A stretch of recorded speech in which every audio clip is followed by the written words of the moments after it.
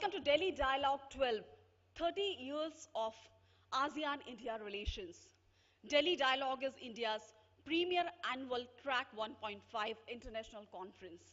We extend a warm welcome to all the dignitaries, senior officials, business leaders, academicians, and eminent persons from India and ASEAN participating in this conference. The object of the Delhi Dialogue 12 is to identify areas of cooperation to further strengthen strategic partnership between India and ASEAN. It was launched in 2009. 11 editions of the dialogue have been held so far, and this is the 12th edition. Ladies and gentlemen, India and ASEAN are celebrating the 30th anniversary of their partnership. And the theme of Delhi Dialogue 12 is Building Bridges in Indo-Pacific. The conference has been organized by the Ministry of External Affairs, Government of India, in collaboration with RIS, Research and Information System for Developing Countries, and its ASEAN-India Centre, AIC, and Economic Research Institute for ASEAN and East Asia. Between today and tomorrow, we'll have various sessions on key issues pertaining to India-ASEAN strategic partnership.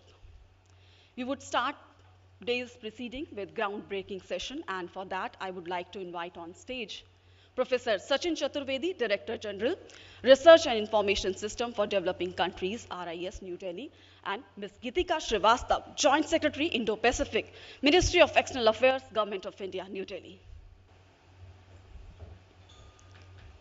I would like to invite on stage Dr. Prabir De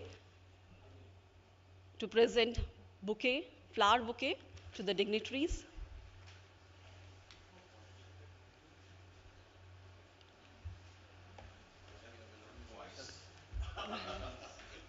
Dr.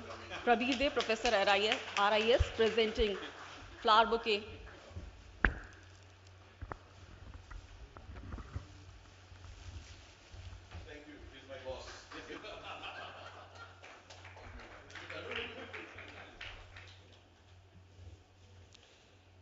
Thank you, Dr. De, for doing the honors. And now may I request Professor Sachin Chaturvedi to deliver the opening remarks.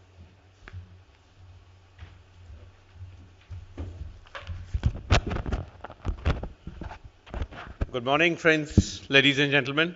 It's a great pleasure and honor for us to welcome all of you here in this extremely important Delhi Dialogue 12, where we are trying to bring together key sort of issues, areas and concerns that we have in the Asian region, the way we are thinking in terms of both the post-COVID recovery, the kind of challenges that we have. And as you know, Delhi Dialogue has emerged as one of our leading platform for 1.5 track dialogue. This is in terms of our ideas to go forward as we all celebrate 30 years of India-ASEAN partnership. This is an extremely important partnership which is sort of woven in not only in our civilizational and cultural context, but also has the new dynamism to cope up as we all are trying to come out of the global challenges that we have faced in last 2 years.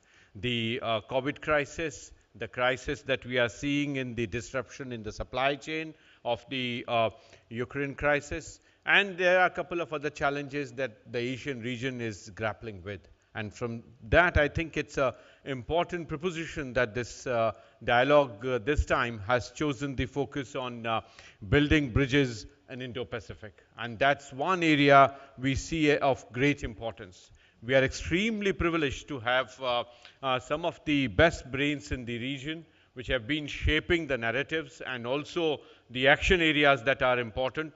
We would be privileged to have with us, apart from the ministerial component this evening, where we would have the key cabinet ministers who would be participating from the ASEAN region, and also our own EAM would lead India's delegation.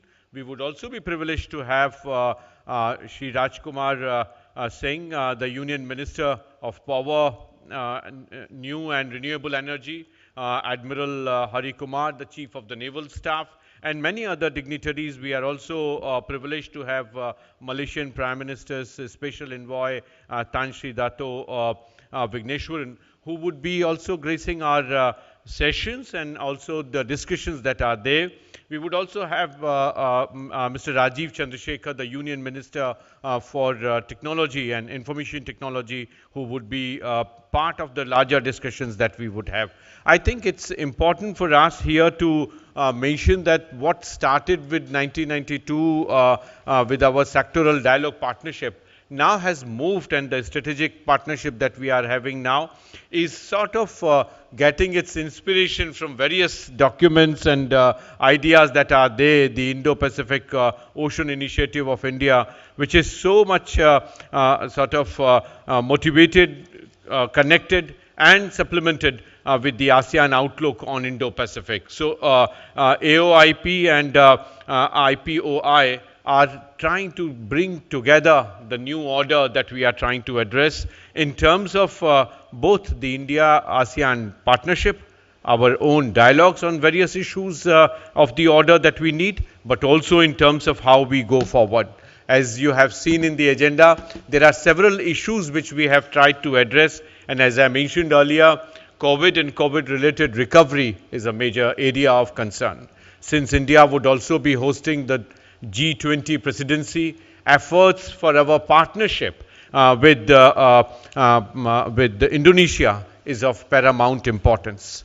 This year again, we are extremely privileged and delighted to have India as our co-host. I very warmly welcome Anita ji, who has been part of our initiatives and several of our ventures. I also very warmly welcome Koji Hachiyama, the Chief Operating Officer, who is also present here from India.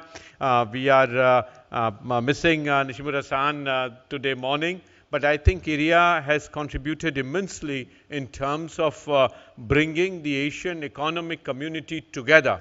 The intent that we had with the East Asia Summit process, trying to address the key challenges, the key policy initiatives, and the substantive research work that is needed. It has created the academic networks that are there. We are also, friends, extremely thankful to Ministry of External Affairs for their consistent cooperation, partnership, and faith in RIS and AIC. And for that, I would like to thank Geetika Srivastava, the Joint Secretary here, who has been making all possible efforts that are there to make this event successful. I would very much like to thank her for all her support, and Secretary East for his guidance.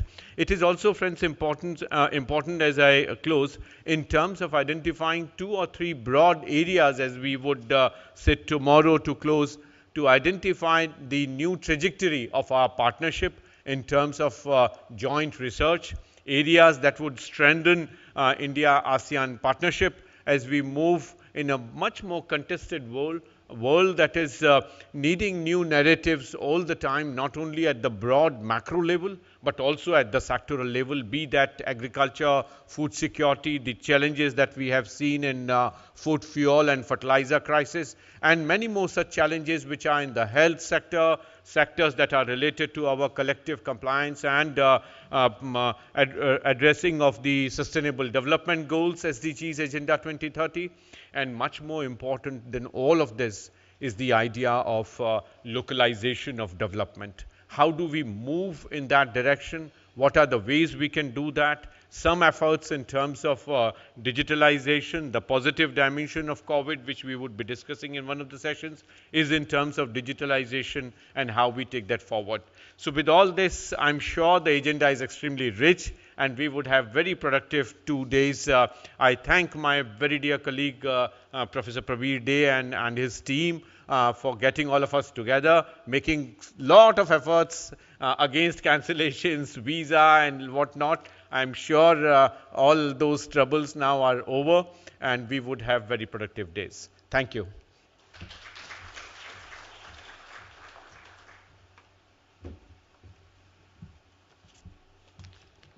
Thank you so much, Professor Chaturvedi, for your address. And now may I request Ms. Geetika Srivastava, Joint Secretary, Indo-Pacific, Minister of External Affairs, Government of India, to kindly address the gathering.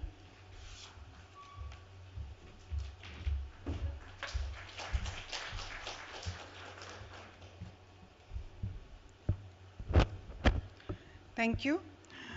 Excellencies, distinguished guests, ladies and gentlemen, a very good morning to you all.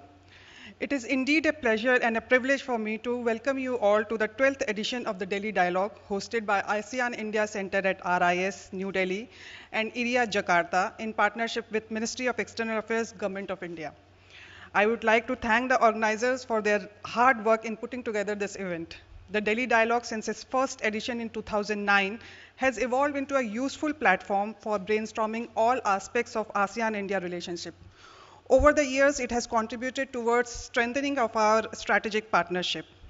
This edition of the dialogue has an added advantage of being organized at a moment when we celebrate the 30th anniversary of ASEAN-India dialogue relations. It also comes at a time when global community is witnessing many challenges and changes. Lack of strategic stability, rising nationalism, non-compliance with international law and agreement, defiance of rules-based international approach are some of the key areas that is challenging the current international order. ASEAN-India partnership is built upon the foundation of strong cultural and civilizational linkages. We have convergence of vision for the region and we share common concerns. Over the past 30 years, we have achieved substantial progress in all three pillars of our partnership, including political security, economic, and socio-cultural. We share strong institutional linkages and people-to-people contact with ASEAN. ASEAN is not only central to India's Act East policy, but also it is central to India's vision for the wider Indo-Pacific. Looking back to the 3 decades of our partnership, there is much to celebrate and then prepare for the coming decade of partnership feeling fully energized. Across the various sessions of this edition of Delhi Dialogue on the theme of bridging the gap in the Indo-Pacific, with its illustrious list of speakers, we look forward to some very interesting and thought-provoking discussions on the direction and priorities of our engagement. It would give us focused input towards preparing a roadmap for the future of ASEAN-India relations. We are confident that the interaction and exchanges of ideas among the policymakers, industry leaders, and opinion shapers will help to boost the India's relationship with ASEAN, both on bilateral and multilateral levels. We are extremely grateful to all the distinguished guests, especially the honorable ministers from ASEAN and India who would be addressing the 2-day event. With these words, I wish this edition of the Delhi Dialogue a great success. Thank you.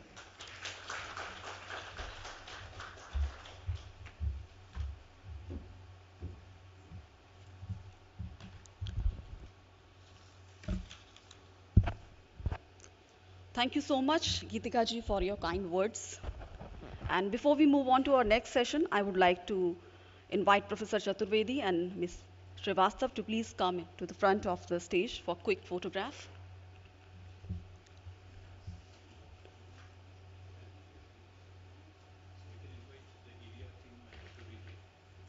Okay, so I request area team and Mr. Prabir De, Dr. Prabir De to come forward.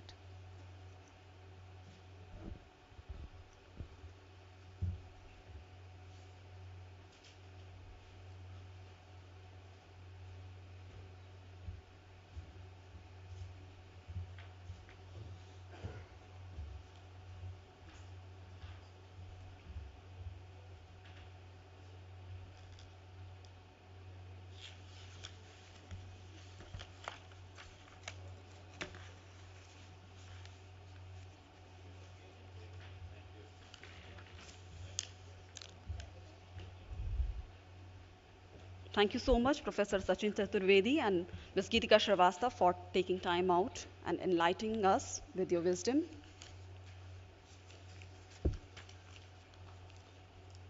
We now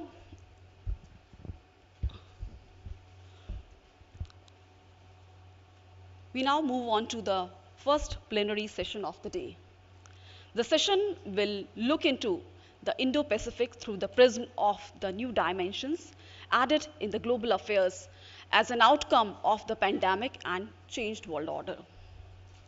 This will further explore the opportunities in maritime cooperation as well as challenges for ASEAN and India It will also provide us the opportunity to brainstorm a way forward on the Indo-Pacific for peace, stability, and prosperity in the region. Ladies and gentlemen, the topic of the plenary session 1 for Delhi Dialogue 12 is Indo-Pacific in the Changing World Order, Opportunities for Cooperation in the Maritime Domain. To chair this session, I would like to invite on stage Admiral Karambir Singh, Chairman, National Maritime Foundation and former Chief of the Naval Staff, Indian Navy. Please welcome him with a big round of applause. For special remarks, I invite on stage Admiral R. Hari Kumar, Chief of Naval Staff, New Delhi. We welcome him on the stage.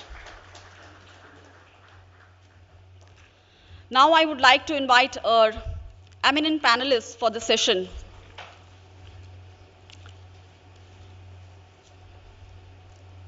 Ambassador Po Sothirak, Executive Director, Cambodian Institute for Cooperation and Peace, Phnom Penh. Commodore Debesh Lahiri, Executive Director, National Maritime Foundation, New Delhi. Professor Makoto Kojima, Professor Emeritus, Takushoku University and Senior Fellow, Center for Contemporary Indian Studies, Japan-India Association, Tokyo. And Professor Thitinan Pongudhirak, Director, Thailand, ISIS, Bangkok.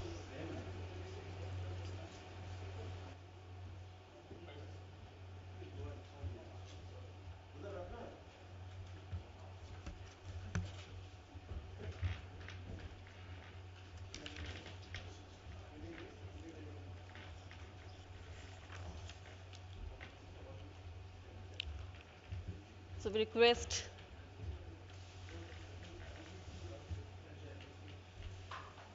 before we begin the session, I request the panelists to pose for group photograph.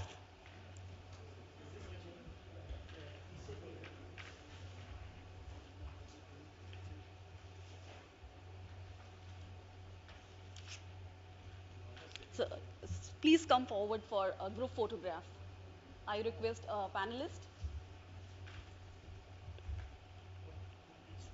Speak here, and I have my own computer. Is it okay? Yeah, I think they will assist. Yes.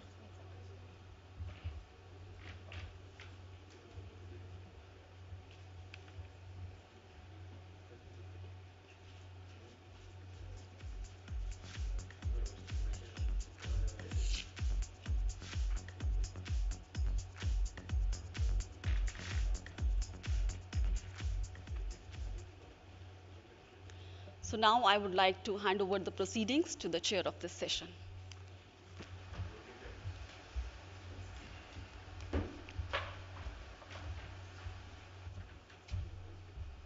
Can I close this? Is it okay to close it? Or?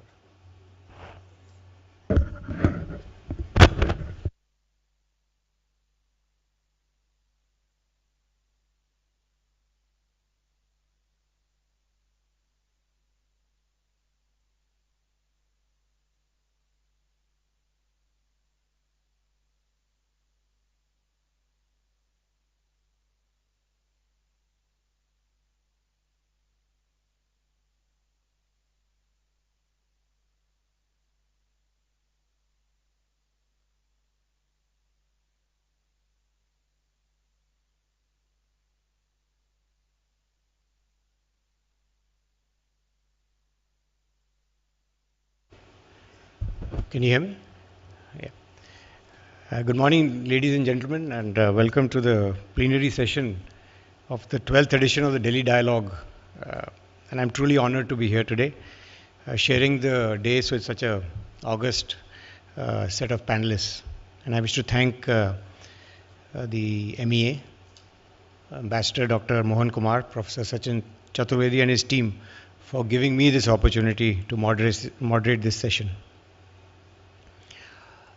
In this session, the eminent panel alongside me would attempt to shed more light on the topic of Indo-Pacific in the changing world order, opportunities for cooperation in the maritime domain.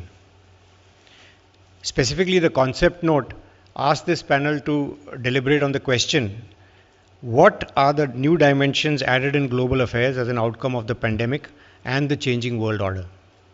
And this question is asked with the intention of further exploring the opportunities for maritime cooperation for us in the ASEAN and India, given these challenges. Now, I've been given 10 minutes to make some opening remarks and then thereafter conduct the session. So I think I'll make a few points to kick off this session. The importance of Indo-Pacific in global dynamics is well known, and there are many statistics about its size, about its extent, which one can rattle off.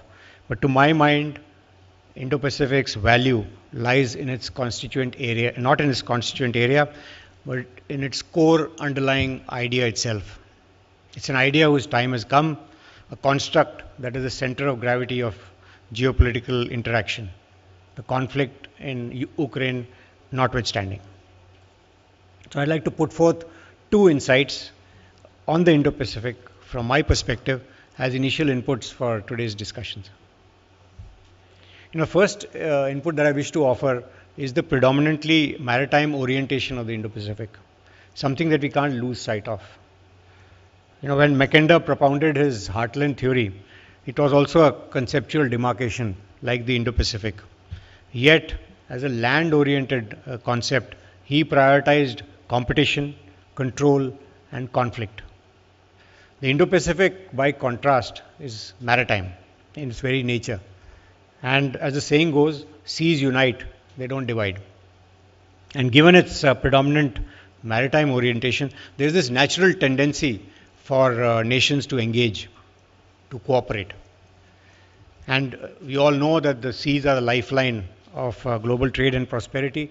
50% of the global trade passes through the Indo-Pacific, and most nations within and beyond the Indo-Pacific have a core interest in keeping the Indo-Pacific free from commerce. Which is why, concepts such as free, open, and inclusive seas have gained a much greater currency with the growing relevance of the idea of the Indo-Pacific. Also, given the vast expanse of the Indo-Pacific, the transnational character of the endeavor, and indeed the transnational nature of the challenges that we face, it's quite clear that no nation can do it alone.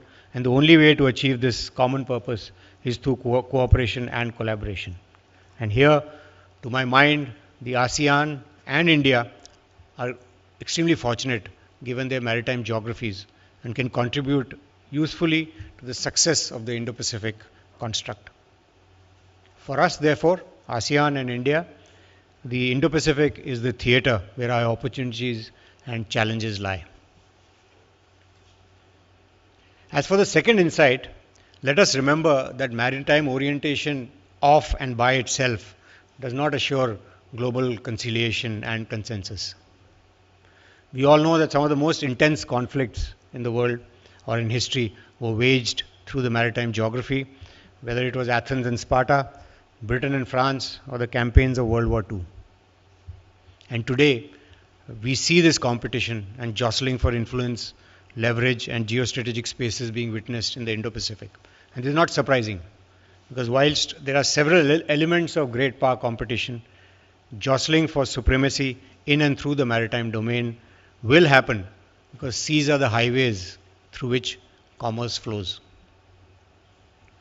We also see some nations applying a very territorial mindset to the basic idea of global commons that we have been used to, by seeking greater domination and control, by looking to exploit rather than respect the openness of the seas, challenging international law, reinterpreting conventions, and all these combined has the danger of turning global commons into contested seas.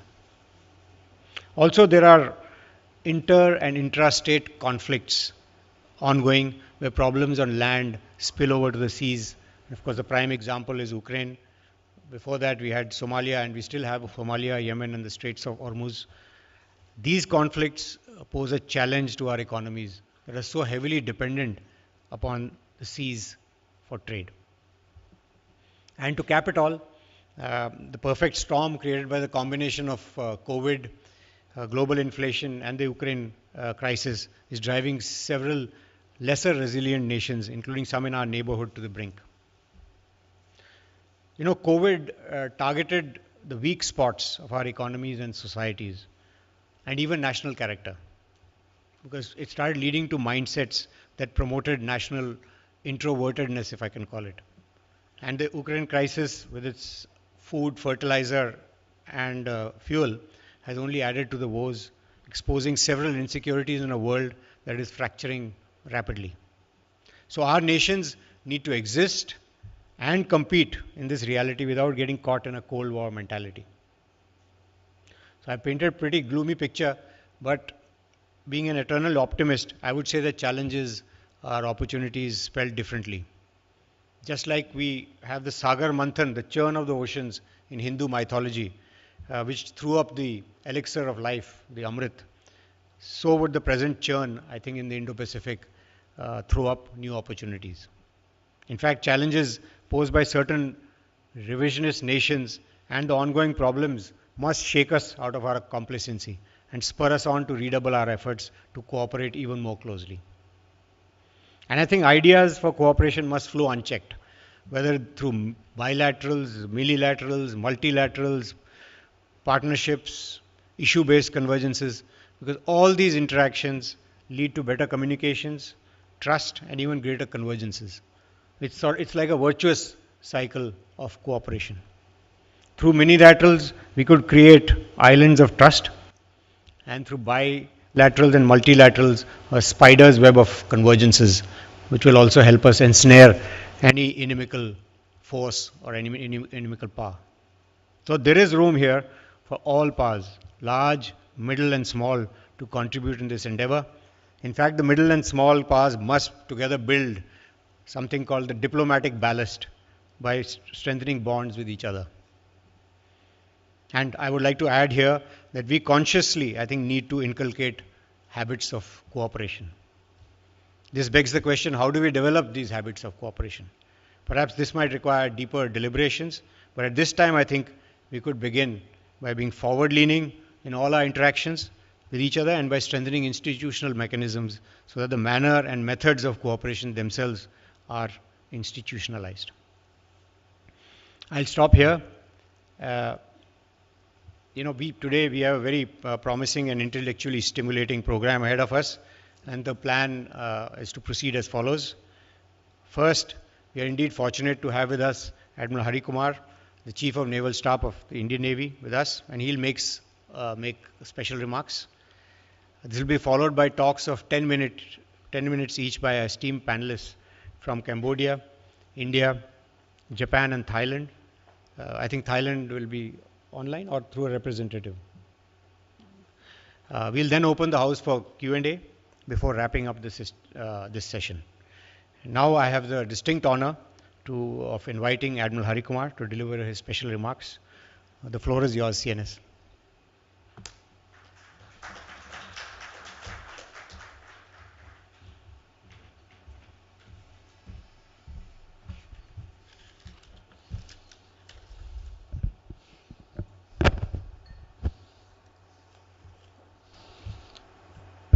Excellencies, Admiral Karambir Singh, the Chair, esteemed panelists, distinguished guests, ladies and gentlemen. At the outset, I thank the RIS for giving me this opportunity to be a part of this Delhi Dialogue.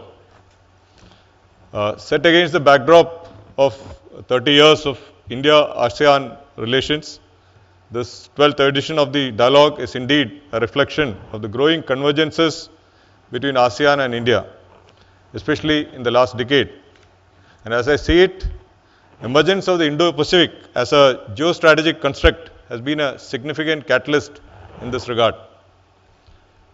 The Indo-Pacific region, of which ASEAN and India are integral elements, is quite clearly the new geo-economic and geopolitical center of gravity. Articulation of Indo-Pacific strategies and the vision documents by numerous states and groupings further underscore the centrality of this region to the world.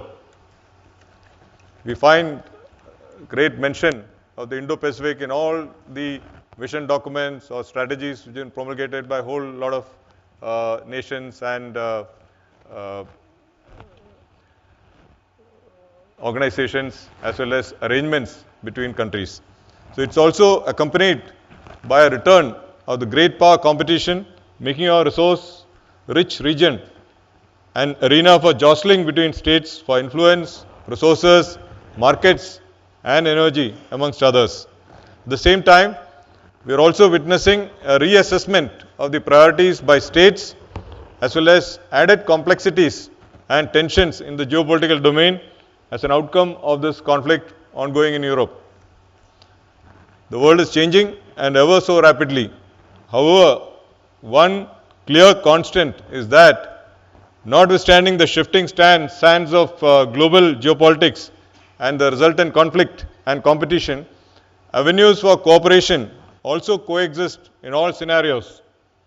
And the Indo-Pacific offers significant opportunities for all of us to collectively leverage competencies and convergences towards our respective strategic, economic, and societal aspirations. In the words of Dr. S. Jaishankar, the Hon'ble External Affairs Minister, I quote, "Indo-Pacific is the future, not the past," unquote. And therefore, what transpires in this theatre will define how the future of not only the Indo-Pacific, but that of the world will look like. Harnessing the opportunities in the Indo-Pacific today, thus, is an imperative for a better tomorrow for the region and the world. In doing so, drawing strength from the region's history, particularly the maritime aspects, can be instructive. The oceans were the medium that aided in establishing the rich cultural and civilizational linkages between the peoples across the region. The extensive flow of trade, art, language, culture, and scripts over many centuries will remain etched in our collective memory. In short, it was the seas of the Indo-Pacific that glued the region into one homogeneous entity in the past and bears the potential to do the same once again today and for the future. So to leverage the immense potential that these oceans have to offer, keeping the seas free, open, and secure is a must. We must follow a rules-based order. There is a growing competition and there is also a growing recognition of this fact, and given the vastness of the region, maritime security is increasingly becoming a collective responsibility and endeavor. So towards this, if I were to simply put, the need is to forge a team. And I mention this not just as a way ahead, but also as an acronym to share my thoughts on opportunities for cooperation in the maritime domain, particularly aspects of maritime security. The T in the team alludes to threats in the maritime domain, especially those are transnational in nature. These include terrorism at sea, piracy, armed robbery, drugs and contraband smuggling, illegal human migrations, natural disasters, IUU fishing, etc. These threats affect all in the region, and their very nature makes it impossible for any individual maritime security agency to overcome it. Therefore, there is a natural tendency for maritime security agencies in the region to cooperate and collaborate. So how do we do this? This can be done through engagements, the E in team.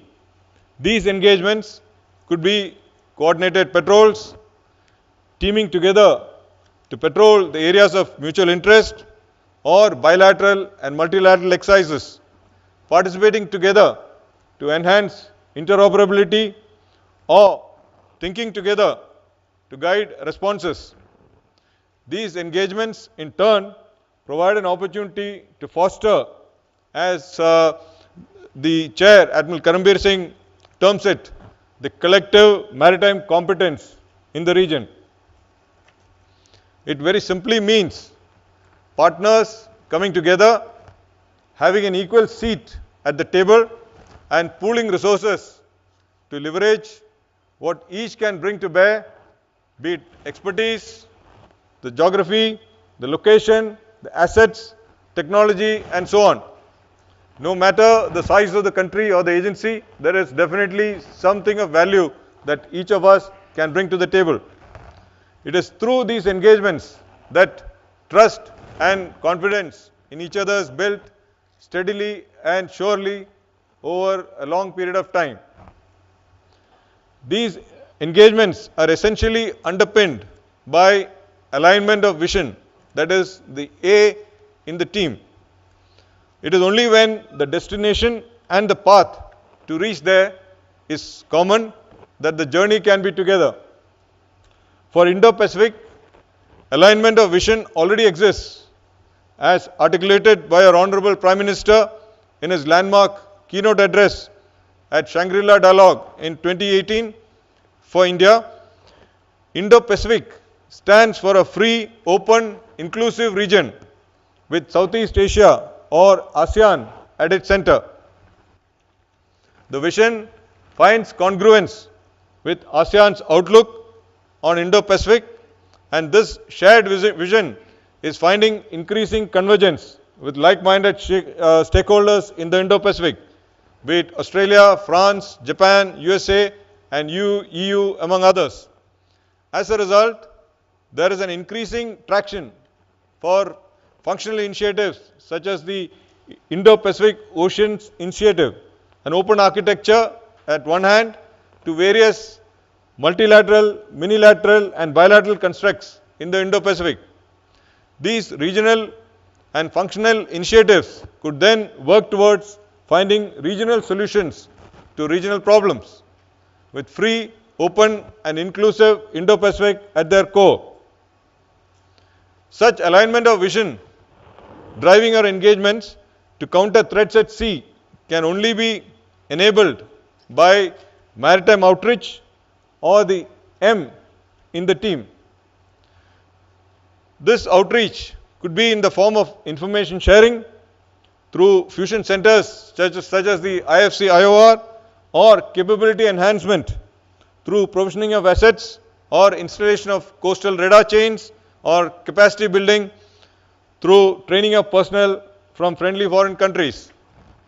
This maritime outreach thus plugs gaps in capabilities and capacities so that maritime security agencies can operate effectively and efficiently at sea. Expanding the ambit of such outreach to free flow of ideas, experiences, organizational culture, and best practices will further harmonize our endeavors in the Indo-Pacific as one big team effort. This teamwork in keeping the Indo-Pacific free and open can also be extrapolated to various other maritime sectors as well, be it maritime connectivity, marine resources, maritime ecology, blue economy, and in fact, everything related to the oceans. I believe that if the Indo-Pacific works as a team, the opportunities in the maritime domain are endless. I am sure the panel discussions will bring out many more facets in this regard, and I look forward to it. To conclude, I am hopeful that dialogues like these will aid us navigate the Indo-Pacific amidst the complexities of a rapidly changing world order to usher in an era of equal partnerships, shared prosperity, and lasting peace in the region and thereby the world. Thank you.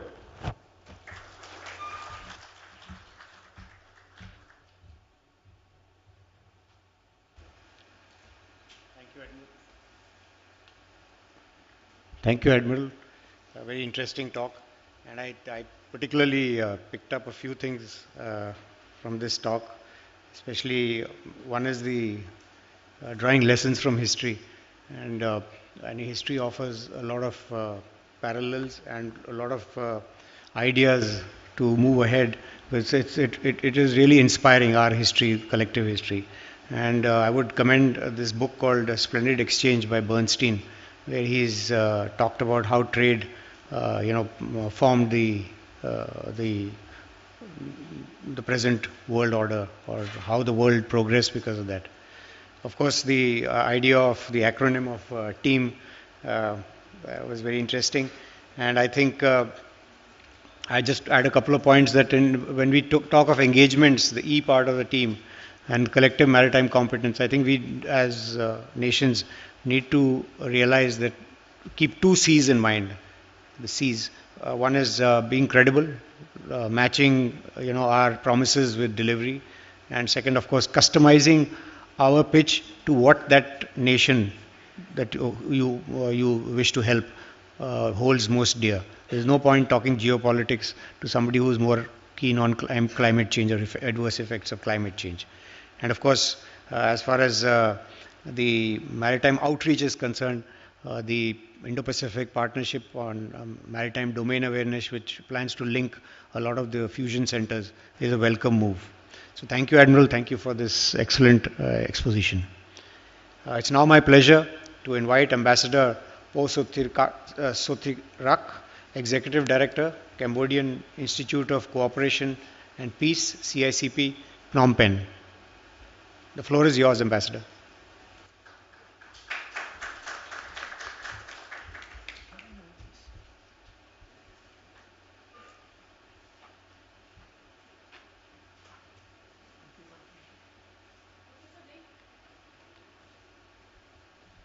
Can you move this computer? Because my computer will drop.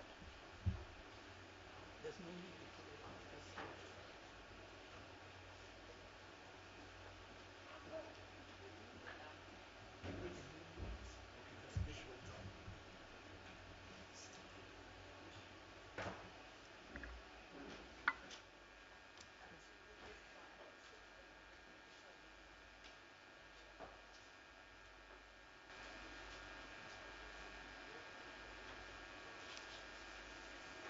Much for the floor. A very good morning, Excellency, distinguished participant, ladies and gentlemen. First and foremost, I would like to express my sincere appreciation to Professor Sachin Chaturvedi, Director General, Research Information System for Developing Country, OIS, for his, and then my good friend Dr. Prabiri, for his kind invitation and the excellent arrangement accorded to me since my arrival to this very beautiful city of New Delhi.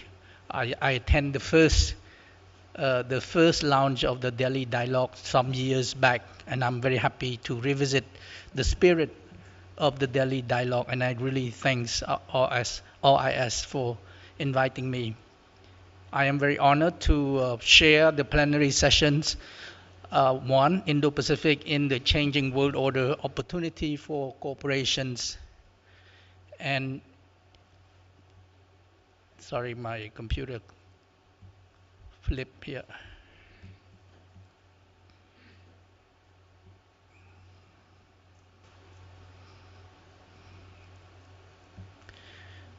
They're very sensitive to any movement here. And I also like to express my appreciations to the chair for his Admiral Karambi Singh for setting the stage for the excellence key point of entry for the debate of these sessions. I also like to thank Admiral Haris Kumar for his far-sighted vision regarding maritime security and how India intends to embark in a new phase of ASEAN and India relationship. For the start, please allow me to make general comment about the security environment in the Indo-Pacific briefly before I discuss India and ASEAN role as a potential building bridge in the Indo-Pacific in the security realm.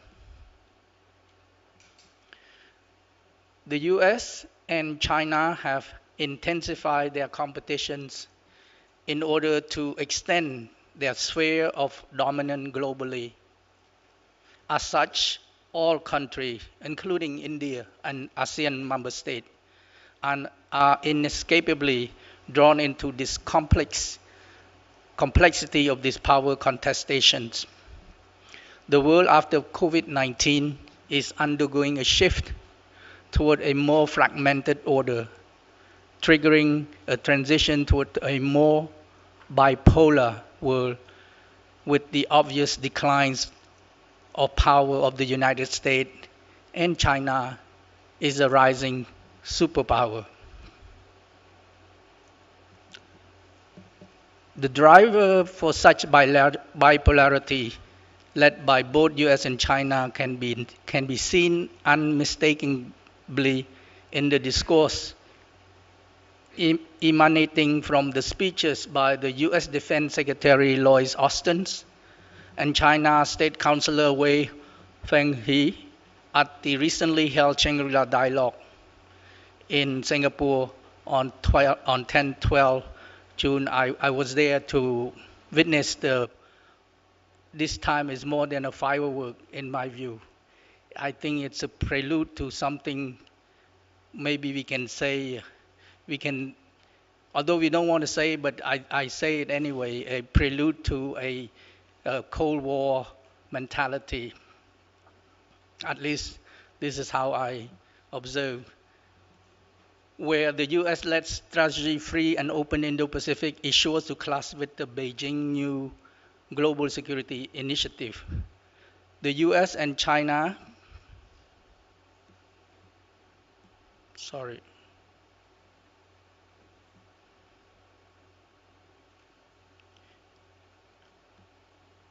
for this sensitivity of the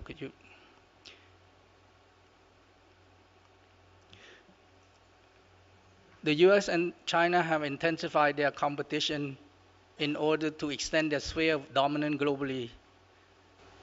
And no one can escape this, in my view.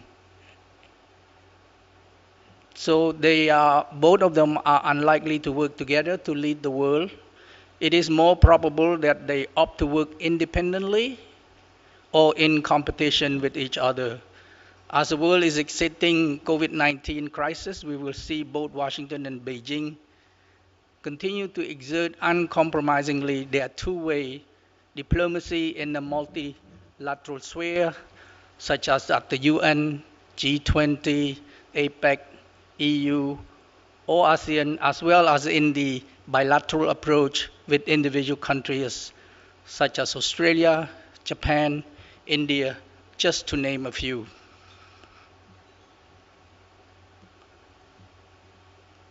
Excellency,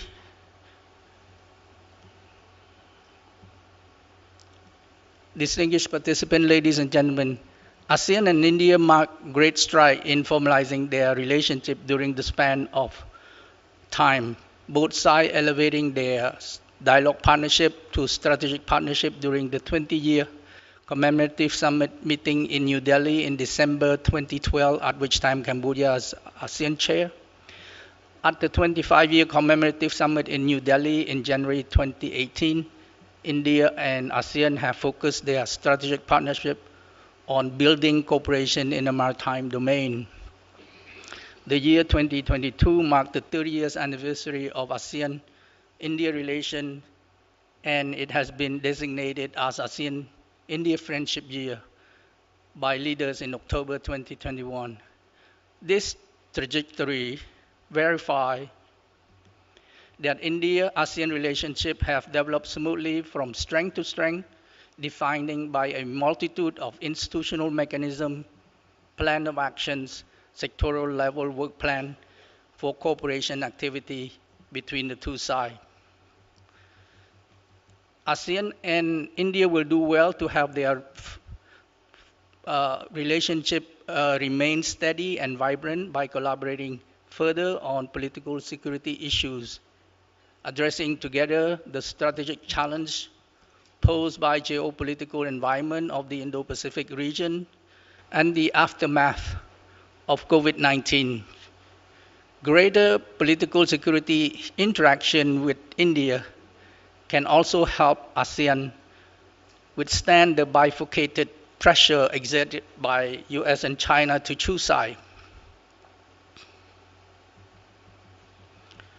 For the benefit of this panel and to stimulate greater discussion about India and ASEAN role as a building bridge in the Indo-Pacific, I have a few statements to make and some suggestions for all of you to reflect and consider. First and foremost, India and ASEAN should have a correct reading with regard to the current geopolitical contestation in the Indo-Pacific region. We are witnessing a rise in geopolitical tension, which means that there is a real possibility for active military hostility between the world major military power as a power confrontation between the two most powerful states in the world. US and China is gearing up for a fierce rivalry in the post-COVID world. And the Ukraine war have triggered seismic repercussion, shaking up global relationship among states, including the shifting security policy in NATO.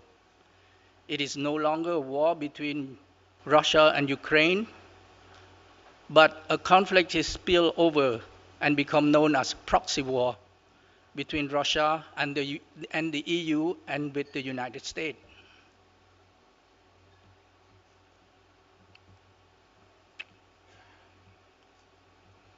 Sorry again for this sensitivity.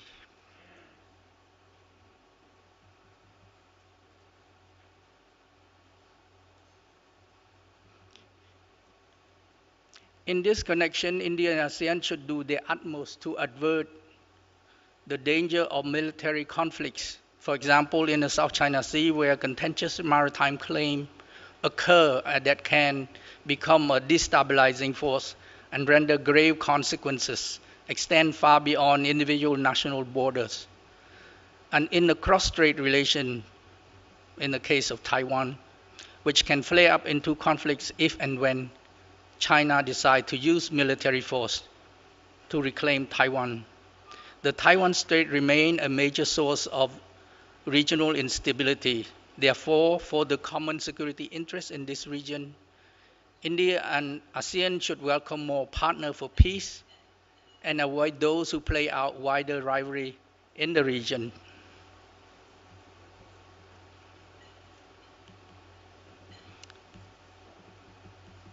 Instead, both as India and ASEAN should explore new ideas to catalyze a more effective multilateral framework that foster cooperation, instill mutual trust, and promote common security so as to avoid anarchy in the world politics from happening and at the same time rebalance global order with renewed commitment to multilateralism, as well as to chase away fragmented world where division and zero-sum game play no role in this globalized world. India and ASEAN should work together to encourage China to rise peacefully, as Beijing have always claimed, and at the same time provide better option to recalibrate Washington's script of containment policy toward China. India and ASEAN should work together to allow the two biggest powers to interact toward a more mutually respectful relationship in order to restore new equilibrium between the two biggest countries in the world. India and ASEAN can play a role in catalyzing this initiative by fostering mutual trust, cooperation, and promoting common security mechanism that all is inclusive, and with China and US as well as other power wielding influence in this international system are member to it, or at least have buy-in to it. At the moment, what we see, the US reinvigorating its ally system. There's a lot of mini lateral arrangement, AUKUS, Quad, and so on, and everybody have their own Indo-Pacific initiative, including ASEAN and India, not to mention Japan, as well as Korea now, I believe it's coming up with this new one, and the EU also have it. So I think that if everybody have their own and they cannot converge, this become more of a problem rather than to have all of them working for the same purpose, that is to create a better security environment in the Indo-Pacific region. Over the year, ASEAN has been confronted with the most divisive issues of maritime security of cooperation while trying to maintain collective duty to manage one of the most difficult security relations, not only among claimant states but between great power, by preventing the emergence of regional hegemony and keeping the region peaceful and stable, as well as maintaining the independence of the small state in the region. Moreover, the relevance of ASEAN centrality is constantly tested with the never-ending and competing territorial claim in the South China Sea, the political crisis in Myanmar, and other uncompromising non-traditional security. For a desirable maritime security regime to transpire and able to resolve the interstate dispute, coordinate response to transnational security threat, and balance the competing power in the Asia-Pacific region, I have a few ideas to suggest for all of you to consider. As one of the strategic dialogue partners, India should engage ASEAN in a frank and open discussion, particularly on hard security issues, exploring new ideas and creative approach or strategy in managing, if not resolving, the source of tensions and conflict, rather than simply defending their respective interests. India and ASEAN should agree to a common security, that is to say, stop speaking all the time of their own visions of the Indo-Pacific, but start thinking in terms of common interest and priority. The search for an effective maritime architecture will not be possible otherwise, and as such, Indo-Pacific region remain vulnerable to conflicts. Here, I'm asking India and ASEAN to not always talk about their own version or vision of the Indo-Pacific, but collectively talk about it. Both of them talk on the subject at the same time together, using whatever they have together. India should assist ASEAN when dealing with big powers such as China and the United States. India should be seen by ASEAN as a sincere partner that can help ensuring the ASEAN way is understood to be a pacifying force rather than becoming entwined in the US-China power rivalry, as they differ in determining what is really mean freedom of navigation when they access the busy passageway of shipping through the strategic sea lane in South China Sea and the air traffic about it. I believe that India can help ASEAN to withstand the relentless bifurcated pressure to choose between US and China. This can be done with a determined commitment from both India and ASEAN to see to it that all commitment laid out in a new plan of action to implement the ASEAN-India Partnership for Peace, Progress, Shared Prosperity 2021-2025 during the intra-ASEAN ministerial meeting held in September 2020 are well coordinated, properly monitored, and fully implemented. This way, momentum to move India and ASEAN member states closer will be a sure possibility for a much-needed maritime security that not only can withstand geostrategic insecurity in the Indo-Pacific region, but bring about stability, share progress, and international rule-based system for a region. I have this is the last paragraph. As the Asia-Pacific and the Indian Ocean region are among the most dynamic in the world, as well as a center of economic growth for decades, India and ASEAN should expound their collaboration in the Indo-Pacific region. By expounding, I mean expanding. A good starting point should be for India and ASEAN to try to find synergy between the Indo-Pacific Ocean Initiative, IPOI, announced in November 2019 by Prime Minister Narendra Modi at the 14th East Asia Summit in Bangkok, and the ASEAN Outlook on Indo-Pacific, which was adopted at the 34th ASEAN Summit in Thailand. If both initiatives can converge strategically, I am sure that numerous opportunities can be created, and maritime security and stability in the Indo-Pacific region can be crucially preserved, instilling mutual trust, mutual benefit, mutual respect, and win-win cooperation, as well as contributing to peace, stability, and progress. I thank you very much for listening to me.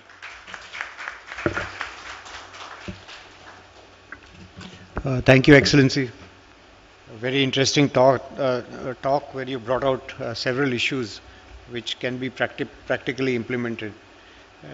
I was particularly interested in your talk when you said that though there is a attempt to have a bipolar kind of world order, there is room for middle and small powers, and you felt that greater ASEAN-India cooperation is the answer by which we could work on a common understanding of the great power complexities, and events like, I'm sure that events like this help a lot in discussing these issues.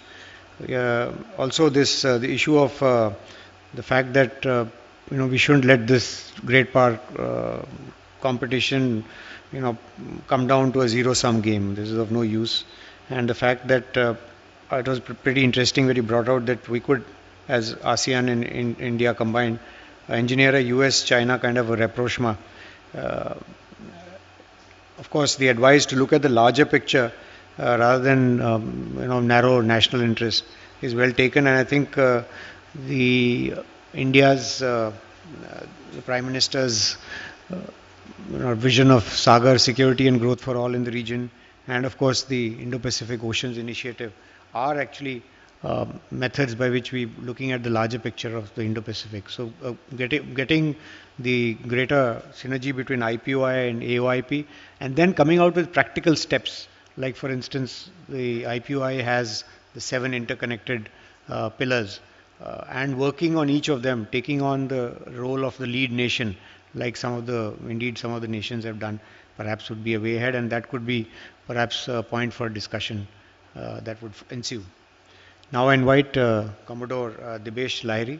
He's the Executive Director of the National Maritime Foundation to make his presentation. Dibesh, you got 10 minutes. Thank you, sir.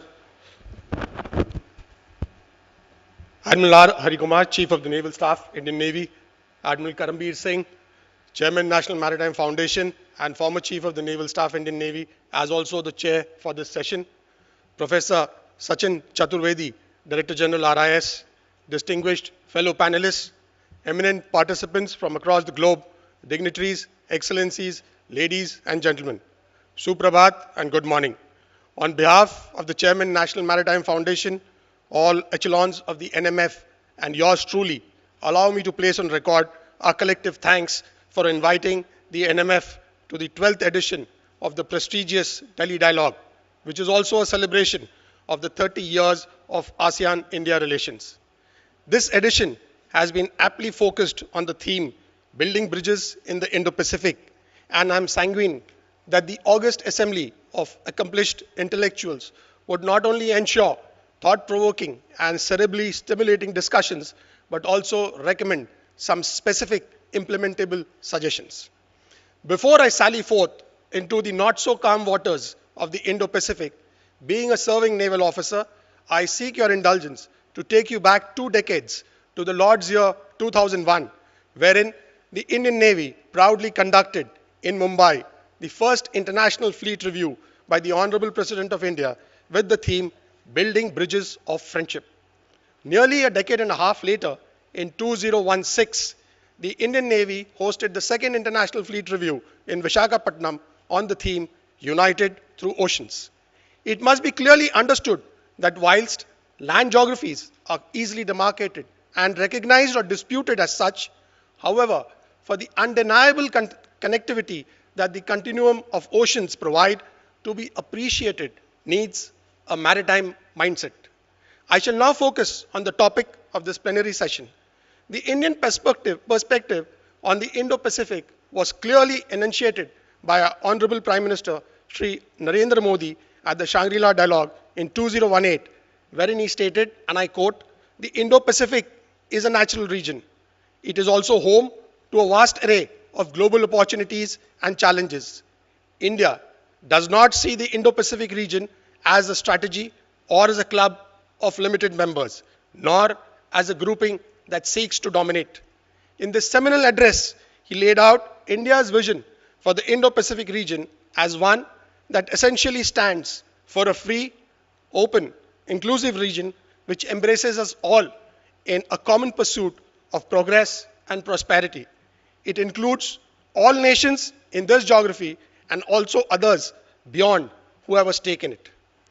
The Indo-Pacific, for all intents and purposes, is a maritime domain, and in my understanding, comprises the seabed and the area below the seabed, the area between the seabed and the surface, that is subsurface, the surface domain, which we are also familiar with, and the opportunities and challenges that lie therein, and finally, the aerospace above the maritime domain with respect to unimpeded freedom of navigation and overflight. Before we deep dive into the mechanics of cooperation in the maritime domain as mandated by this session, I shall attempt to give you a maritime backdrop through the worldviews of two influential thinkers as expounded in their respective books. The chair has already alluded to one. Firstly, the book A Splendid Exchange, How Trade Shaped the World by William J. Bernstein is a must read, as it lucidly navigates the reader through the origin of world trade, beginning with the first fragmentary evidence of long-range commerce during the Stone Age, to the rise of trade and Islam from West Asia, to the advent of the Portuguese, the Dutch, and the British in the Indian Ocean, to today's global trade in light of its underlying modern economic doctrines. The author has secondly brought out that from times immemorial, nations and kingdoms have been confronted by the trilemma of trade, whether to trade, to raid, or to protect, and the approach to these choices has dictated the shape of the trading environment and indeed the fates of nations. The second book I wish to draw your attention is The India Way, Strategies for an Uncertain World by our Hon'ble External Affairs Minister, Dr. S. Jaishankar, who in his inimitable style has written, and I quote, "The rise of a superpower, a potential superpower, is naturally a disruptive occurrence for any global order." In the chapter, The Pacific Indian, a re-emerging maritime outlook, Dr. Jaishankar has cogently articulated that the Indo-Pacific is not tomorrow's forecast, but actually yesterday's reality. Now, I'll focus on the important, as in my understanding, without any prejudice, existing mechanisms for cooperation in the Indo-Pacific. As we are all painfully aware, extended global supply chains have miserably crumbled under the twin onslaught of the pandemic and the ongoing special military ops by Russia in Ukraine. The obvious answer lies in shortening these chains through regional collaboration and cooperation. There are several existing mechanisms for cooperation in the Indo-Pacific. Let me start with the homegrown one. The Indo-Pacific Oceans Initiative was launched by the Honorable Prime Minister Shri Narendra Modi in November 2019 at the East Asia Summit in Bangkok. The IPOI can be seen either as 7 pillars or as spokes of an interconnected framework with the maritime domain providing the underlying connection. This initiative is neither prescriptive nor restrictive, and on the contrary is participative in nature and open to all like-minded nations. I'll cover a few of these in my specific suggestions later. Second, the ASEAN Outlook on the Indo-Pacific, AOIP, and its complementarities with the IPOI in respect of maritime security cooperation, connectivity, sustainable development goals, and economic cooperation are well established and acknowledged by ASEAN nations. Both India and ASEAN nations face similar challenges related to climate change, plastic pollution, threats of IUU fishing, etc. Therefore, both are committed to bolstering maritime domain awareness and preserving a rules-based order in the Indo-Pacific. Third, the Australia-India Indo-Pacific Oceans Initiative Partnership is a part of the Australia-India Comprehensive Strategic Partnership. The partnership aims to generate the ideas and cooperation for the implementation of the IPOI, which would feed into the actions of both governments and non-government actors in areas of practical cooperation between Australia, India, and the Indo-Pacific, particularly in the field of combating marine plastic waste and marine ecology. And fourth, the Indo-Pacific, as envisioned by our Honorable Prime Minister, encompasses the oceanic expanse from east of the African continent to the west of the Americas. It is therefore imperative that existing regional organizations like the Indian Ocean Rim Association and the BIMSTEC be revitalized and made active participants in the Indo-Pacific region. With the clock furiously ticking away, I'll restrict myself to a few important specific opportunities for cooperation in the maritime domain. These are also pillars, stroke spokes in the IPOI that I had alluded to earlier in my talk. Insofar as maritime security is concerned, the importance of joint naval exercises needs no further emphasis with respect to countering both traditional hard and non-traditional security threats, such as illegal, unreported, and unregulated IUU fishing, illegal human migration, transnational crime, piracy, as also in the realm of providing succor by way of humanitarian aid and disaster relief, coordinated search and rescue, and maritime pollution response. In the domain of maritime trade, the economies of the world are so enmeshed and interdependent that it aptly lends itself to cooperation and collaboration. Insofar as the Indo-Pacific is concerned, the recently launched Indo-Pacific Economic Framework for Prosperity has 14 member states of the region with a 40% share of the global GDP and holds tremendous promise. In the context of maritime connectivity, the potential for future growth in the Indo-Pacific opens huge opportunities for cooperation in the creation of physical infrastructure, economic and commercial linkages, digital connectivity, and people-to-people connections, including academic exchanges, social, and tourism requirements. The only caveat being that these connectivity endeavors, especially infrastructure projects, must respect sovereignty, protect and preserve the ecology and environment, and conform to the international norms for economic viability and financial responsibility so as to preclude the creation of debt traps for developing nations.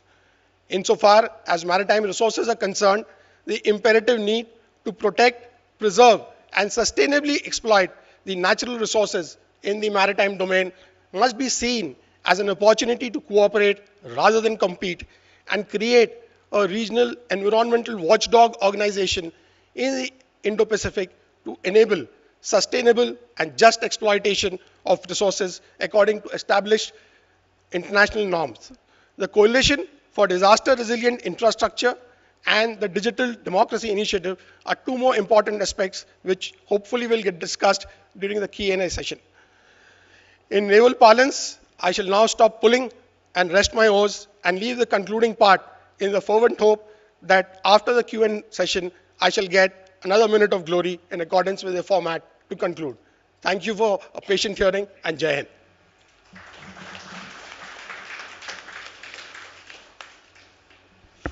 Thank you so much, Divesh. I think you quoted this book and talked about trade, raid and protect. I think in today's parlance, it could be a little more diplomatic. And the threads of cooperation, I think the present threads of cooperation are commerce, security, and values. Now, which should precede the other in our, which should hold more priorities is something that we could discuss, whether commerce or security gains precedence or the concept of values. Also, this issue of joint naval exercises is a very important issue, and the more we operate with the navies of the region, the more we get interoperable. In fact, the aim is not only to be interoperable, but to become interchangeable, wherein our assets could embark the assets of another nation, so that when a serious challenge comes upon us, we are able to meet that as in a synergistic fashion. Thank you so much. And our next speaker is Professor Makoto Kojima, Professor Emeritus, Takushoku University, and Senior Fellow, Center for Contemporary Indian Studies, Japan-India Association, Tokyo. He's no stranger to India. This is his 30th visit. Kojima-san, the floor is all yours.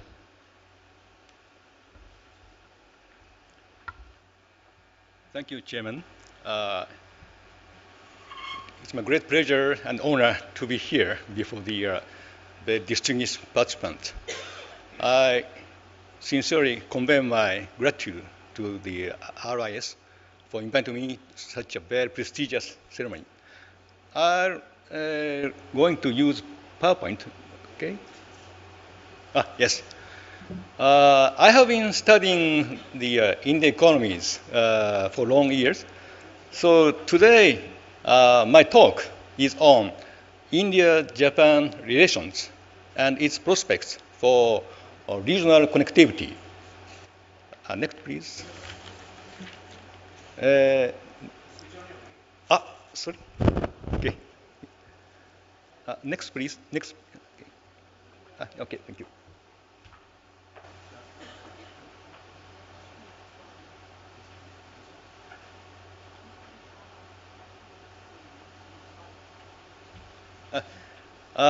This year, we celebrate the 17th anniversary of the establishment of Indo-Japan relations. For India, Japan is the largest bilateral development partner. And for Japan, India is the oldest recipient of Japanese ODA. In April 1952, both countries established official diplomatic relations. I remember the day when Japan returned to the international community. At that time, India was very friendly to Japanese people. And in 1958, in Japan's first ODA loan was extended to India. And 2000, both countries established global partnership in the 20th centuries. And 2006, Japan-India Strategic Global Partnership was formed. And 2014, the partnership was heightened to special strategic and global partnership. And 2022, recently, Japanese Prime Minister Kishida visited India, and this May, Indian Prime Minister Modi visited Japan.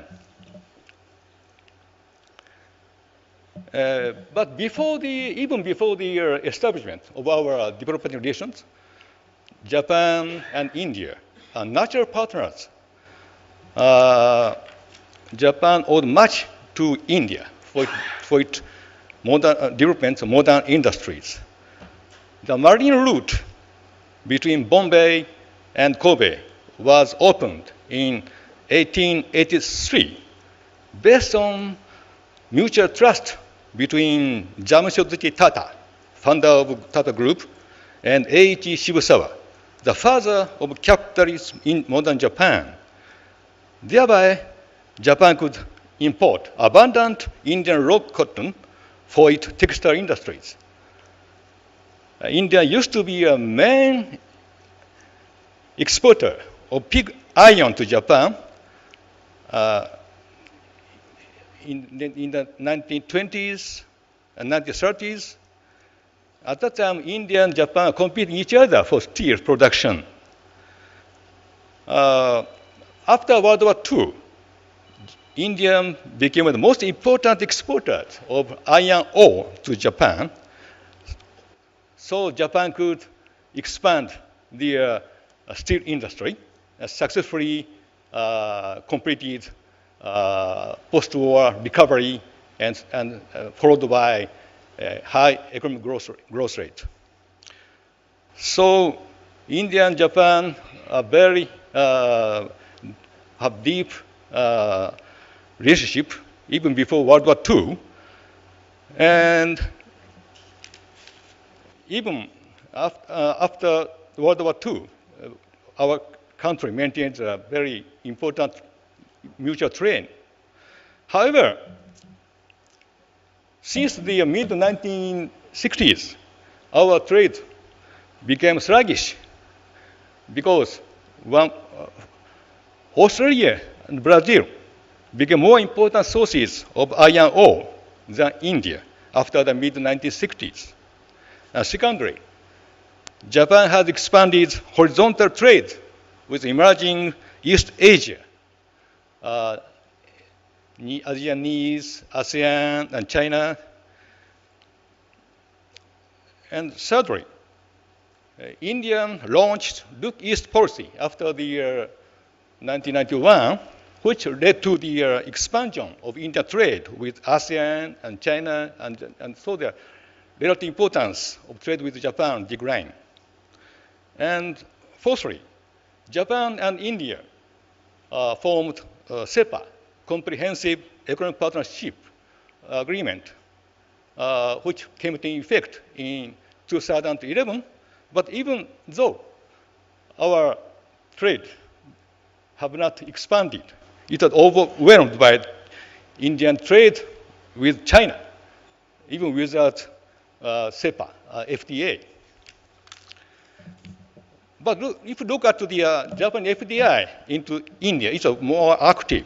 Japan is one of the major investors in India, accounting for 6% of total cumulative FDI inflows from April 2000 to March 2022.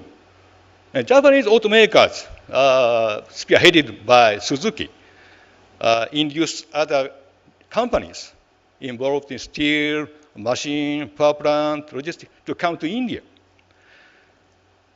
From now on, I think there's possibility Japanese investment in India will be boosted under the production-linked incentive scheme, which is the new version of Make in India. And also the supply chain resilience initiative, which was launched between Japan, India, and Australia.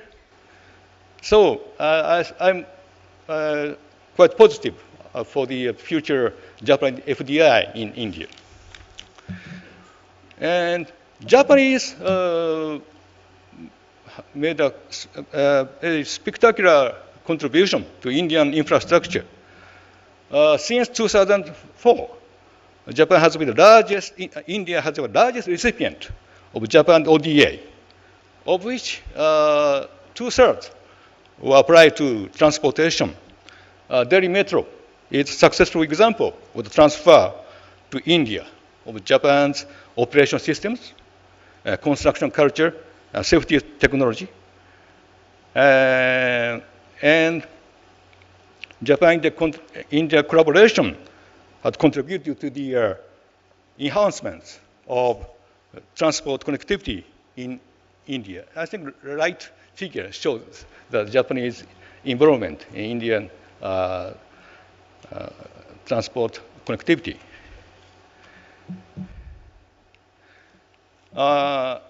If we look at the industry corridors in India, India now have 11 schemes for industrial corridors. And Japan now committed to the Delhi-Mumbai Industrial Corridor, DMIC, and Chennai-Bengaluru Industrial Corridor, DMIC is the flagship corridor. In DMIC, we made a big project, Western Dedicated Freight Corridor, which is the backbone, transportation backbone of industrial corridor. And here, electric locomotives with double stack containers on the double track railroads were used, and completing the trip between Delhi and Mumbai in only a single day. I think it was partially opened July last year. I think in the future, I hope soon it will totally open. And Mumbai Ahmedabad high-speed railway, it was based on Japanese Shinkansen system, reducing the trip from 8 hours to 2 hours and 30 minutes. 81% of total cost would be covered by Japanese ODA, with terms quite favorable to India.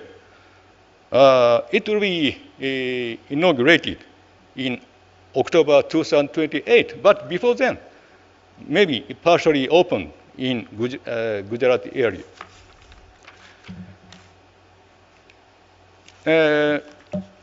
Now, I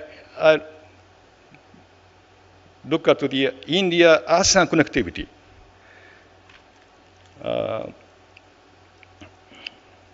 India has proposed 3 connected projects. Mekong India Economic Corridor, trilateral highway, connecting India, Myanmar, and Thailand, and Caradam multimodal transit transport project. It connecting the Sichuan to Kolkata, and also to the Indian's northeast state, Mizoram. Among the 3 projects, I think the Mekong India Economic Corridor is the most promising. This map is based on the work made by Professor Day, RIS, a very interesting map.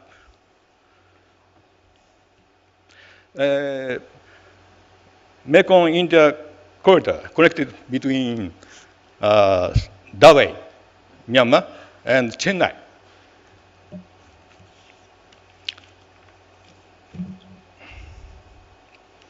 Then final remarks. As leading democracies, both India and Japan are the pillars for the realization of a free and open Indo-Pacific. To ensure the stability and prosperity of the Indo-Pacific region, I think it is quite vital to maintain or bolster its free and open maritime order. The entire Indo-Pacific region's economic activities will be stimulated by connecting Asian countries. Considering the importance of economic links between India and ASEAN, as I mentioned, the most promising will be the sea route called the Mekong India Economic Corridor for connecting India and Japan. Japan have a quite keen interest in realizing such a scheme. My talk is end here. Thanks so much for your attention. Thank you.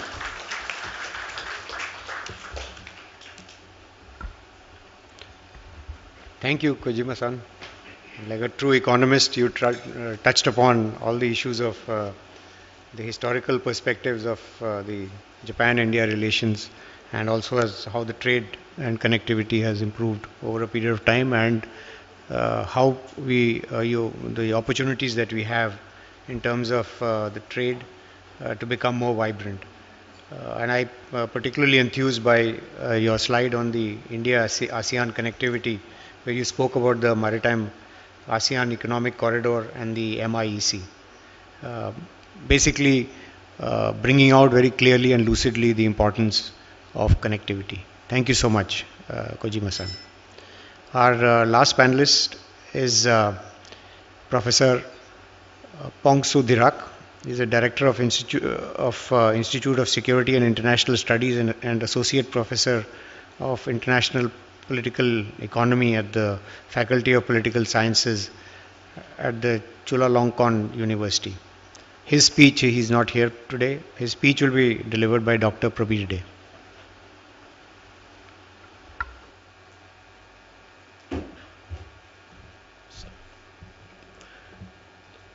Thank you, Admiral Singh, Excellencies, distinguished participants. Good morning to everyone. First, I would like to thank the organizers for including me on this panel at the 12th Delhi Dialogue to commemorate 30 years of ASEAN-India relations. In particular, I acknowledge, and he acknowledges me, no need for approaching me, and now for reading my remarks. Having had UK and US vaccines, I have managed to stay away from COVID until it has finally caught with me, just as I was looking forward to coming Delhi for my first post-pandemic conference in person. As I recover, please allow me a short contribution in three related directions. First, I want to discuss very briefly about broad trajectories and global patterns, the simmering geopolitical tensions between the United States and China, and Russia's ongoing invasion of Ukraine have turned the tide of history back to its historical norm. It is easy for us to see the global stage today as full of tension, confrontation, and conflict in a recurrent fashion, but it is worth recalling that merely 30 years ago, the world was in a different phase where a lasting peace seemed viable. At the time, it looked like the cycle nature of the world history as altering between the war and peace could be put to an end with the right measure and mix of realization and commitment on one hand and corresponding rules and institutions on the other. Thus, the European project was the principal byproduct of integration and investment that could escape the cycles of war and peace. For 7 decades, from the end of the Second World War, the curve of history was being bent into a line, a linear trajectory from the cyclicality in the past. Europeans will know all too well the giddy years of the European integration. By 1992, the Maastricht Treaty had come into place to cement Europe's way forward from the ashes of war devastation and the collective vision of its early post-war leaders into what seemed like the European community's lasting peace and prosperity just when the Cold War had come to a close. The resulting European Union's linear progression had a good run until the past decade or so. Its momentum halted by the Brexit and now the Russian aggression against the Ukraine. This war may have galvanized and re-energized the European Union's resolve and commitment to hang tight together, recommitted the UK to counter Russia on the continent, rebooted the US role in the Europe, and thereby renewed the Atlantic Alliance.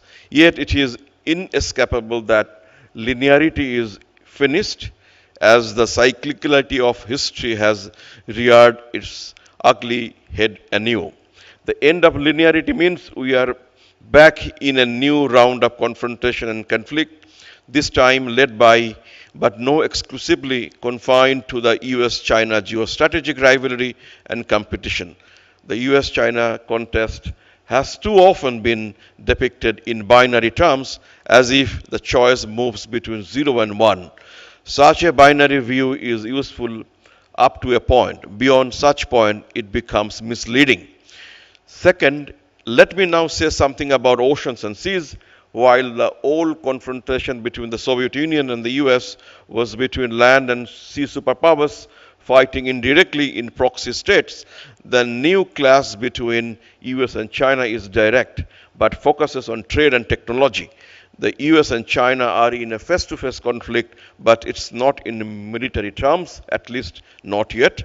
But as China, as the landmark superpower this time, takes on more and more seaborne capabilities, including multiple aircraft carrier battling groups, the superpower contest is shifting from land to sea.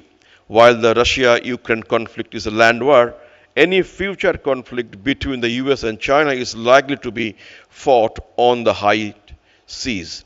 This is one of the reasons that the 12th Delhi Dialogue is focused on the Indo-Pacific and how to build bridges therein as a geostrategic construct. The Indo-Pacific is a recent phenomenon dating to former Japanese Prime Minister Shinzo Abe's speech about the confluence of the two seas in August 2007, but it did not take off as a concept until a decade later when President Donald Trump trumped it and codified into the US official strategic documents.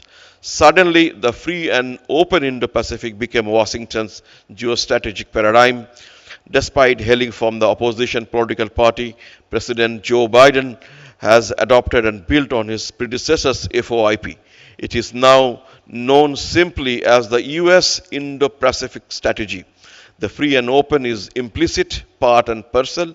Having discussed broad contours, let me turn to my final issue area. To be sure, our Indo-Pacific geostrategic buzzword has displaced our earlier focus on the Asia-Pacific region.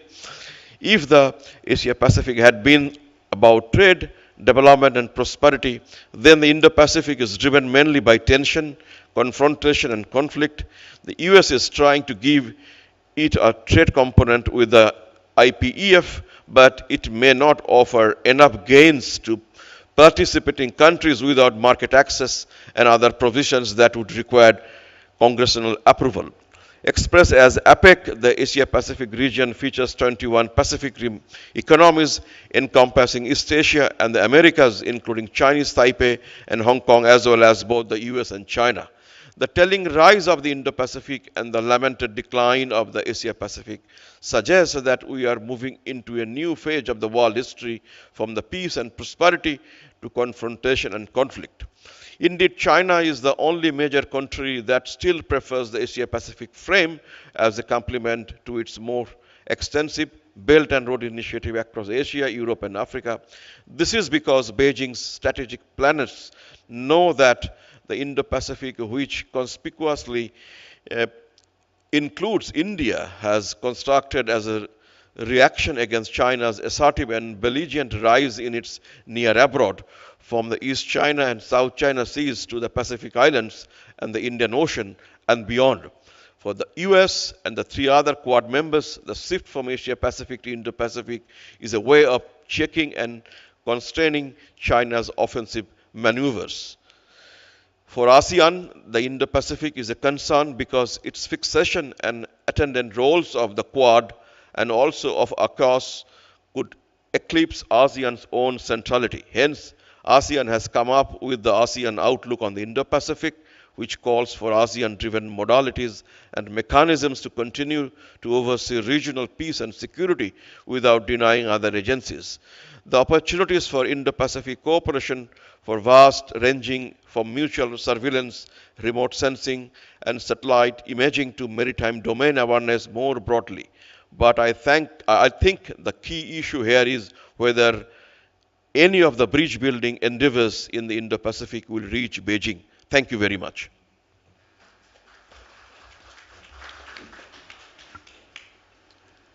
Thank you, Professor Day, for being so kind enough to read out Professor Pongsudirak's very, very interesting talk. I think what it brings out to me is whether when we talk about Indo-Pacific, Should we use the language of contestation, or should we use the language of development, which would appeal more to people? I think perhaps that could be a point for discussion here. But definitely China's language of development has very strong geo-economic undercurrents and geopolitical undercurrents. That is something that I thought I would chip in. I think we have finished with all the speakers and panelists. I would request the Chief. So we come to the question and answer session.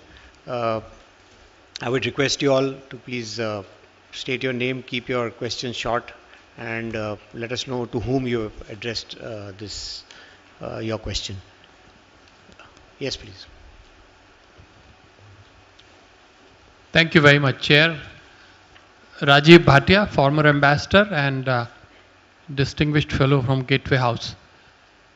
I have a question after this very stimulating series of presentations. Question is for Ambassador Sothirag. What he said is taken very seriously and with great deal of importance, because he is representing also the country that holds the ASEAN chair. Actually, two interrelated questions, Ambassador.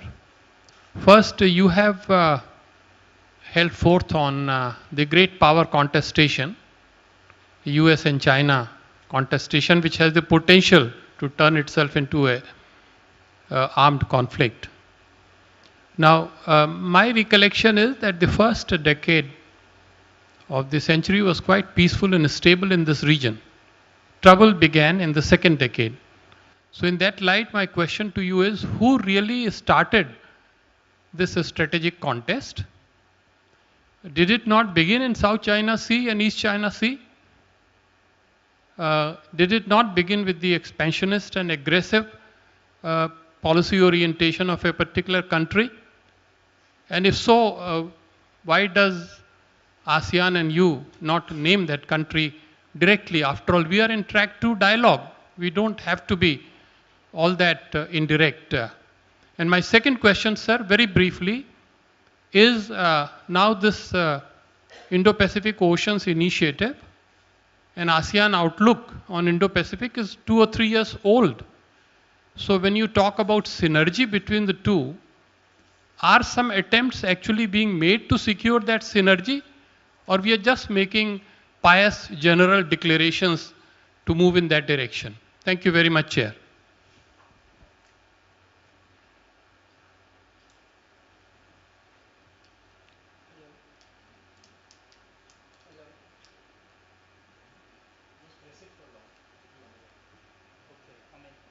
Thank you very much for your questions, Ambassador. Can you hear me?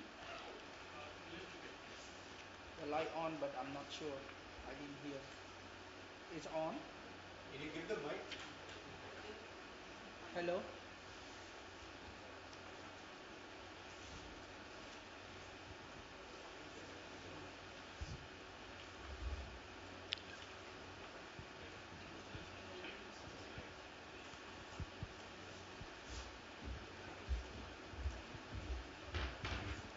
Thank you very much, Ambassador, for the questions. I'm very glad to notice that some of you, at least, and particularly Ambassador, have picked up what I'm trying to share my concern at this very prestigious dialogue, particularly how India and ASEAN can work together for a better. The theme of this dialogue is a bridge. What we need to cross to where? What is this bridge is do? And therefore, in my speech, if I can bring back what I said, the most important thing is watch out for US and China. We're in a multipolar world, but it's predominantly dictated by the bipolar world. That's my first message. And the second one, if no one is able to manage US and China, no one, I'm talking about any kind of multilateral framework, be it security or otherwise, can manage them, it's going to be more troublesome for everybody. Everyone on earth will be affected. That's my message. Now let me who start the conflicts? We were at peace, and why is it we start the conflicts? You refer to South China Sea, but I also have to say that when Trump come, America First is also igniting something very big. It is a trade war with China. All this, I don't think it's necessarily. If we go back to history, we can. There ought to be some kind of compromise, give and take between both sides. At that time, the U.S. under Trump, America First fit very well with domestic politics more than externally. The American does not believe under Trump that we have to give a free rider to anyone if we were to provide any kind of a guarantee, be it economic guarantee or security guarantee. So both, we have to both have a role to ignite this conflict.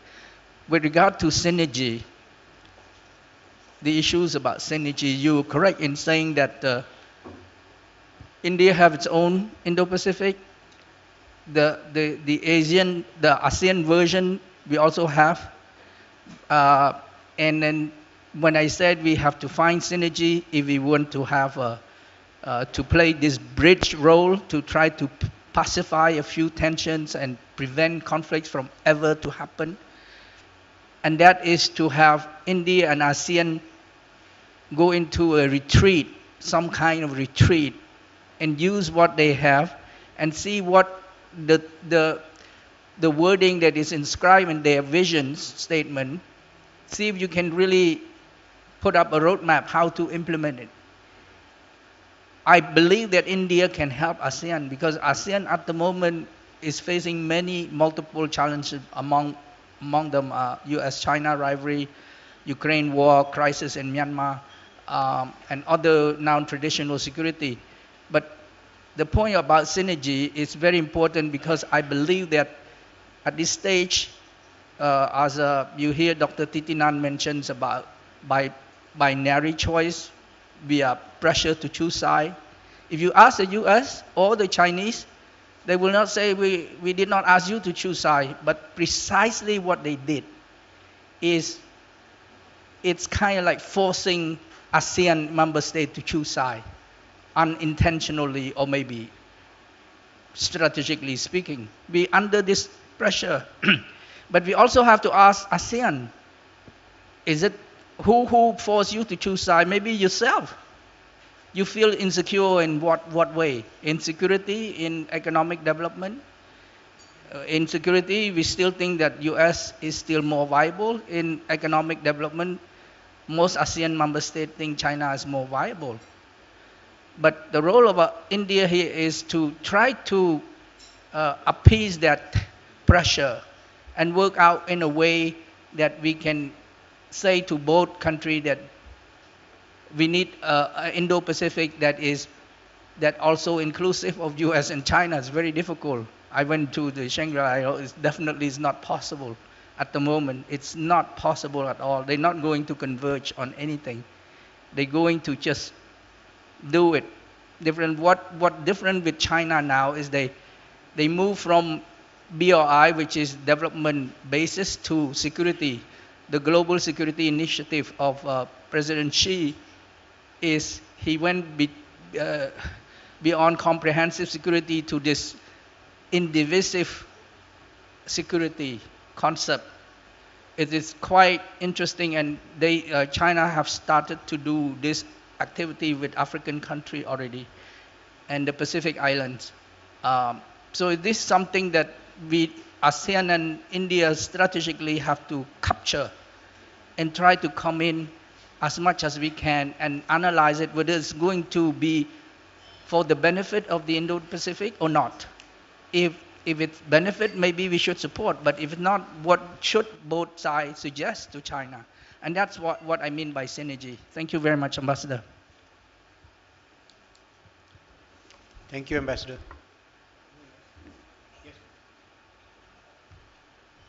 Yes, please.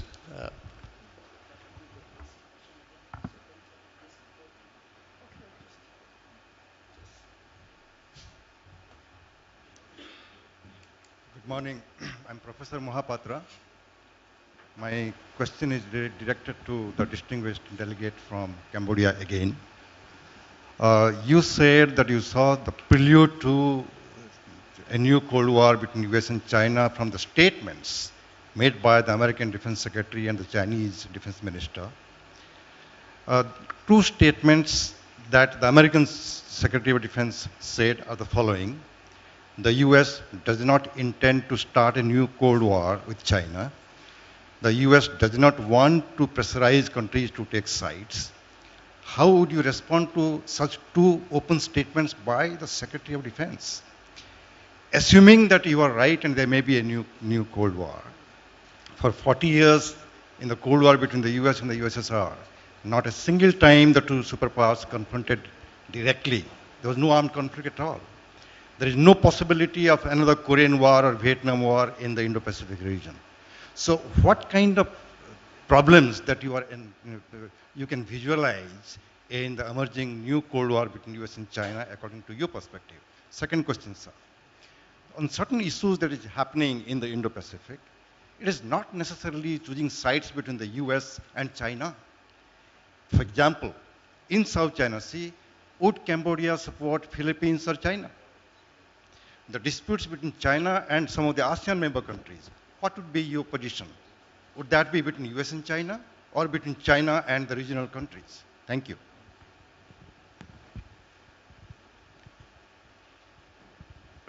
Thank you for the questions. With regard to new Cold War or the Cold War, please allow me to emphasize what I said in my speech. I said that we are seeing the prelude to the Cold War. The Cold War is not broke out yet. There's no war between US and China yet.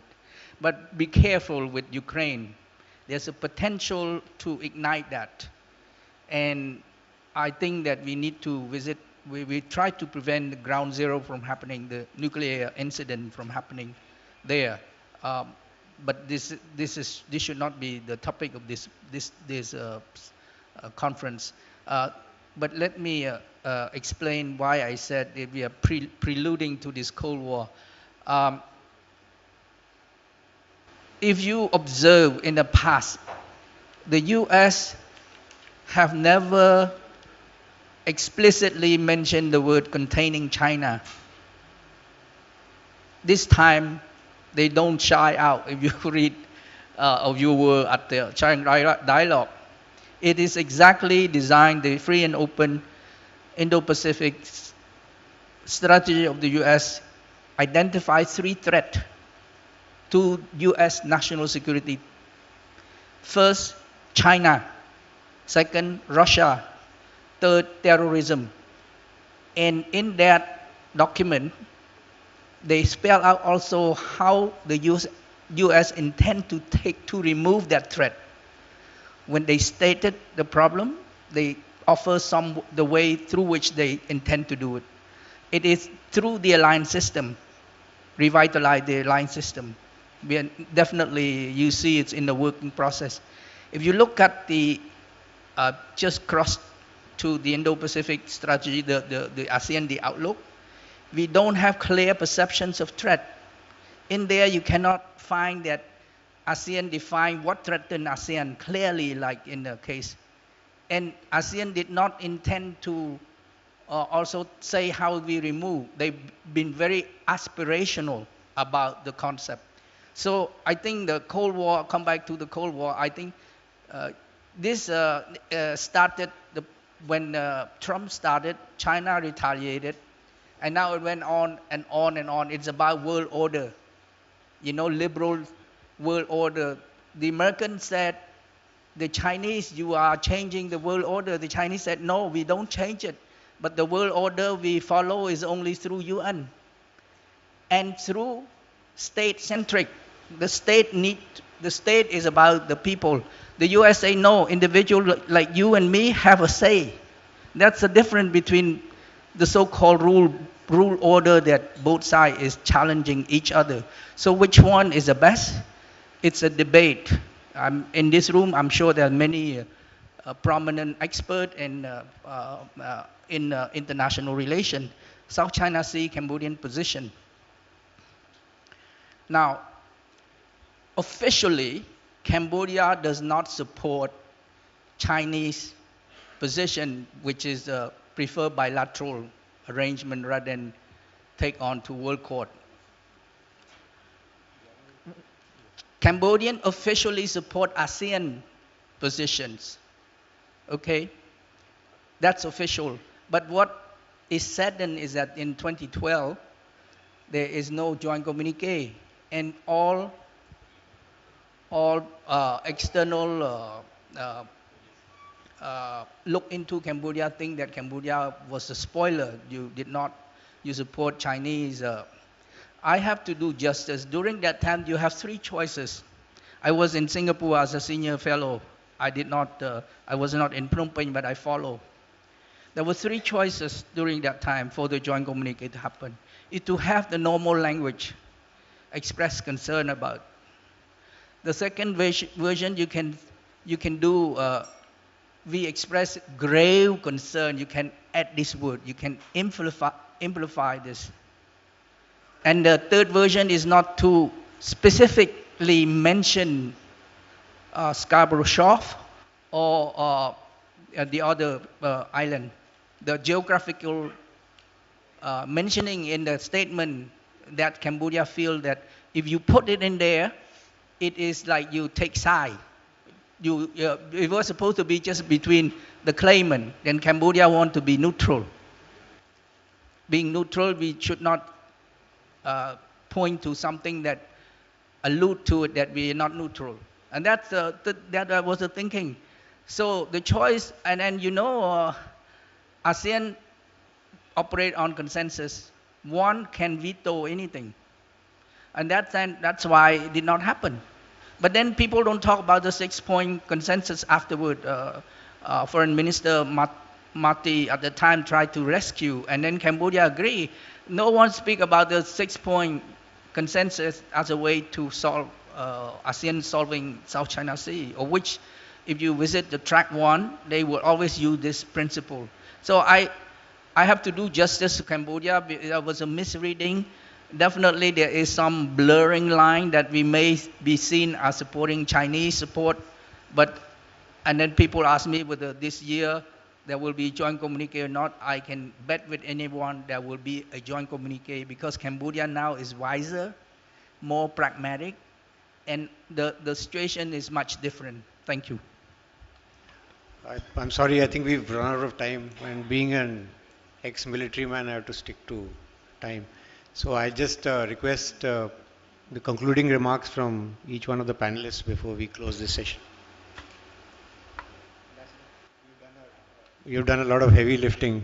I think you can. Last word. I just want to finally thank everyone here, and want particularly the chair for the opportunity to express my view. And I'm again believe firmly that India can help ASEAN to withstand the pressures of choosing side. Thank you.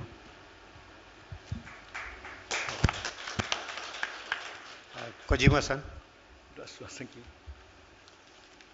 Thank you. My talk was on Indian-Japan relations, and I'd like to express again, India and Japan share the view for building peace and stability in the Indo-Pacific region. So it reflects a broad convergence of our two countries' long-term political, economic, and strategic goals. And India and Japan share their value and commitment to the ideals of democracy, tolerance, pluralism, and open society. So I think it's quite important for India and Japan to work together to enhance connectivity between India and ASEAN for the prosperity, and stability in the Indo-Pacific region. Japanese ODA is characterized by the people-centered investment, devoting attention to inclusiveness, resilience, and capacity building. So I think it's common with the Indian idea. So I hope our countries contribute with ASEAN countries to make a more free and prosperous Indo-Pacific. Thank you very much. Dibesh, 1 minute. Harping on the theme of building bridges in the Indo-Pacific, on the momentous occasion of the first IFR, the then Chief of Naval Staff, Admiral Madhavendra Singh had stated, and I quote, "From the Arctic to the Antarctic and from the Pacific to the Indian Ocean, the sea is one. Because the sea poses a common challenge, those who traversed it depended on each other and developed a special bond. Seafarers of the world, represented by the navies, have taken a leading role in bringing nations together, and one such occasion is the fleet review. The essence of all the myriad facets that can steer and drive the opportunities for cooperation in the maritime domain in the Indo-Pacific in the changing world order can be simplistically stated. But as the chair had alluded, that shifting from Harold Mackinder's Heartland theory, which led to competition, control and conflicts, I believe that the way ahead lies in going back to the 5 C's, that is communication, consultation, coordination, cooperation and collaboration. With that, I've finished. Thank you. I've supposed to make concluding remarks, but I think I've spoken enough. All I wish to say is that, in a spectrum of relations, I'm quoting Rory Medcalf, who's a good friend who's written this book. You start with cooperation at one end of the spectrum, with degrees of coexistence, competition, confrontation, and conflict at the other end. And we see the world, because of the challenges and whatever the developments that have happened, moving to the confrontation end of the spectrum. And I think through discussions and cooperation, we need to bring it back to ideally to peaceful coexistence, if not to competitive coexistence. So with that, I think we'll wind up this session, and I would like you all to express your thanks to the panelists for their excellent talk.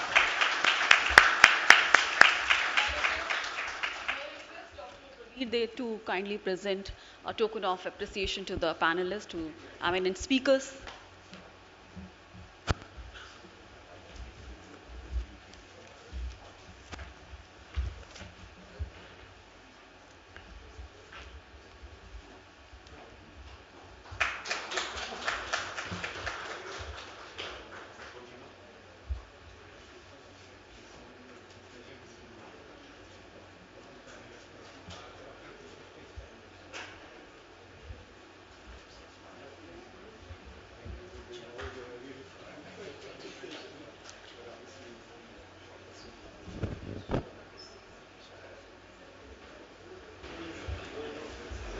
Thank you, gentlemen, for gracing the occasion and providing deep insights on the subject. We'll now take a quick tea break and reassemble in few minutes for the next session. Thank you.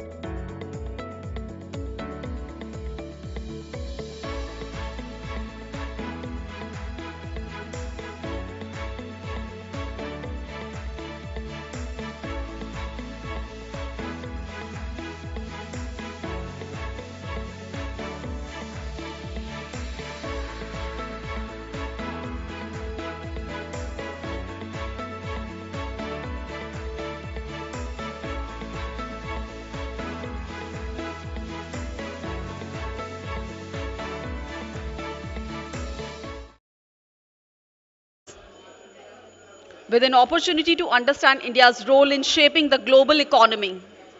This session will enable discussion on economic resurgence and devise new strategies for a renewed role of ASEAN and India for sustainable recovery in post-COVID-19 period.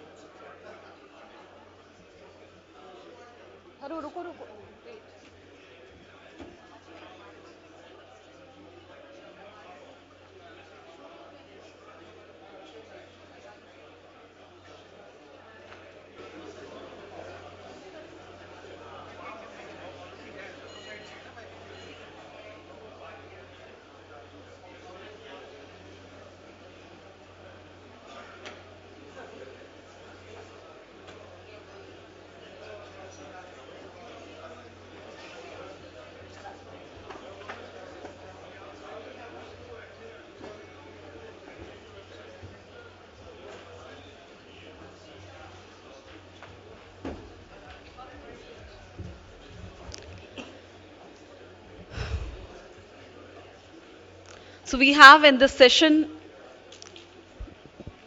Professor Sachin Chaturvedi, Director General RIS New Delhi. For special remarks, Mr. Damu Ravi, Secretary ER, Ministry of External Affairs, Government of India, New Delhi. And the panelists are Professor T.T. Ram Mohan, Professor of Finance and Economics at the Indian Institute of Management, Ahmedabad, and member, Prime Minister Economic Advisory Council, New Delhi. Dr. Ramesh Subramaniam, Director General, Southeast Asia Department, Asian Development Bank, Manila.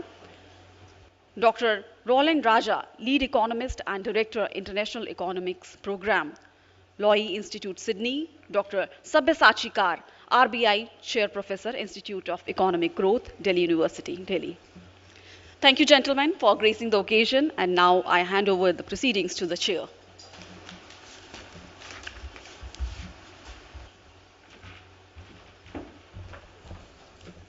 Thank you. Thanks a lot.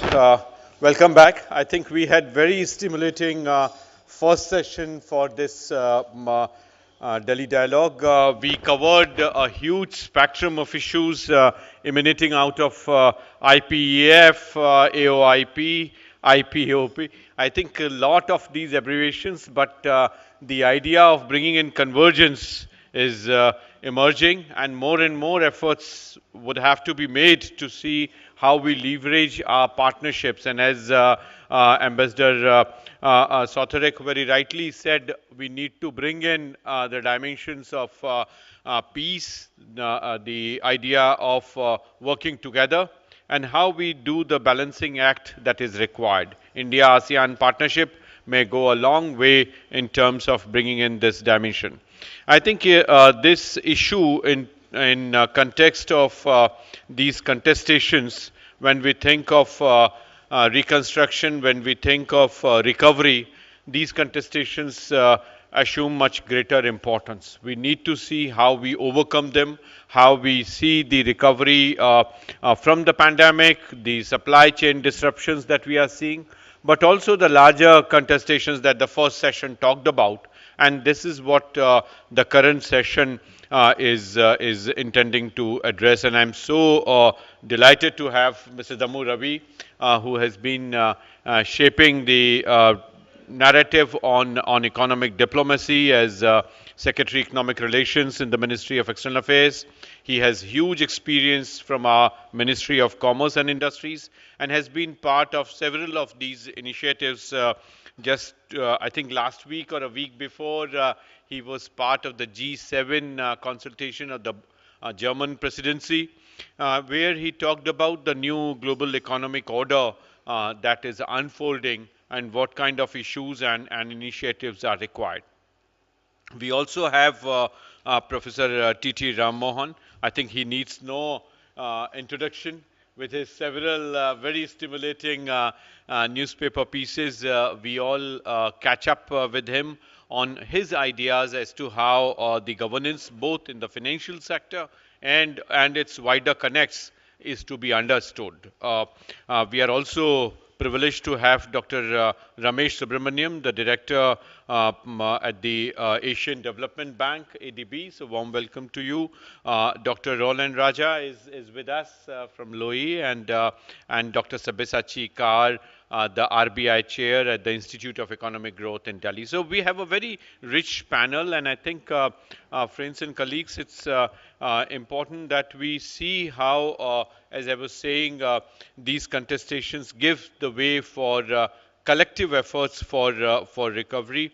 As I said, there are 7 or 8 major challenges which I wanted to place before the panel just to kickstart the discussion in this session. The first and foremost, as I said, is the supply chain, and that I think is something which is bothering all of us. A lot of efforts have been made in terms of identifying priorities for technology and trade nexus that we are seeing. Those times when we thought trade-related intellectual property rights are something completely new.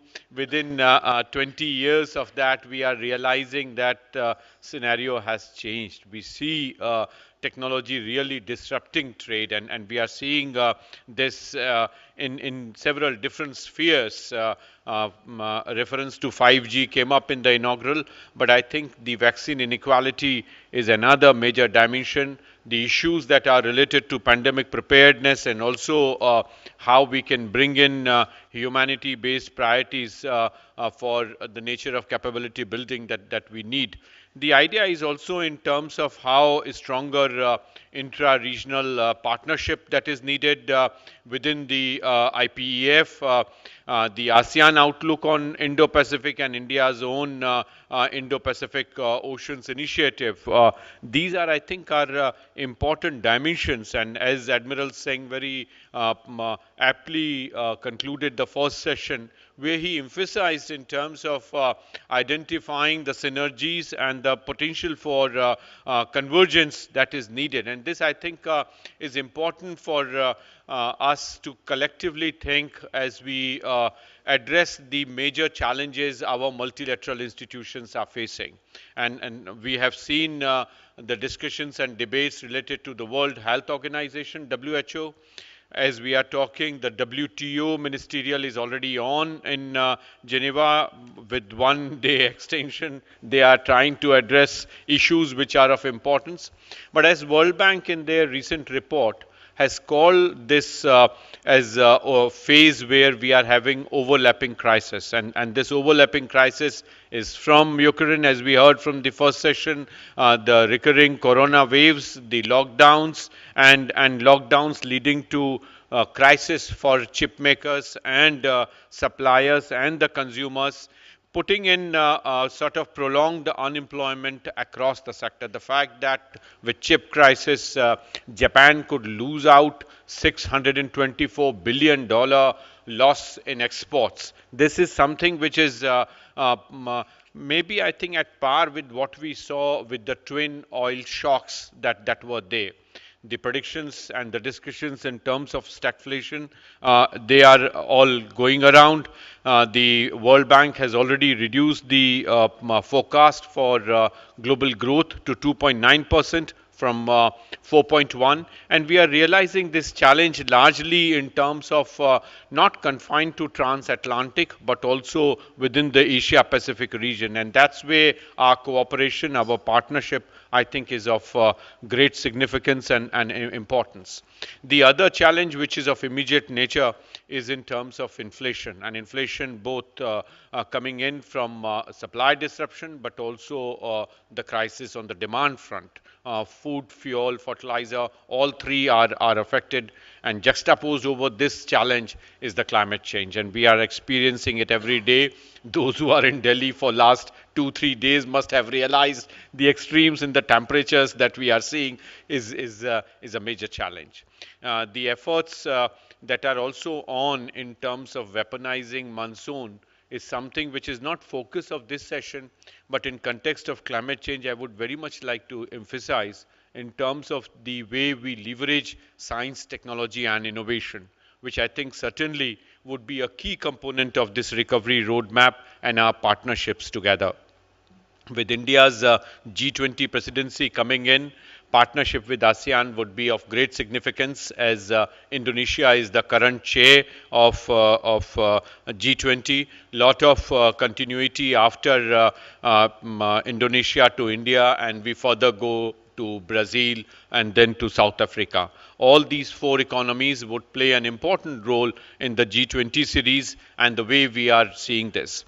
In this process, before I close, I also want to mention indigenization and localization of our development agenda, with several new development programs that have been launched by India in terms of digitalization programs, the startups, the digital health, and issues when our own partner for this conference area has been working on circular economy. So these dimensions, I think, are of great significance for us to explore synergies as we discuss recovery. So with this, I now invite our keynote speaker for the session, Mr. Damu Ravi, the Secretary for Economic Relations.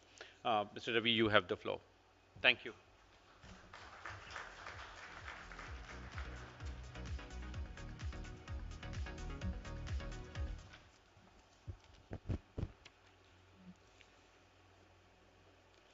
Good morning to all, and thank you very much for this opportunity, Professor Sachin.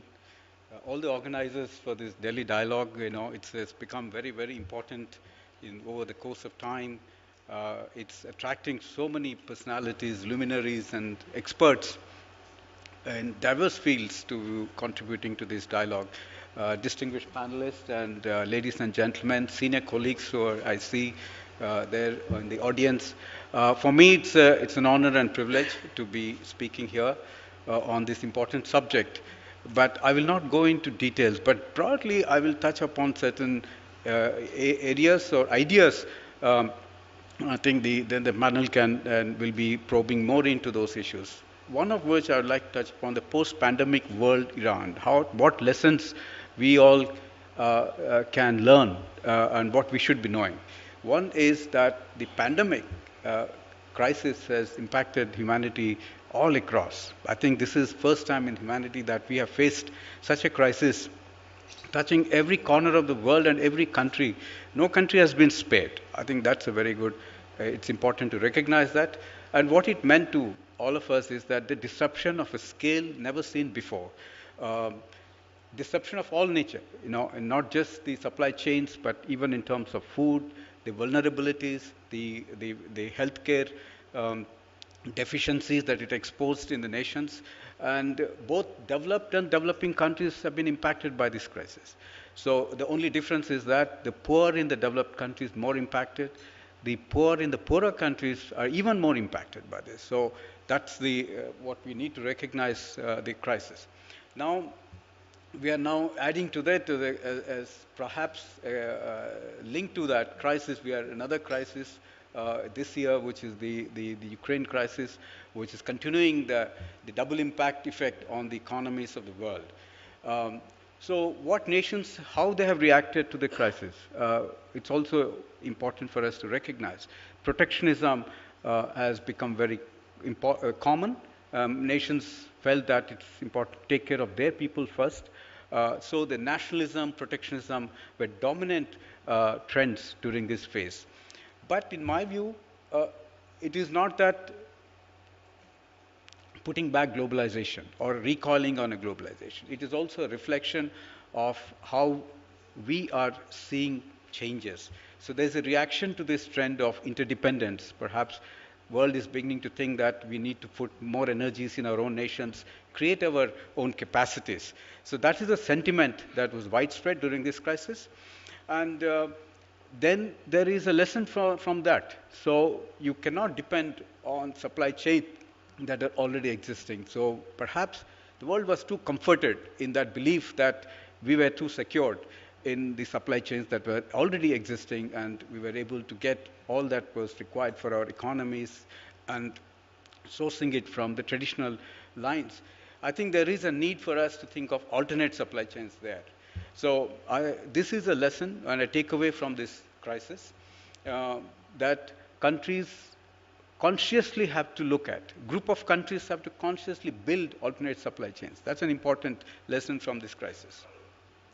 What holds into the future? And there are certain areas that countries would need to focus, or the group of nations would need to focus. First is, I believe, for a recovery, a stronger recovery and resurgence, is the connectivity. The infrastructure becomes very, very important. It's almost a priority for all nations. So infrastructure within nations and infrastructure across nations. So in a way, the regional connectivity becomes important. India, ASEAN, or the Indo-Pacific region, how we are able to do together building infrastructure and strengthening connectivity. And why is this so important? Because this is very strongly linked to development. So if you are able to move people and goods and your resources more seamlessly across nations, that actually brings in efficiency, and it brings in a greater value to what the economic activity of a country. So then, the one we are talking about, a digital, physical connectivity. The other one is the digital connectivity, which is equally important, because nations have invested so much, or the world has moved into that space. There is one way of looking at it is just to take advantage of the digital technologies that are already happening. Today, anywhere in the world, people are using mobile phone connectivity to be able to do business, to be able to do trading, to be able to do even buying goods on a mobile phone. India itself is a great example that almost every second, third person is using mobile phones to doing their activities, be it buying, online shopping, e-commerce, or even e-education concepts using the digital technologies. So what is important for all the nations is how you catch up on the digital literacy space. Nations that are not able to invest in skilling in the digital space will be left behind. So that will remain a drawback for them in the growth. So then comes the learning from each other in terms of the experiences of one nation can we replicate in another nation. For example, in the fintech space, the digital technology space in enabling financially movement seamlessly for the people. So there again, India has a lot to contribute. The fintech space will be a useful tool to learn from each other. Then the energy is another aspect which we all should be focusing on. Of course, a lot of our nations are still fossil fuel based, and they are very much dependent on coal. So how do we shift to green technologies when there is so much talk about countries needing to shift to that space? So there again comes financial support, technology support, and this cannot come from one nation. It has to be on a shared basis. It has to be on a willingness to share basis. So there again, a great responsibility as we are focusing on energy, which is so much important, because energy and development are again a very strongly interlinked concepts in the growth of an economy. But at the same time, one needs to take commitments to move into the green energy space. India has done a lot in terms of renewable energies with an ambitious goal of 500 gigawatts by 2030. We are also looking at making India the green hydrogen energy hub in the days to come. But all this requires technologies and finance. The fourth element I want to focus on is actually manufacturing. So why this is important for all of us? Because the youth need jobs, countries need jobs, and countries need to not only generate jobs but also retain jobs. This is very, very important for the economic stability. So the policies that we introduce in our economies would need to take into account the need to creating jobs. So PLI scheme is very useful. That way we are attracting a lot of investment from around the world in critical sectors. But that need to actually taken on a bigger scale, to move on a bigger scale. And linked to Atmanirbhar Bharat, Make in India, in my view, it cannot just be confined to the borders of a country. It has to have a global approach. And Atmanirbhar Bharat would be more effective if it has global linkages. So how do we make it happen is again a challenge for the policies. But I believe when countries looking at a cooperative model, a model that would enhance cooperation, which brings down barriers to trade. It should be possible to look at these linkages because the underlying philosophy is that no country can manufacture everything, even if it wants to. It is interdependent. It would need intermediates, raw materials from elsewhere to make manufacturing and production more efficient. This is very normal. So we have to understand the logic of the interdependence in the manufacturing space. So Atmanirbhar Bharat would be better off linked externally as well.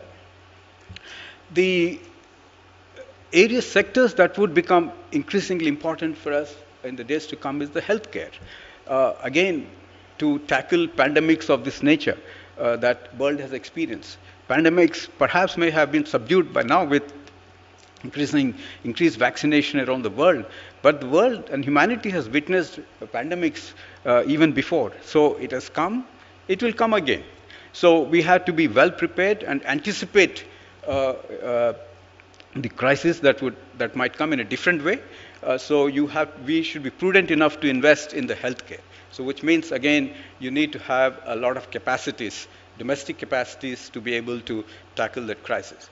The fifth sector that's important will be, in my view, is the food sector.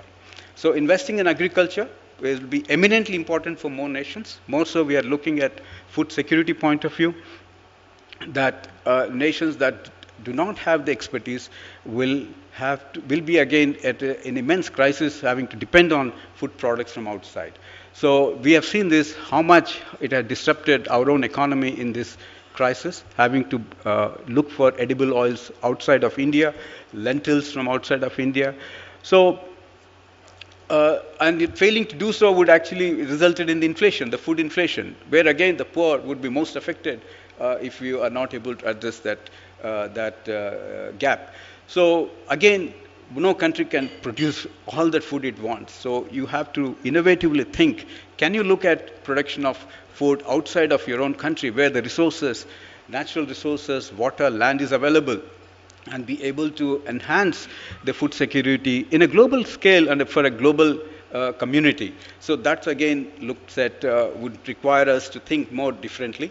In the entire area of manufacturing and the food and healthcare is what is known as the MSME sector. I think that they are the most vulnerable in any economy. So the policies should be more looking at sustaining the MSMEs activities. And to be able to do all this effectively, I think the core of it is actually finance. So fiscal policies of nations should be a lot more supportive of these activities, particularly the MSME. But again, there you would have the stimulus packages both for entrepreneurs, also for consumers. I think you have to put money in their pockets to be able to maintaining this economic growth and continuity, but it requires very prudent fiscal policy because excessive cash flows in the economy would also mean inflation. So how do you manage that challenge is, again, for the policymakers to relook at and balance their own activities. So in conclusion, I would like to focus on a few solutions, perhaps, one of which I believe adapting to changes. We all have to adapt to change because technology is invariably going to be disruptive and it will leave behind entrepreneurs, enterprises, nations if they're not able to adapt to change of the technologies. The second important point from a policy perspective is to take a long-term view of the economic needs and requirements. We tend to normally knee-jerk. When there is a crisis, we recoil, and we think very protectionist, very nationalistic. But you've got to have a long-term view of how you want to shape your economy, and willing to take those risks for the economy. That's an important point. The third item I had on in my mind is actually inclusive policies. You have to take everyone with you in an economy. So policies that are able to have equity is very important. Policy that's able to lift a lot of people in your own countries and across countries, nations is important. The logic of sharing comes very, very crucial further because you need to live lives not only in your countries but also in the region because we are so interdependent that even you're leaving behind a few countries would actually mean that you are creating a crisis for you within your own neighborhood. That's another challenge. Now, backing all this is actually multilateral rules. We need to have multilateral rules that are development-centric.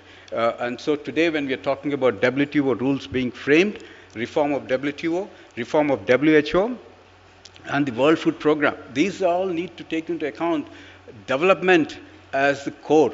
And if you have that, then you are able to actually bring out a rule book that is supportive of a large number of people around the world and lift them from their existing crisis. Thank you very much.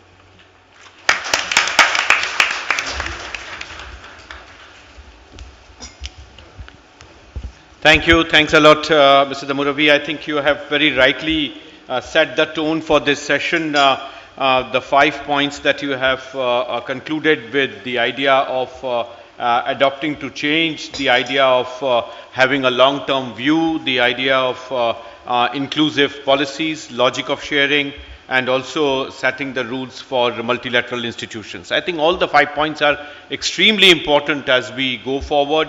And the preamble in terms of the changes and the several technological options that you have listed, I think has set the stage for our discussion going forward. So I now invite our panel, first to begin with Professor T.T. Ram Mohan for sharing his perspectives.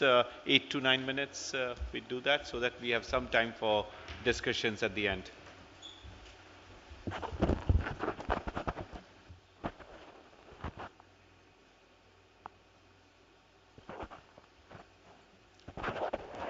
Distinguished guests, good morning.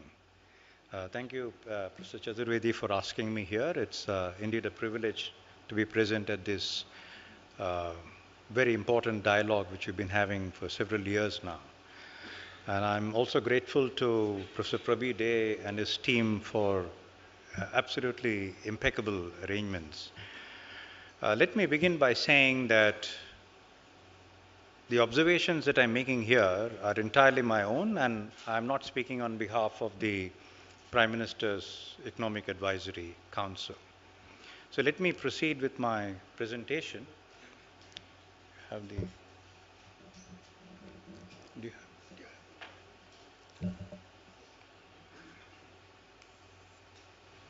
Yeah, so the presentation is structured as follows. I will begin by giving a very brief diagnosis of the growth slowdown that we've been experiencing in recent years. Next, I will address the solutions which are very commonly proposed. And after that, I would submit a slightly different approach from what one is generally used to hearing. So when we look at the Indian economy's performance since 2003, we can split it into these phases. The split is not mine. This is what you will find in the latest annual report of the RBI, Currency and Finance Report. And they split India's growth experience into these phases. But this kind of split is somewhat deceptive because,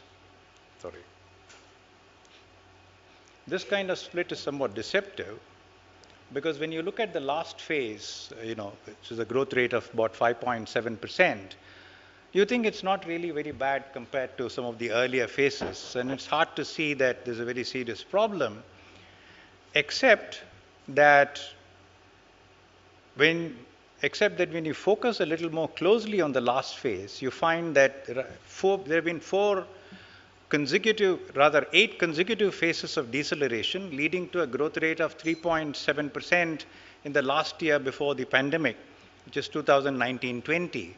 And so it is somewhat incorrect to suggest that the recent growth experience is not entirely out of line with some of the earlier phases.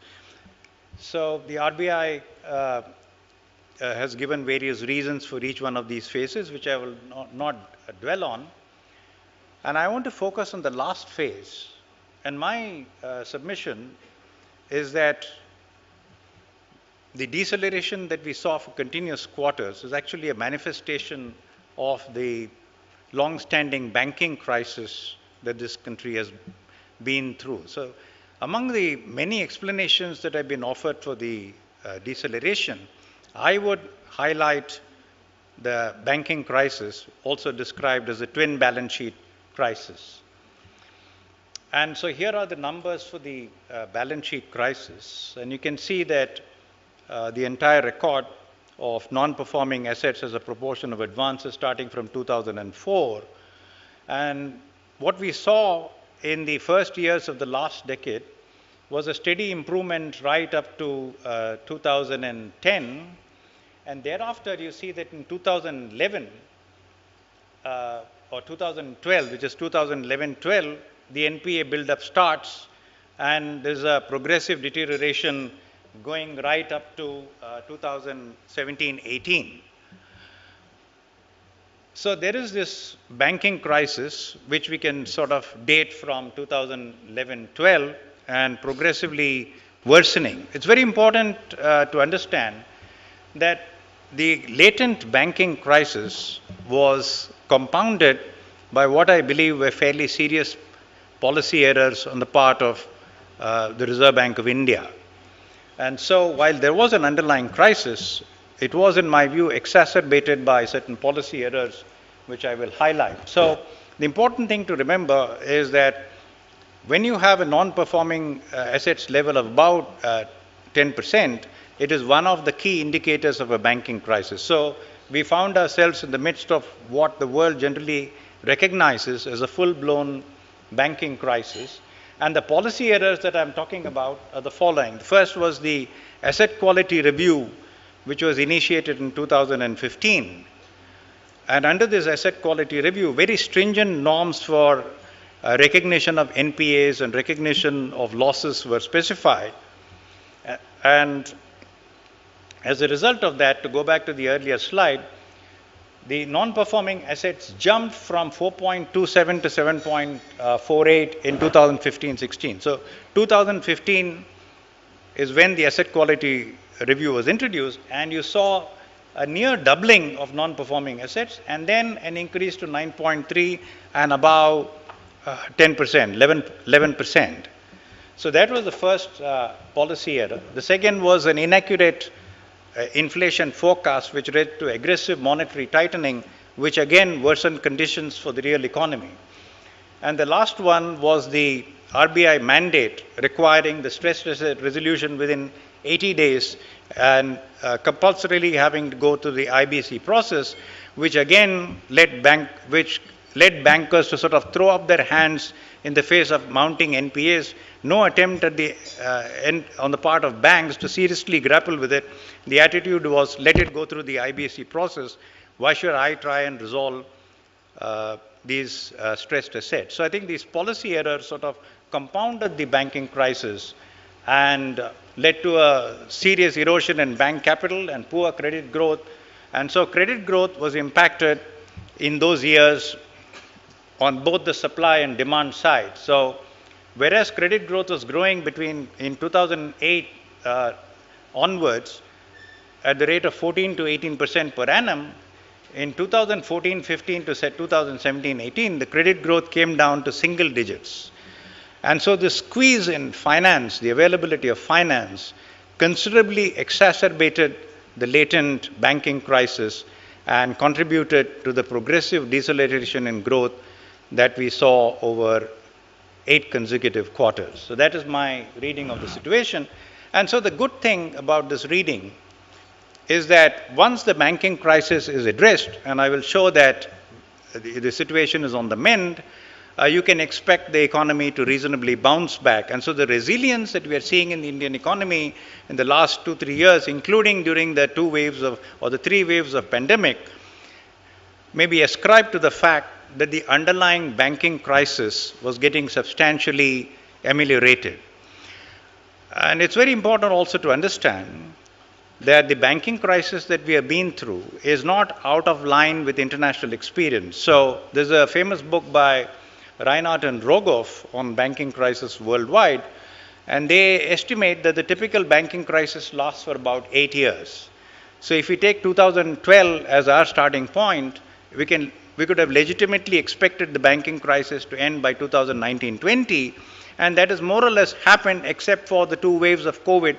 So you could say that the mending process was delayed by a couple of years on account of COVID. But otherwise, the re-emergence of the economy from the banking crisis is entirely in line with broad global experience. And so these are the numbers which point to the underlying banking crisis being on the mend. So if you look at non-performing assets, 8.3, after being hit by successive waves of COVID, they came down to 6.5. There's going to be some kind of setback forecast for the coming year on the part of RBI. They are estimating non-performing assets at 8.1, but it's not as bad as the previous levels because the provisioning of banks has greatly increased, so they're well provided for losses, and also the capital position of Indian banking has considerably strengthened. So the capital adequacy has moved up from 14.8 to 16.3. It's important to understand that the Basel requirement for capital is currently around 12%. So we are 4 percentage points above the Basel requirement, which is really a very well capitalized banking system. So, as I said, the good news is that the banking crisis is very much on the mend, and therefore we can expect better things for the economy in the years ahead. So the implication is that the return to baseline growth is now eminently feasible, and the RBI projects the steady state growth at 6.5 to 8.5 to 8.6%. 6.5% is the sort of minimum, and 8.5 to 8.6% is if a number of things happen in the economy, including the various reform measures which have been suggested from time to time. So the question is, how do we move above this baseline and achieve something higher than that? So the reforms which are commonly suggested, these are the commonly proposed solutions, are what are characterized as big bang reforms, which is that you should privatize very aggressively, you should go in for sweeping labor reforms, you should expedite land acquisition for industry. So these are, these continue to be on most people's unfinished reform agenda. And in addition, people want the fiscal consolidation path to be resumed, and there are also people urging a reversion of the protectionist tendencies that we have been seeing in the last few years, which is an increase in tariffs on a number of products and sectors. Now, my submission is that these big bang reforms are politically difficult to implement, which is why they've not been implemented all these years.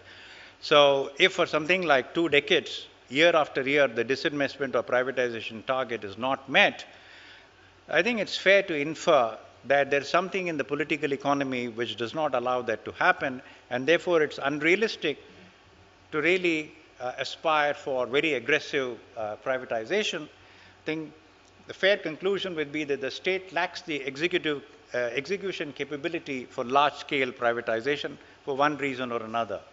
Similarly, labor reforms, I think a lot has happened, but trying to push it further is somewhat difficult because without fundamental social insurance, hire and fire policy is, again, politically infeasible.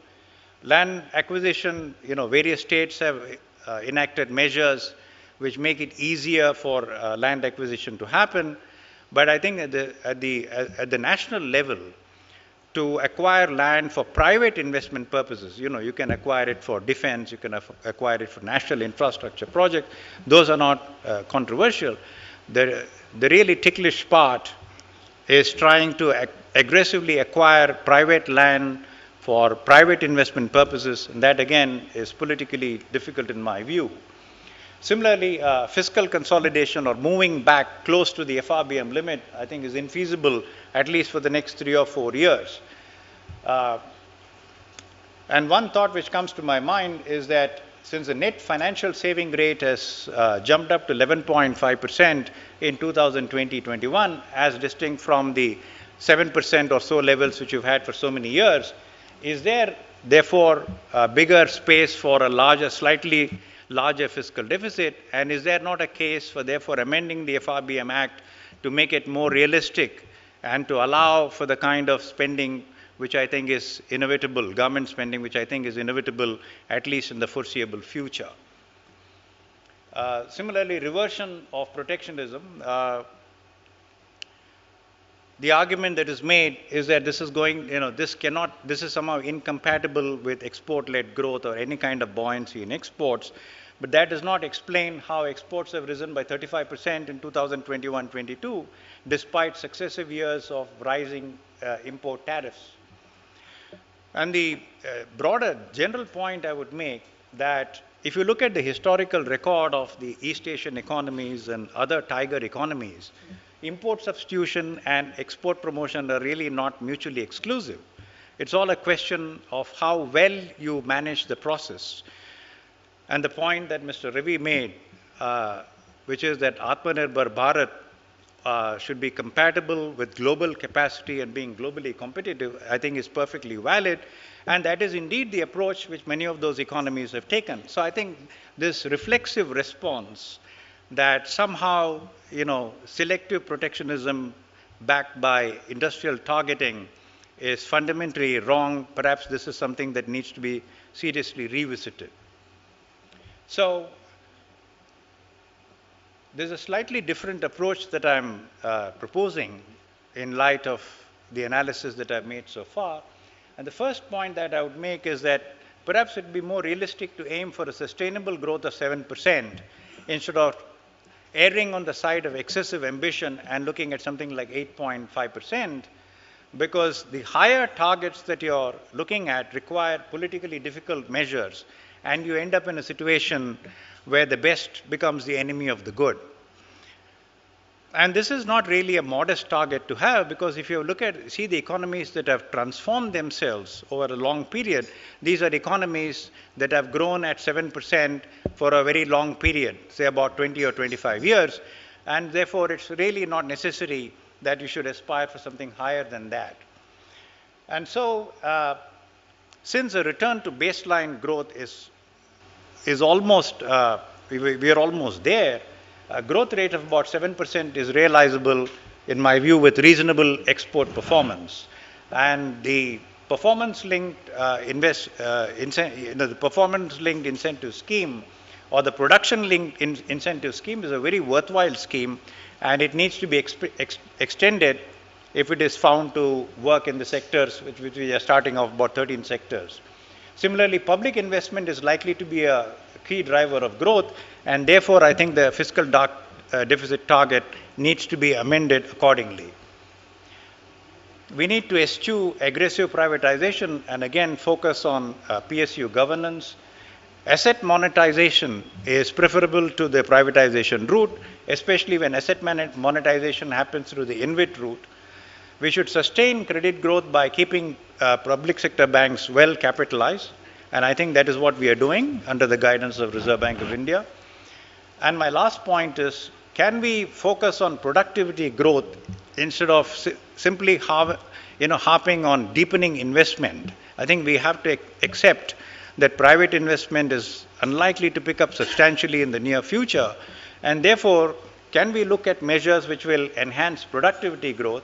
And in that context, can we link the inflows of FDI more explicitly to transfers of more recent technologies? Can we persuade the West one way or another to give us more current generation technologies which will help us to accelerate growth? Thank you very much.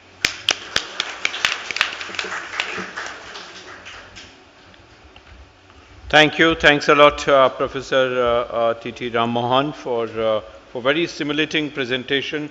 There are several points coming to my mind, but I'm sure everyone must be quite excited to ask you and clarify a couple of things. But in interest of time and in interest of having some time at the end of the session for question and answer, I now invite Dr. Ramesh Subramaniam from the Asian Development Bank. So 8 to 9 minutes. Thank you.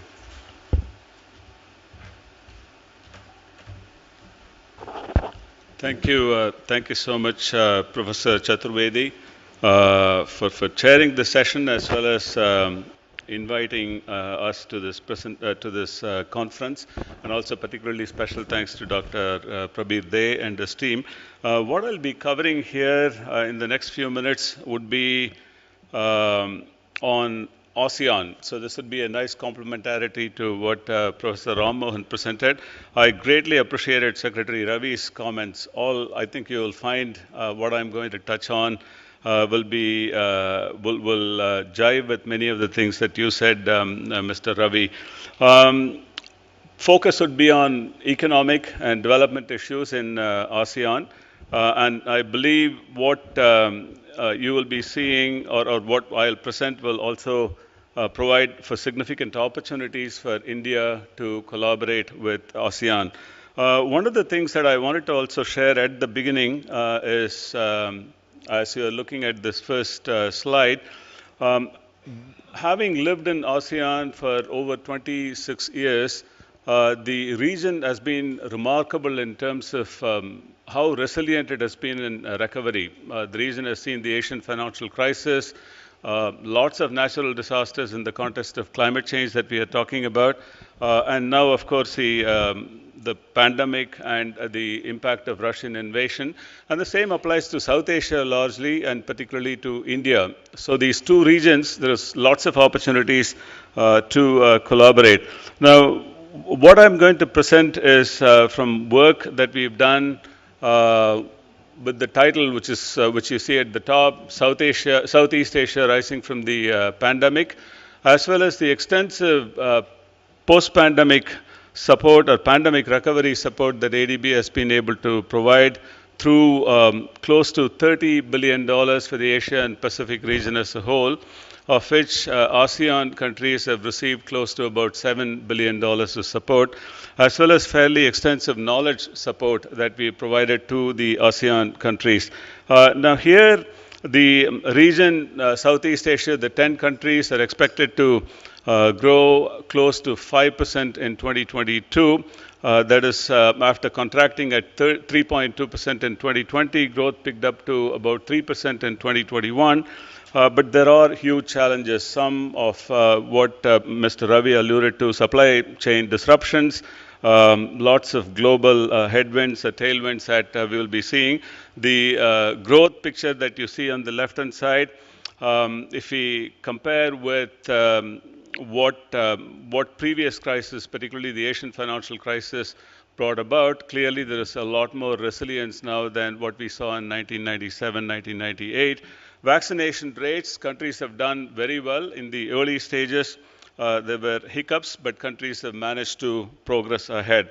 But at the same time, COVID-19 has exacerbated a number of structural issues. The first is persistent high-income inequality. This was a major challenge before the pandemic, and that has now become even more so. I think as both Professor Chaturvedi and Mr. Ravi pointed out, the poor have become poorer, well, whether the rich have become richer or not, but the poorer certainly have become poorer. Educational inequality, this is a major issue, particularly if you're looking at the skills challenges that were there in the ASEAN region even before the pandemic, and productivity challenges which have also been there. They are going to be exacerbated in the years to come, unfortunately, unless investments do get ramped up to address these issues. And as we know, these investments are not short-term in nature. More long-term solutions are needed. The third chart that you see is on climate, which at the ADB we are particularly concerned. And if you see the last bar, that is for the ASEAN countries, just see the difference between the blue and the red bars. That is the difference between what would be the impact between the Paris target of less than 2 degrees Celsius increase and the severe case of 3.2 degrees. So what is it that the countries can do is going to be a challenge. Now, in addition to the structural impediments that have been long pending, you have emerging risks that complicate the already existing policy challenges. These are very well known to this audience. You've got rising commodity prices. You've got low interest rate environment that's going to be ending. and worsening fiscal position. I think what Professor Rammo had mentioned, I totally agree. Fiscal consolidation needs to be approached very, very carefully. I think countries should be looking ahead to maybe a 5-year path in terms of returning to the pre-COVID situation. Now, in this context, what are the policy priorities? I went back. Is that? The policy priorities that we see. Sorry, I think I probably missed that slide showing I was seeing on my screen, but when you get it, you'll be able to see the trends that I talked about. Now, in this context, what are the key policy priorities that we see quite important for ASEAN? The first is to rethink policy solutions and kind of rejig economic tools that countries have. Because the problems that after the pandemic countries are facing are new. You can't be using old solutions, so what is needed? Second, greater partnership and private sector cooperation or collaboration going to be much more critical. And finally, third is to enhancing policy prioritization, particularly focused on sustainable finance. Let me take you through quickly. Now here, there are 4 ideas. There is, picking up on the last point that I mentioned, there is growing demand for innovative policies, clearly, given that the challenges are quite unique, not seen before, as well as at the same time opportunities. The second, what we have seen in the last 2 years is the growing importance of interdisciplinary approaches for development responses. Third is macroeconomic models need to be adapted. And here, echoing on what Professor Rammo had mentioned, there are the tested solutions, but are they going to be working in this scenario, in this situation or not, is something we need to look at. And finally, for all of these, collaborative approaches are going to be a must. And here, particularly, inter-sectoral approaches need to emerge and become stronger. Let me come back to the slide towards the end, but I want to go to the third area that I mentioned, particularly on looking at sustainable finance. If you recall what I mentioned on climate crisis that the ASEAN region is facing, 64%, now this is looking at Asia Pacific as a whole, 64% of the global GHG emissions are from the broader region, and ASEAN contributes a significant chunk of it. The region faces an investment gap, infrastructure investment gap, close to $200 billion per year. This is just the 10 ASEAN countries. So clearly, you need innovative sources of financing coming to the countries for these priorities that you see. Resilience building, you need market solutions. Clearly, while public investments are going to be critical, private investments need to be mobilized. And you need enabling environment to have large-scale spending. And at the same time, the new problems requiring new solutions means more capacity building support needs to be provided to countries. And again, I'll emphasize the point on stakeholder collaboration. You will see in the presentation, I'll just show this, but in the interest of time, I won't go into details. I'll be happy to respond to any questions if you had. Domestic resource mobilization is going to be very, very critical. ASEAN is not doing that well in comparison with other Asia and Pacific countries, and particularly in comparison with OECD countries. This is a focus area that countries need to look at. Now, let me go back to what I skipped. Now, in the context of sustainable financing, and I will end my presentation with this, the $200 billion figure that I mentioned is not going to come easily. So what we have done at the ADB is to come up with some mechanisms to mobilize private sector financing. The first you see is a catalytic green finance facility to leverage private financing. There was talk in the first session on ocean health. This is very, very critical. 3 countries in ASEAN are the worst ocean polluters in the world: Indonesia, Thailand, and Vietnam. They need to certainly look at regaining ocean health. What I'll take maybe a few seconds is the energy transition mechanism that you see on the slide. This is something that was launched at COP26 in November last year. The idea is to identify coal-fired power plants, aging coal-fired power plants, which are contributing significantly to GHG emissions, and retiring them early, and put in place renewable energy solutions that are just and affordable. Indonesia would be the first pilot country, along with Philippines and Vietnam, to come later. We are in the process of setting up the facility with about $4 billion of financing. This would need certainly significant amounts of concessional funding to make it attractive for private sector to come in, for the coal plants to be retired, as well as renewable energy solutions to be in place. With that, let me pass, Mr. Chairman.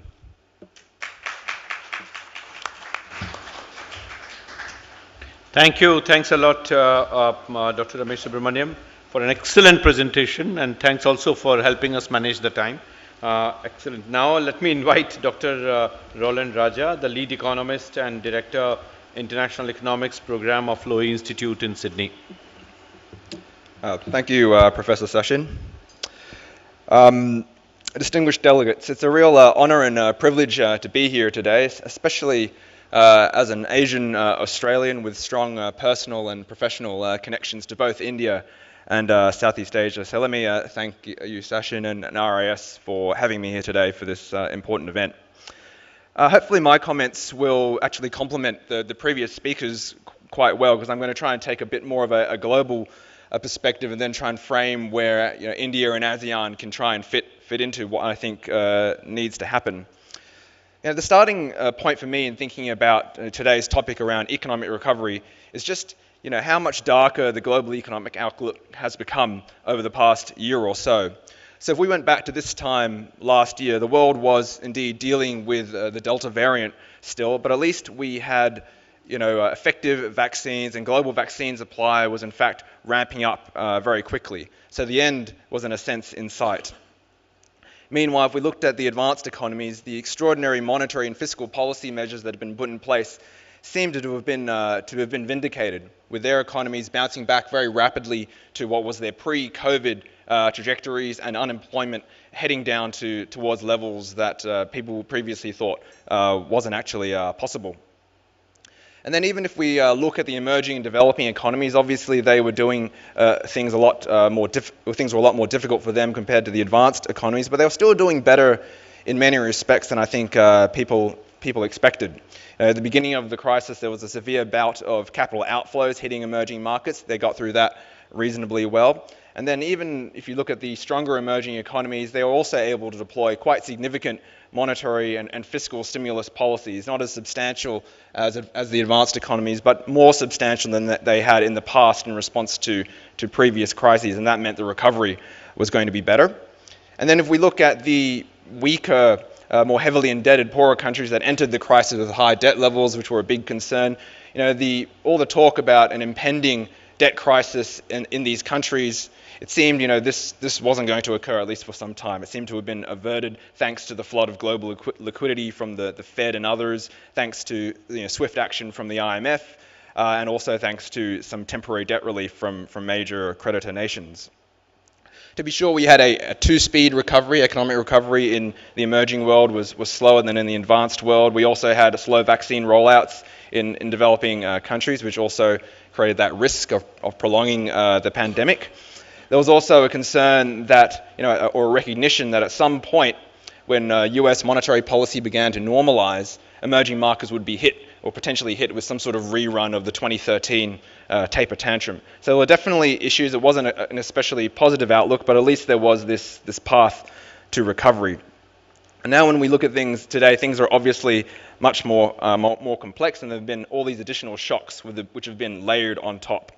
First, if we look at China, China's initial success in beating the virus now seems to be more of a mirage, and now they find themselves stuck in seemingly never-ending COVID restrictions along the lines of this zero COVID policy, which seems likely to last at least till the end of the year, if not into early next year, due to the political imperatives in China around the National Party Congress and Xi seeking a third term in office. And that, of course, has done a lot of damage to the Chinese economy. Given China's importance to the global economy, it's damaged global economic growth, and it's also damaging global supply chains and contributing to inflation. Then, of course, there is the war in the Ukraine, which has heavily disrupted global energy and food markets. It's caused soaring prices for those commodities, global inflation, threatening recession in Europe, food insecurity in developing countries. And again, no quick end in sight on that front either. Most people expecting this to drag on with that constant risk of some sort of escalation in conflict, either in military terms or indeed in economic conflict terms. And then finally, looking at the advanced economies, it seems that initial success with massive monetary and fiscal stimulus also seems to at least to have been in part a mirage, and now seems to have given way to high inflation and overheating. And of course, now central banks are rapidly shifting gear, going from supporting recovery to now actively looking to restrain it. And so the big question now is, how far will interest rates rise, particularly in the United States? And overnight we saw that the Fed raised its interest rates by 75 basis points, one of the largest increases it's ever done. And more importantly, it's talked about where it needs to go, which is, whereas previously they were talking about having to return to a more neutral policy stance, which to many people didn't necessarily make sense. Now they're shifting towards talking about needing to move to a mildly restrictive policy stance. But many people would argue that given how high inflation is, given how low unemployment is, given the persistence of the supply chain shocks that are coming through the system, that they might have to go significantly beyond that. And then, of course, the implications for emerging and developing economies threaten to be especially bad in terms of a very rapid tightening cycle. So previously the concern was that it was just going to be a rerun of the taper tantrum, and that was really just financial markets in many ways overreacting to signals that there would be a gradual normalization of US monetary policy. Now we're talking about what will probably be a very aggressive tightening cycle, potentially, as if you believe the Fed now, to mildly restrictive, but potentially something that goes significantly beyond that. And that means the risk of prompting destabilizing capital outflows, financial stress, and potential crises in some weaker economies. So the outlook is one for stagflation, financial instability, emerging market turmoil, and potentially global recession. So I apologize, but a very negative outlook.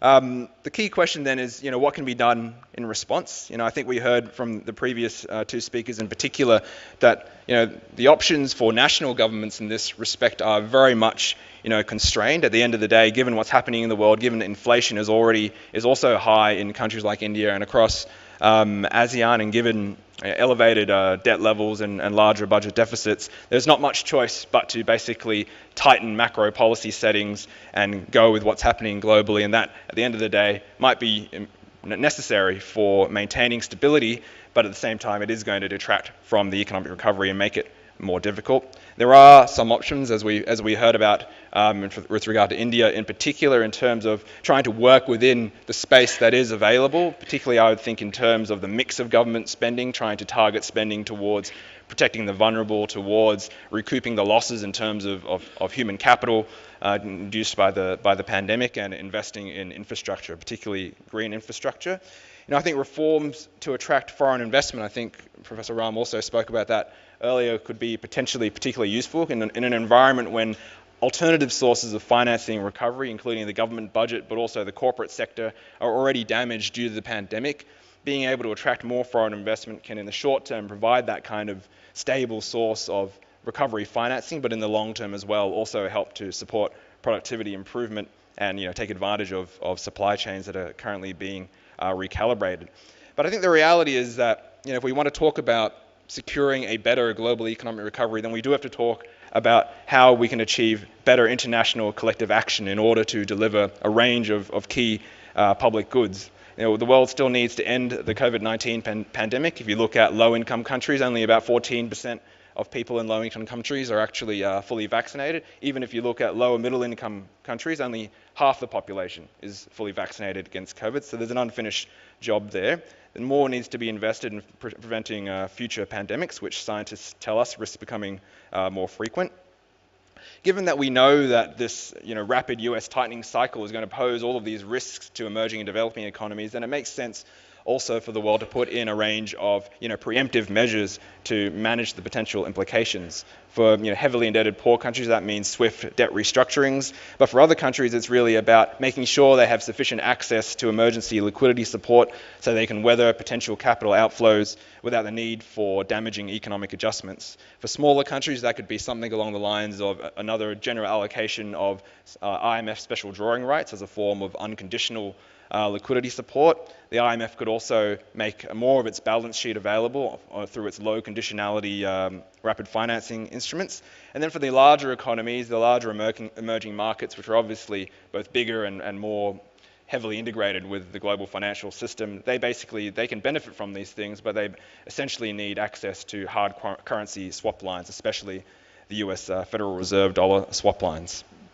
To sustain growth, we know although the sort of zeitgeist is moving against this, we do need to keep markets broadly open, and I'm looking forward to the discussion around supply chains and technology there, because the key question is how can these be designed and targeted in a way which allows the vast majority of international commerce to basically continue to flow and to minimize the economic costs, even if we all accept that there needs to be more attention being paid to resilience as well as national security issues. Obviously, it would be good, but again, we run into the political impediments to expand things like the CPTPP, as well as, of course, RCEP. Might as well make a note about that as well.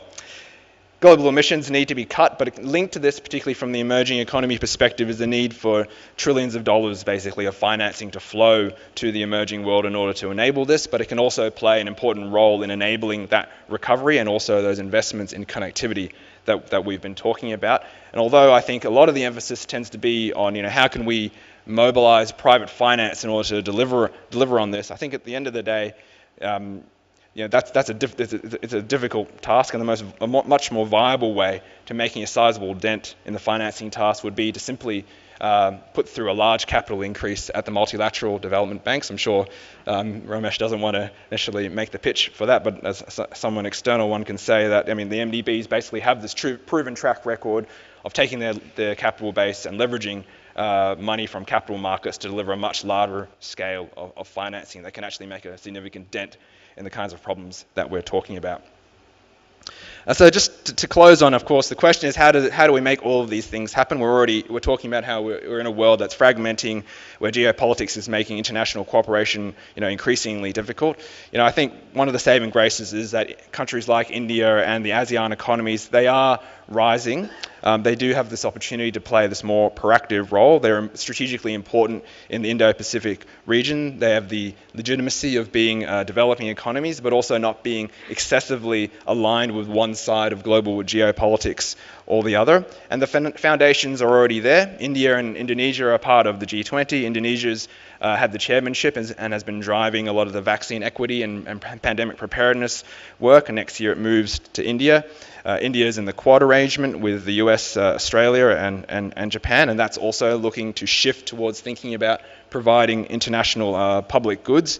And India and ASEAN also joined the Biden administration's Indo-Pacific Economic Framework, which doesn't have a lot of content at this point in time, but I suppose optimistically we should aim to think, can this become a forum where people are coming together to really talk about the sustainable development issues that the region is facing, and can it become a forum where positive collective action is pursued?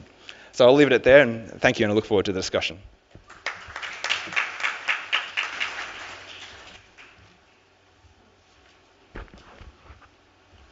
Thank you. Thanks a lot, Dr. Doran Raja. I think you have captured all the right noises that were needed. And I think good that you referred to some of the trading arrangements that Asian region requires. I think we would come back to that during the discussion session. Let me now invite my dear friend, Dr. Sabyasachi Kar, the RBI chair at IEG at Delhi University.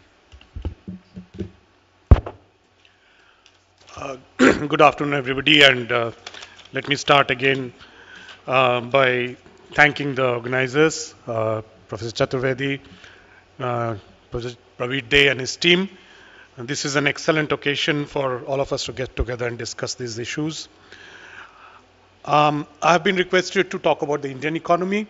the recovery processes, the possibilities.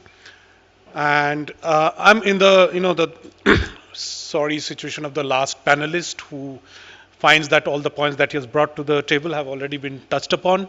So I'll try and put all those points in a slightly different way. So please bear with me if it's repetitive. We are recovering from a pandemic, but we do not need to be ahistorical. We need to remember, as Professor Rammohan said, that we have past histories of growth and recoveries as well. And we need to keep in mind the problems that were there in the past, as well as the new issues that have come up because of the pandemic. So I'll be touching about a little bit about the past as well, and then going on to some of the issues that have come up because of the pandemic and that have provided opportunities as well as new challenges for the Indian economy. So, if you look at the last 30 years, the post-liberalization period of the Indian economy, the average growth rates haven't been bad. But there are two aspects which I would say have challenged policymakers as well as those who study the subject.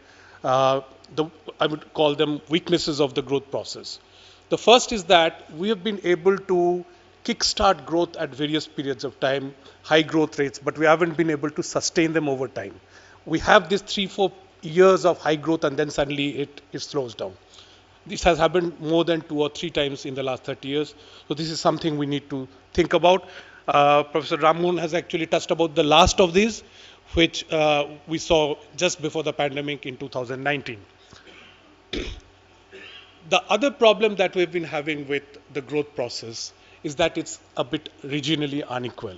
We have a large number of states who are not keeping up with some of the best regions or best states who are doing otherwise very well.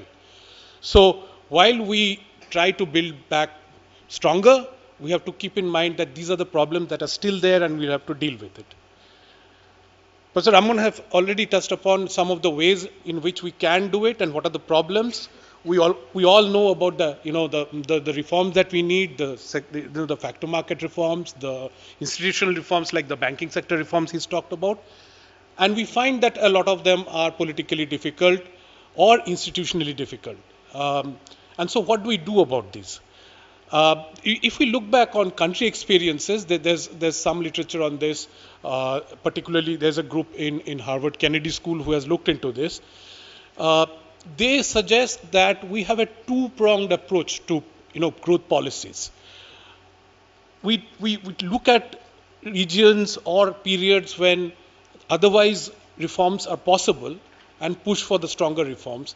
But in periods when they're not possible, there are other kinds of reforms which are easier to push through. They call these the investment climate reforms, and they distinguish this from what are called the institutional reforms. So the investment climate reforms are basically of two types. One is where there is too much government and the government needs to come back, and the other is when there is too little government and the government needs to actually step up. So a very good example, for example, of too little government is infrastructure, where clearly the private sector is not in a position to provide as much as we need and the government needs to step up. And in terms of many of our reforms, we know that those are actually, given the legacy of where we had too much government, the government is stepping back. So these are relatively easier to do, but what are much more difficult to do are things like factor market reforms and institutional reforms. So the idea here is that whether it is the country, which is currently in a state of recovery, or it is some states which are not in a position to go for those reforms, do not push them to go for the tougher reforms. Enable them to go for certain reforms that will give them short-term growth rates. It will give them a little bit of growth for 4 or 5 years, but even that may be enough to make it politically viable to go for more difficult reforms after that. So the idea is to differentiate between the kinds of reforms that you have, not a one-size-fits-all kind of approach, but to differentiate between what is possible and what is not. In fact, I would be building upon what Professor Rammohan said and say that in India, for example, we do not have a clear-cut academic consensus on what are politically possible reforms and what are politically difficult reforms. I think this is the time now to do these things as well. So these are some of the things that we need to do for the problems that were legacy problems in the Indian growth process.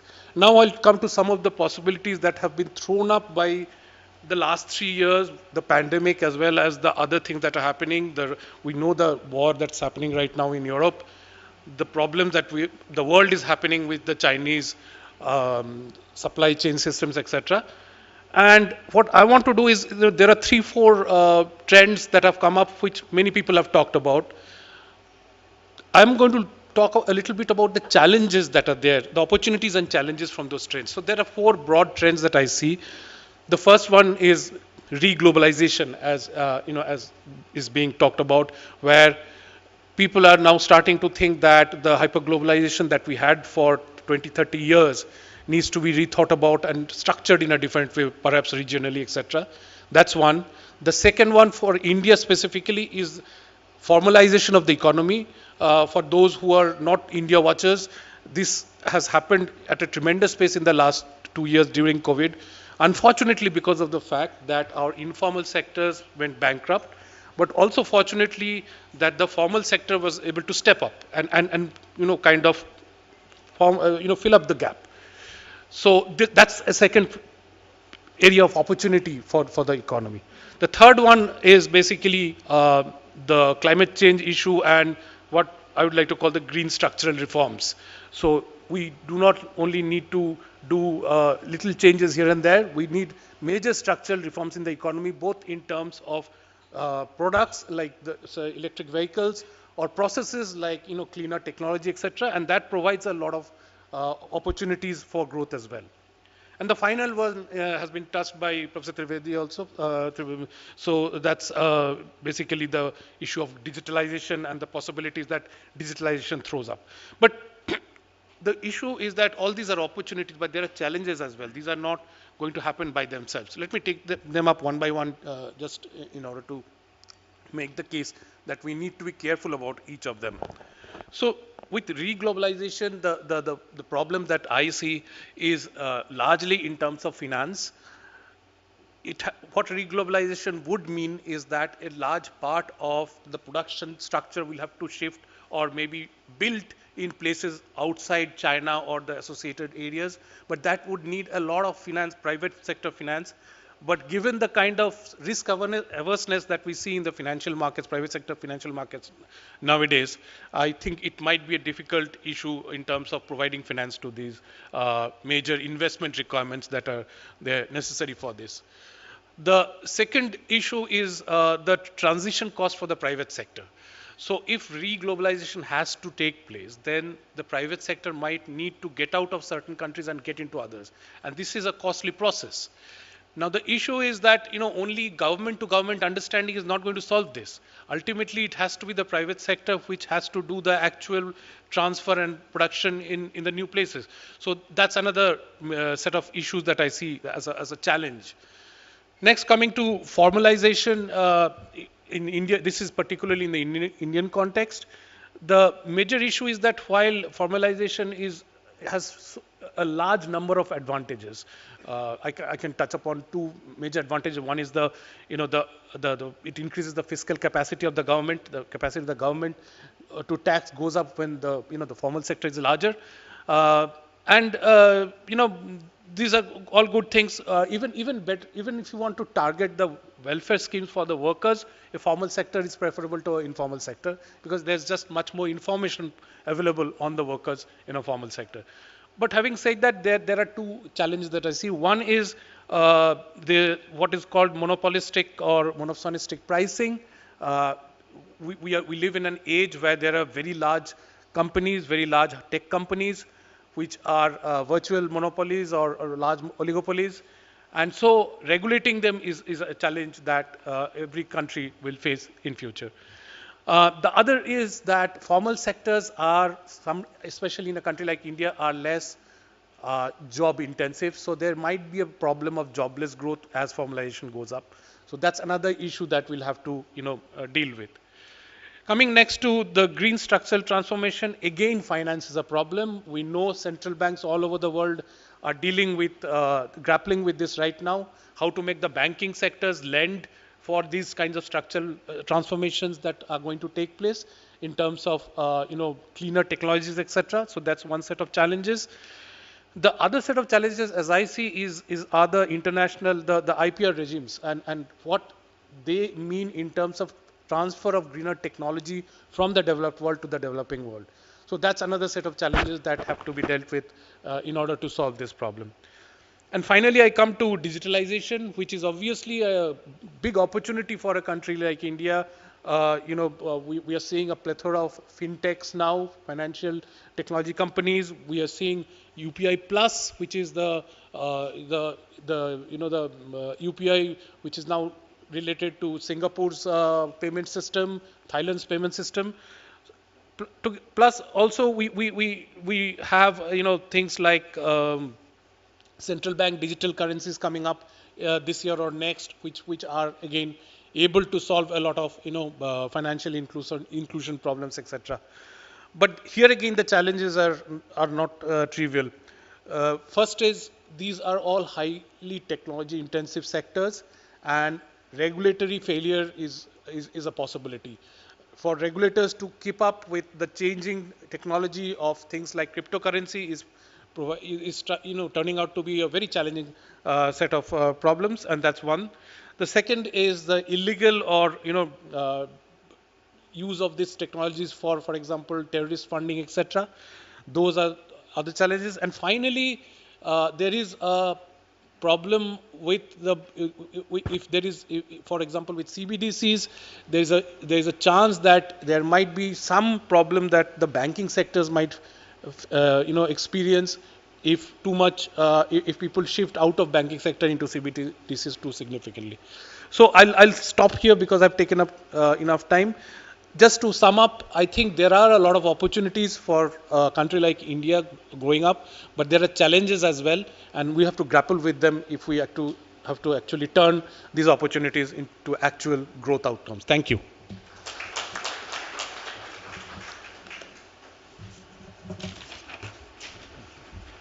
Thank you. Thanks a lot, Dr. Sabyasachi. Friends, colleagues, now I think we have around 10 minutes for clarifications, questions, or quick observations. No long speeches, but very quick and crisp observation that we can have to take the session forward. I have a couple of questions for my panel, but I would hold on to that. Let me identify two persons here, right, one in the middle and then further down there. So please take the floor. Mr. Kohli, yeah. Thank you. My two very quick questions. One to Professor Ram Mohan about the banking crisis. You mentioned the NPA norms were tightened. Now that doesn't lend itself to an apple-to-apple comparison. So I was just curious, the peak of the NPA, if it was to be seen from the old norms, how much would that be? I will also put my second question, which is to Dr. Ramesh Subramaniam on Asian Development Bank. India is a very strong country in IT, and as all countries want to digitalize, we can offer services on IT infrastructure in a big way to many developing countries in ASEAN. So would ADB be encouraging that, supporting that process? Because they're a great win-win for both. These countries need digitalization, and we can offer them. This is very distinct from software exports. This is to help them in setting up IT infrastructure for digitalization. Thank you. Thanks, Mr. Kohli. Did I see one? Yes, at the end. Yes, there. And then to Ambassador Goyal. Yes, on the same table. Yes.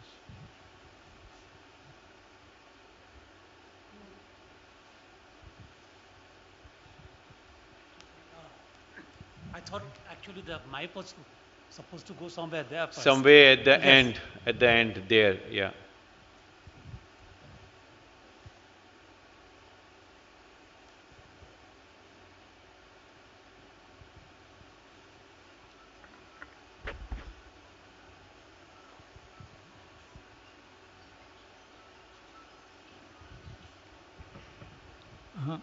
I'm MB Chandar from Delhi University. This session is regarding this pandemic recovery, post-pandemic recovery.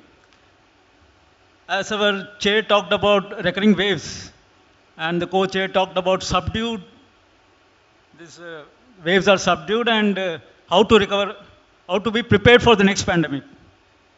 None of your sessions, even tomorrow or post this session, talk about what has led to this pandemic. There are certain natural calamities which we cannot avoid. There are certain pandemics which are man-made, created. How to avoid it? No paper talks about it. So, I want the views regarding that. Thank you. Thanks a lot. Ambassador Goel, please. Can we bring back the mic here?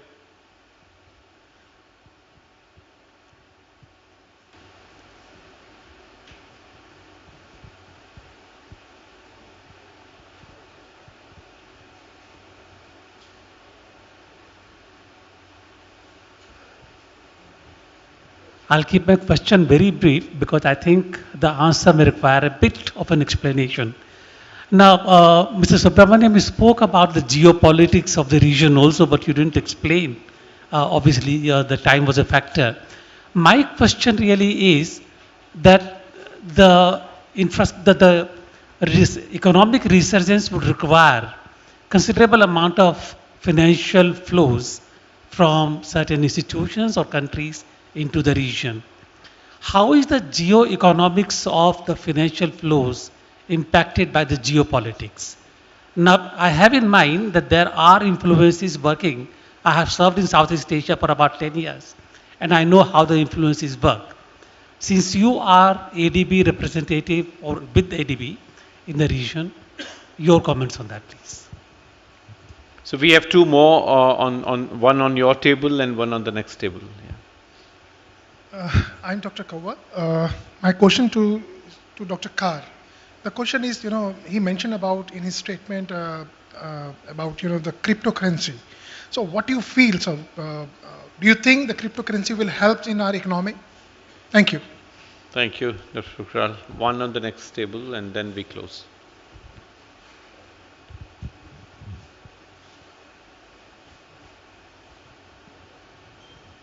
Good afternoon to all.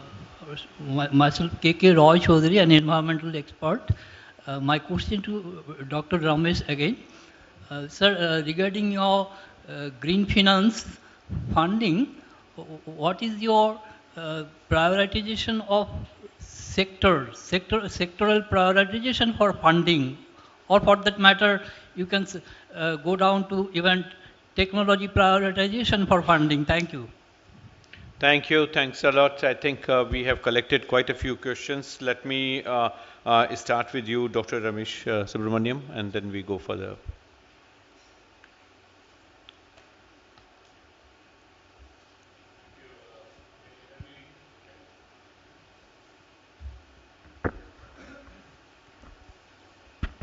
Hello? Yeah. Okay. Great.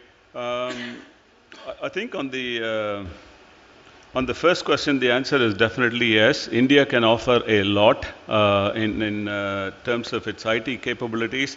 5 countries where we are doing fairly extensive work: Indonesia, Philippines, Cambodia, Vietnam, and East Timor.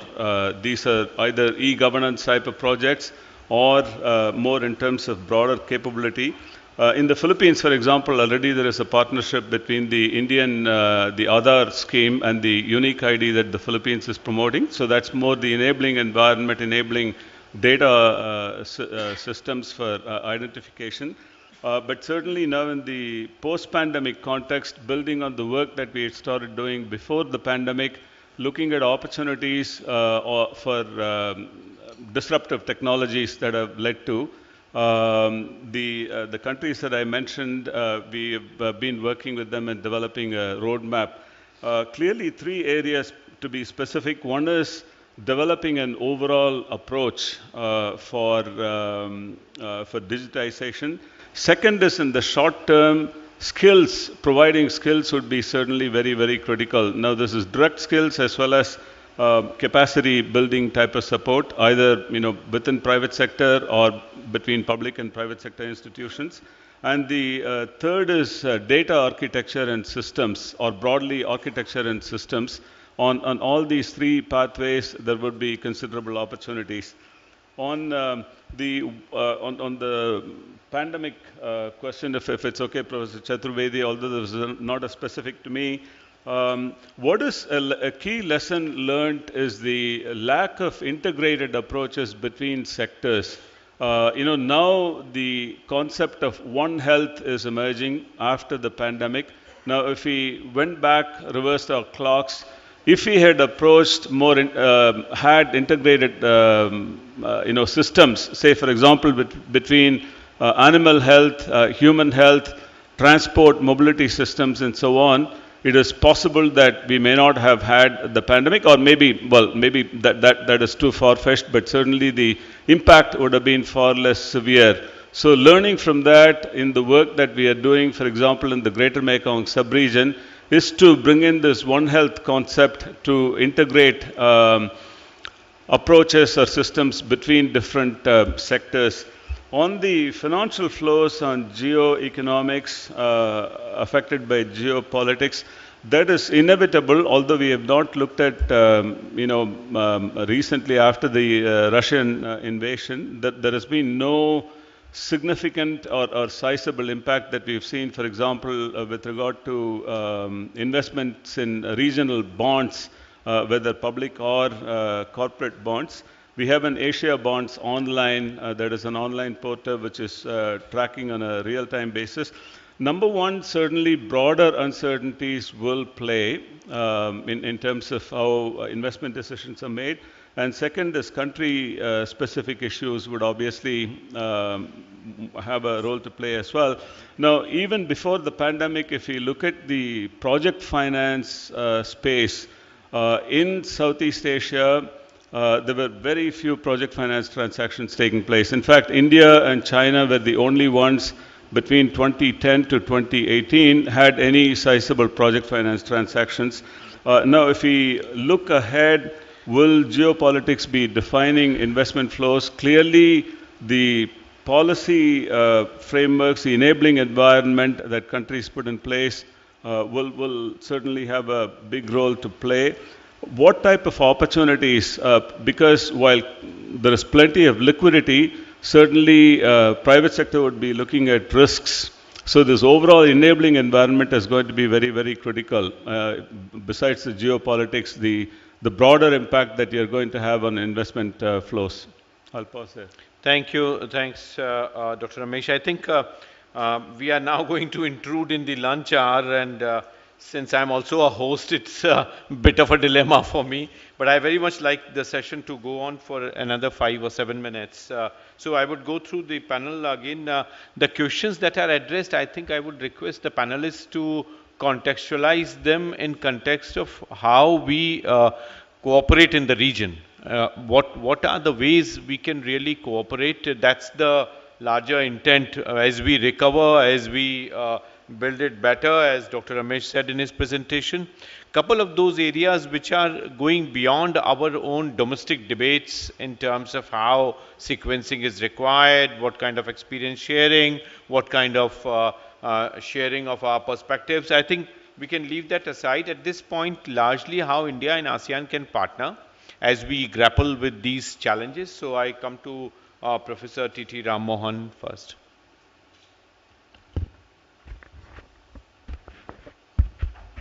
Well, I'll quickly respond to the question on non-performing assets. I think the question asked was, what would the non-performing asset level have been but for what I said were certain policy errors on the part of the regulator?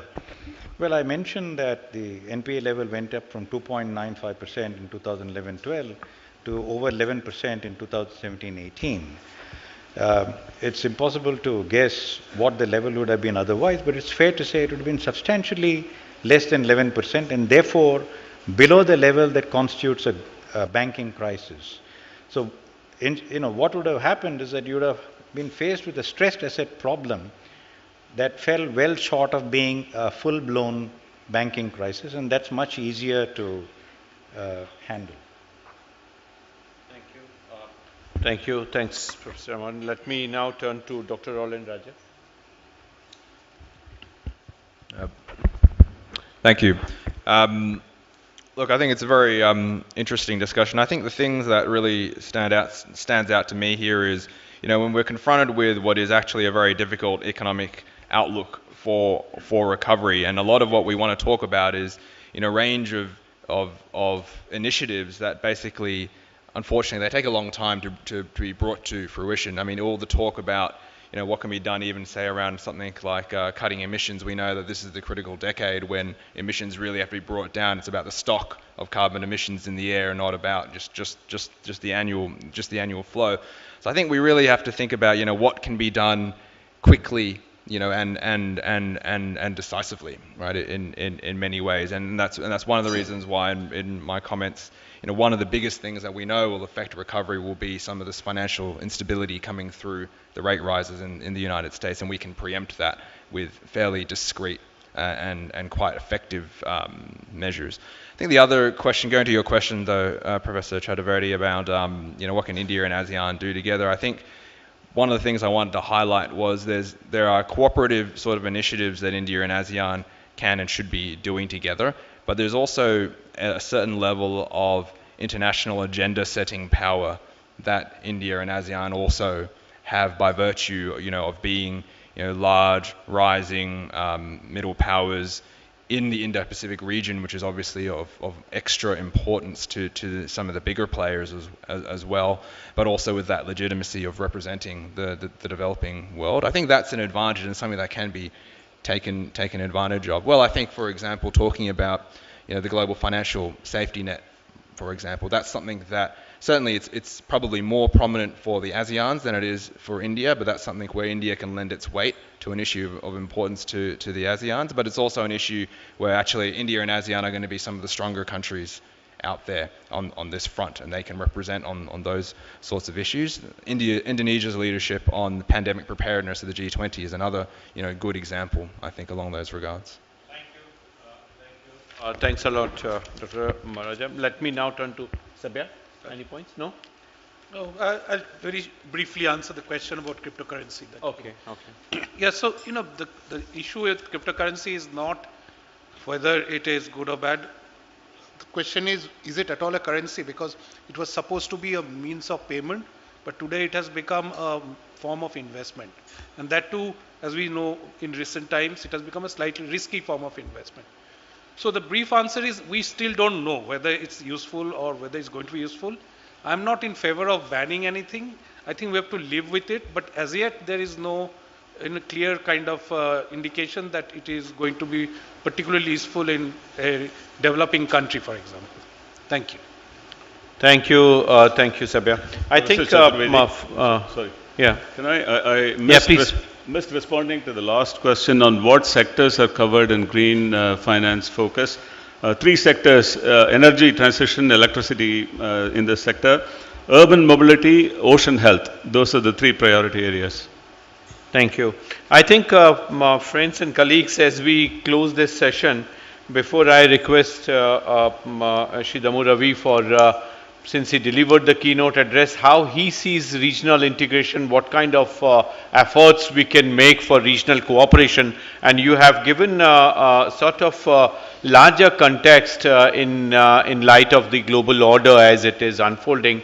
I sort of classify the points that have been made into three broad categories. There was sort of huge focus on how Indian economy is doing, what kind of issues are there, what kind of initiatives we can really make, and there might be some perspectives which may differ from each other, but this is not the platform for us to discuss. I think if I leave aside the national strategies, the national responses, which I think are equally important as we think of regional and global context, as Dr. Ramesh rightly pointed out, that there are some of these overlapping, like for instance, healthy approaches towards oceans. The point that you made in terms of the blue economy and the dimension of oceans, you named couple of countries which require new orientation. So that's the national strategy, and that's where it is important. The PLI scheme, the capital market, etc. You also,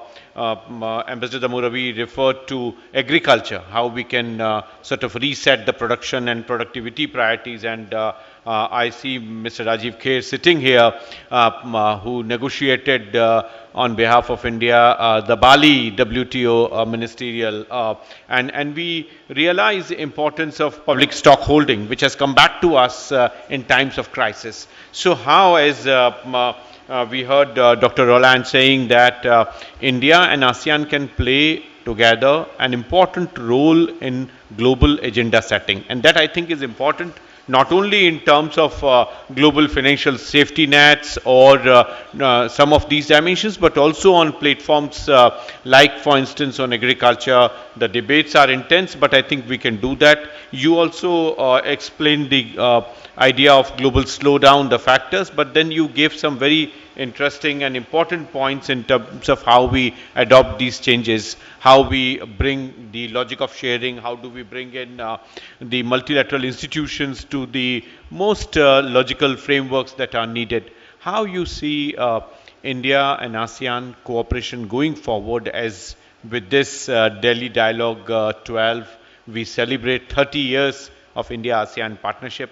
And this session, though, is focusing on the immediate crisis of recovery, but I think we have long-term goals to address, and all our panelists have tried to bring out, be that in context of SDRs, in context of IMF policies, the investment flows. Some of that you touched in your keynote address. So over to you. Thank you, Professor. I think we need to recognize in the context of India-ASEAN relationship, much has happened in the last 10 years. When we first signed the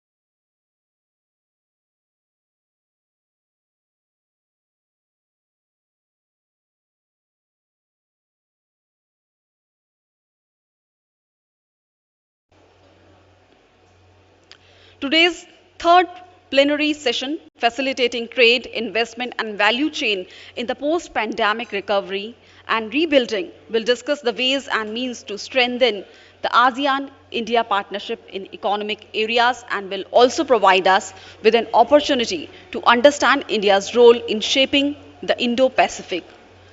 To chair the session, may I now request Mr. Rajiv Kher, former Commerce Secretary and Distinguished Fellow RIS, to kindly join us on the stage, sir.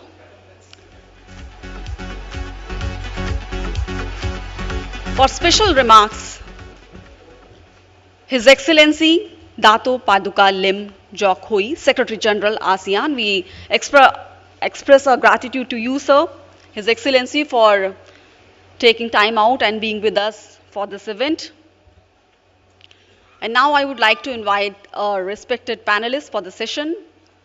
Dr. Rupa Chanda, Director, Trade, Investment and Innovation Division, UNESCAP, Bangkok.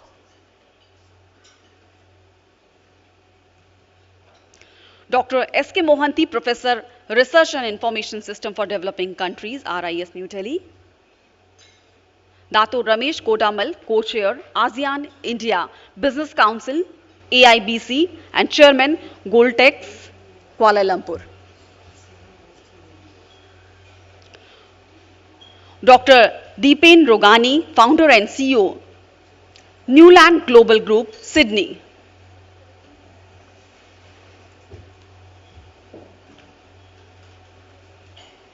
Thank you so much, our eminent panelists, for gracing the occasion. And all our panelists are, one person is not there. Dr. Deepen Rogani, Founder and CEO, Newland Global Group, Sydney.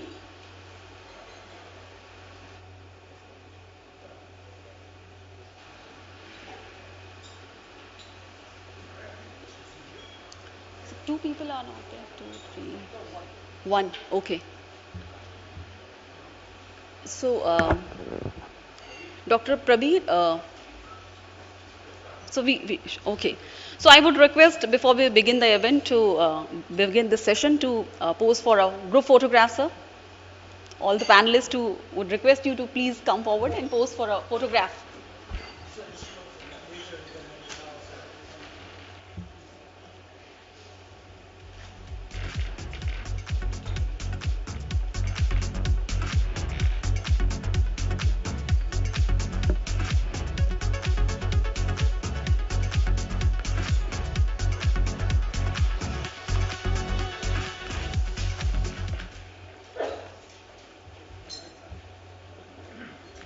So over to the chair of this session.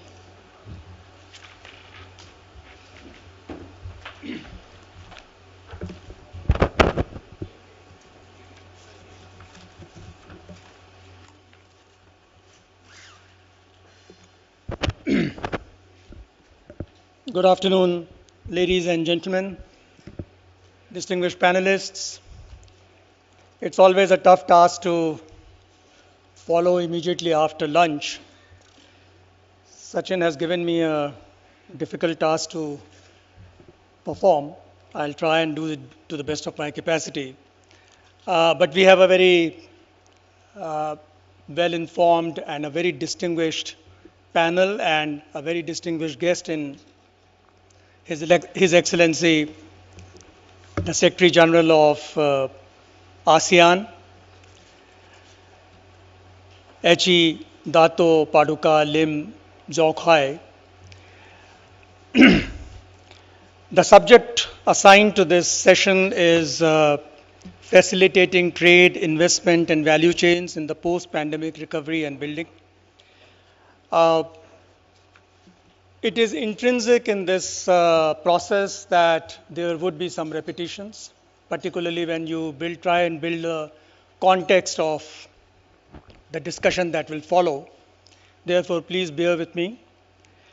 I also welcome my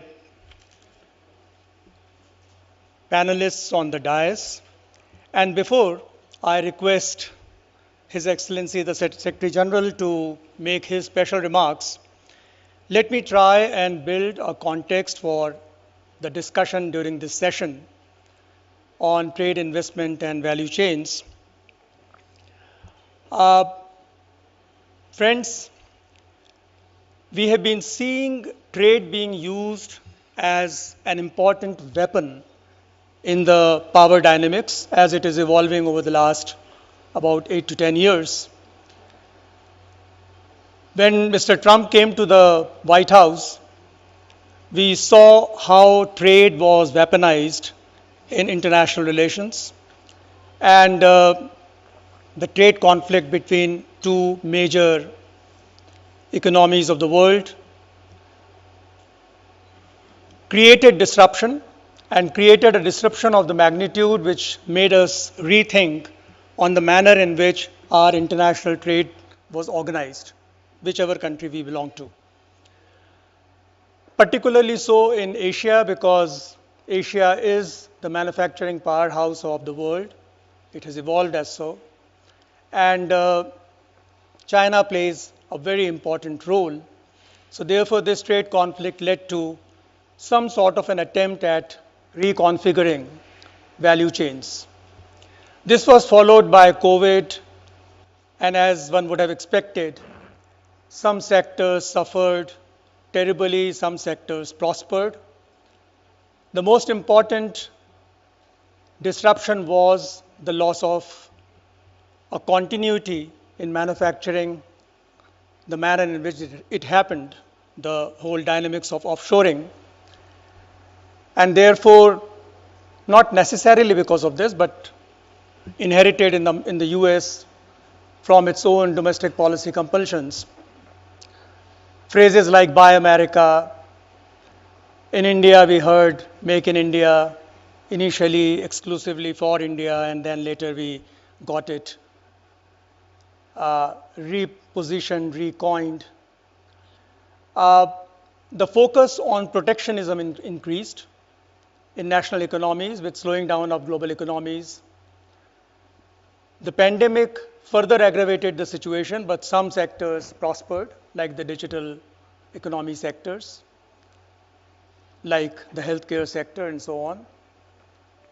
And this led to a significant amount of need for reconfiguring the manner in which production was organized globally.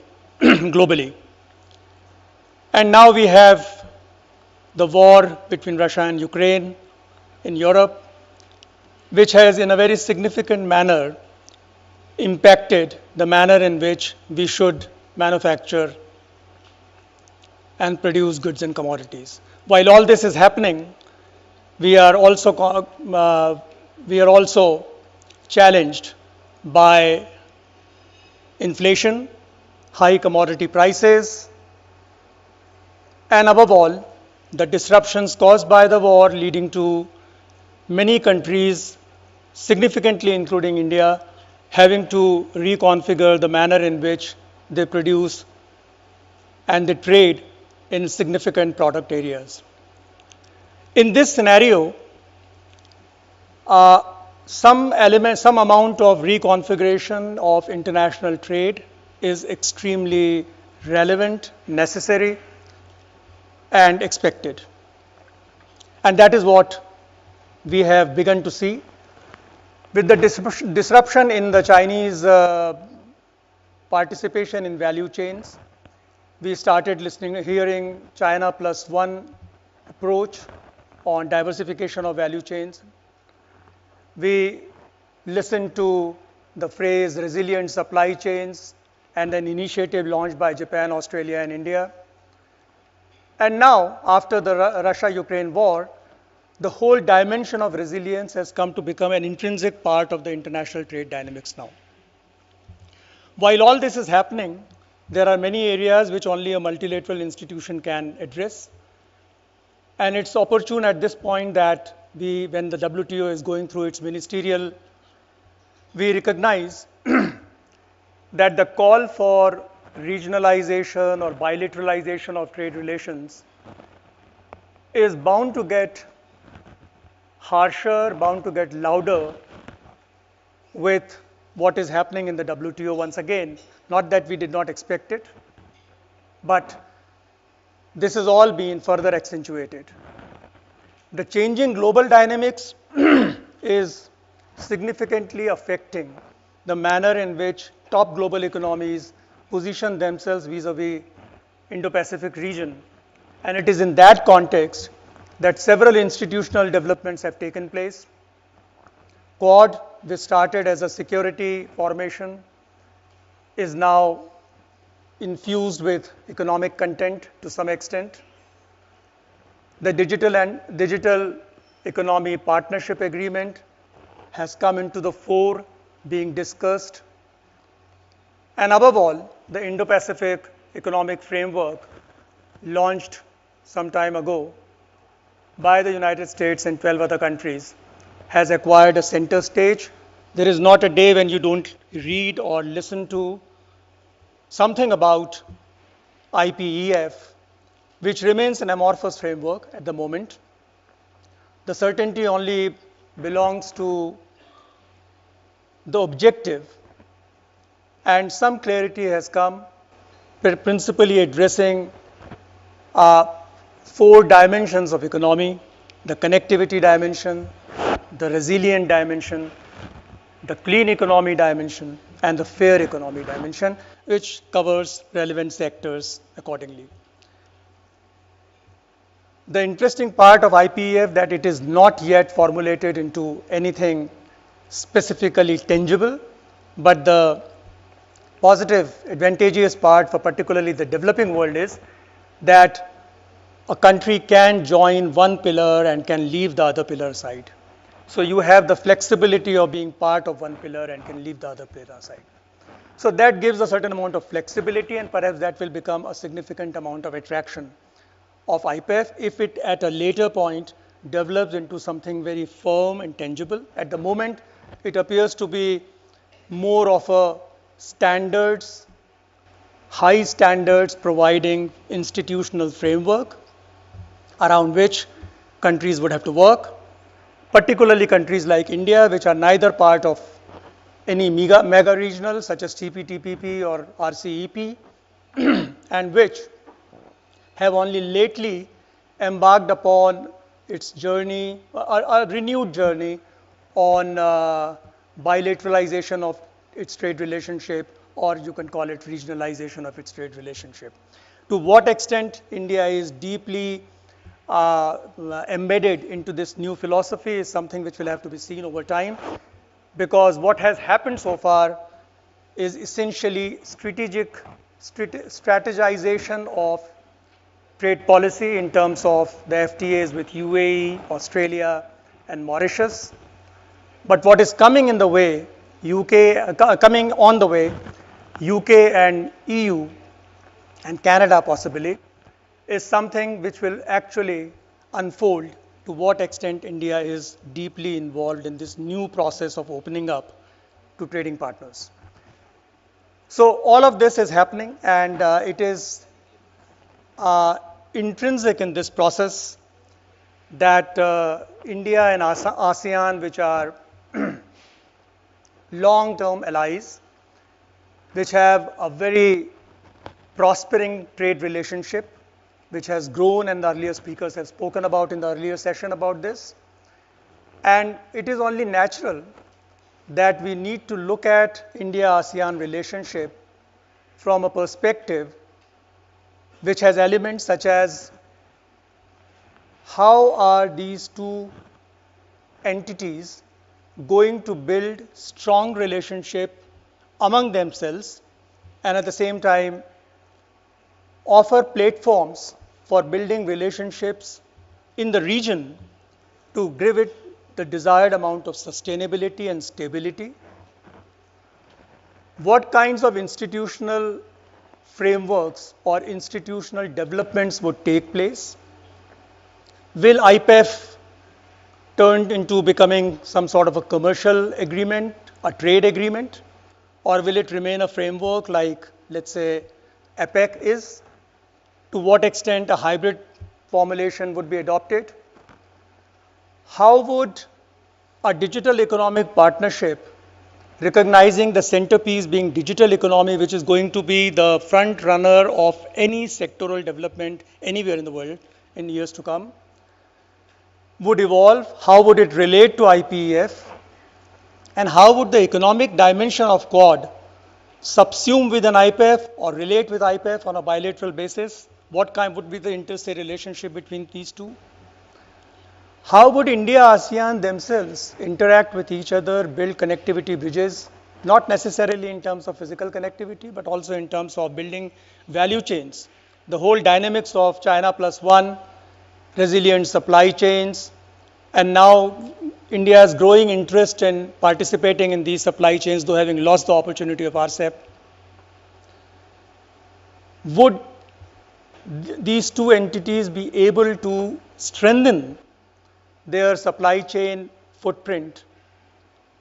Will, with the disruption in the long supply chains and shortening of supply chains, how would South Asian countries, India, Southeast Asian countries come together? How would India and ASEAN promote development of supply chains among these countries? And one continent which unfortunately continues to remain isolated in a sense, at least in the Indian context to an extent, Africa. How would Africa be brought in the Indo-Pacific regionalization process? How would these supply chains, though might appear distant but extremely important in the context of minerals, which are extremely important for digitalization? And we have been talking about them, particularly in the earlier session, in the context of semiconductors, chip manufacturing, and so on. So all of these are questions which arise in the context of trade. All of this is going to require technology. It will consequently require investments. And none of these entities can claim to have all the resources available with them. And therefore, they will have to open up, they will have to strategize, they will have to attract investments to be able to respond to the potential opportunity of being part of these emerging new value chains. So this is broadly the sort of a lay of the land as far as this session is concerned. I have broadly raised some of these questions with an objective that the speakers would address some of these questions beside what they present by themselves. Before I conclude my opening remarks and hand over to Professor Rupa Chanda, I must also bring a highlight at this point in time that services, as we all know, continues to be the leitmotif of the new trade dynamics. And to what extent India, ASEAN relate with each other, with what intensity and what extensiveness in the area of services will also determine their bridge building in the context of Indo-Pacific. Why I say this is because despite the fact that we have a services agreement, its implementation remains. And therefore, what is important is to recognize that if we are talking of a digitalization of our economies, we will necessarily have to remove that element of suspicion which possibly evolves out of India's pursuit of Mode 4 objectives and find out ways in which they can build relationships which are less apprehensive to each other and more friendly. I would stop at this point. We have Professor Rupa Chanda, who doesn't need an introduction. Actually, none of the panelists would need an introduction, but for the sake of the procedure, let me inform you that Dr. Rupa Chanda is Director of Trade, Investment and Innovation Division. She is currently on leave from the Indian Institute of Management, Bangalore, where she is Professor of Economics at IIM Bangalore. Dr. Rupa Chanda is a known expert on services trade, and she has contributed in a very significant manner to India's own capacities in trade policy as far as they relate to services and India's own global positioning. Thank you. Dr. Rupa Chanda, the floor is yours.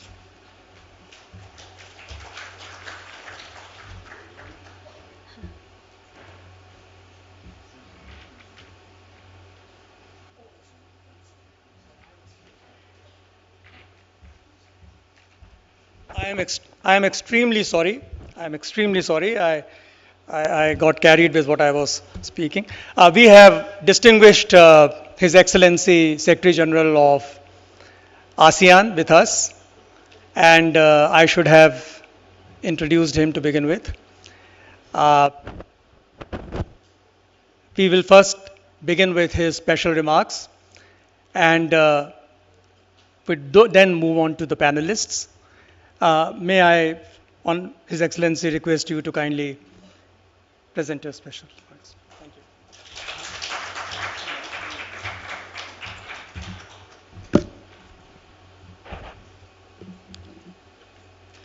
Mr. Rajiv Kar, former Commerce Secretary and Distinguished Fellow, RIS. I recognize all my friends from RIS as well as area, and also colleagues from other ASEAN member states, and DSG Michael. Distinguished panelists, ladies and gentlemen, it is my great pleasure to join you at the 12th Delhi Dialogue today. The topics of this plenary session 3, facilitating trade and investment and value change in the post-pandemic recovery and rebuilding, is indeed timely. Although the global economy begins to recover from COVID-19 pandemic, the world once again is confronted with another critical challenge arising from the Russia-Ukraine war. The food and energy insecurity due to the conflicts has given rise to inflationary pressure, which is which was compounded by the climate change and changing geostrategic landscape. All these are putting enormous strain on the global economy and undermine economic recovery. Given this relative negative prospect, it is without doubt that ensuring supply chain connectivity would be a prime important in our efforts to recover from the crisis and to rebuild our economy better and stronger. And this occasion allowed me to share with you some of the ASEAN major interventions and efforts in ensuring supply chain connectivity during the pandemic. Early in the pandemic, ASEAN adopted the Hanoi Plan of Action on strengthening ASEAN economic cooperation and supply chain connectivity, which aimed to ensure smooth flow and transits of essential goods during the pandemic, with a long-term view of strengthening the supply chain connectivity. As a follow-up to this initiative, a Memorandum of Understanding on the implementation of the non-tariff measure on essential goods was signed, which refrained ASEAN member states from imposing restrictive trade measures on hundreds of essential goods and supplies, except for the public health emergency. The list was later expanded to 257 items last year, consisting of key medical goods such as vaccine, test kits, medical supply, equipment, food and agriculture products. Discussion is underway to further expand the list further in 2022 to now include more essential goods supporting the manufacturing and distribution of vaccine and medical supply, indeed for all community in the region to combat the pandemic. In line with these efforts to keep the market open for trade and investment during the pandemic, ASEAN launched the non-tariff measure cost-effective toolkits. The initiative, which was endorsed last year, encourages the adoption of a good regulatory practice in simplifying import requirements and procedure to ultimately boost exports in the region. In particular, the toolkits will play a crucial role in managing non-tariff measures affecting the smooth flow of goods within the region. Along with this initiative, to address non-tariff measures, important progress has been made further to facilitate trade in the region. Key among these are ASEAN Single Window Initiative, which allowed full issuance and acceptance of intra-ASEAN Certificate of Origin, or ATIGA-E Form D, and the ASEAN Custom Declaration document, leading to significant reduction in transaction costs, thus further strengthening supply chain connectivity in our region. In addition, ASEAN has put in place ASEAN Transit System, which offer an administratively simple and cost-effective procedure to carry goods across several customs territory. Excellencies, ladies and gentlemen, in moving further, a more resilient supply chain, ASEAN stay the course to keep the market open for trade and investment.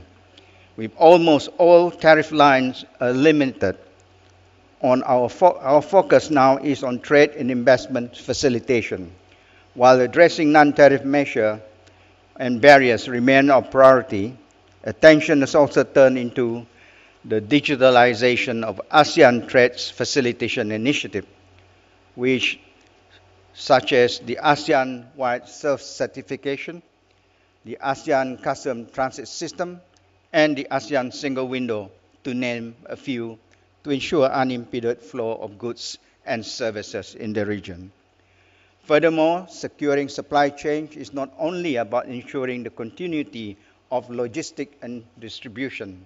It also requires efforts in the whole processes, from sourcing, production, to consumption. To that end, ASEAN is actively engaging its industry player to ensure business continuity and address behind-the-border measures that impede supply chain connectivity in the region. ASEAN is also committed to improve its overall competitiveness and the region's connectivity through good regulatory practice and critical infrastructure during development respectively, while keeping in sight the long-term goal of sustainability.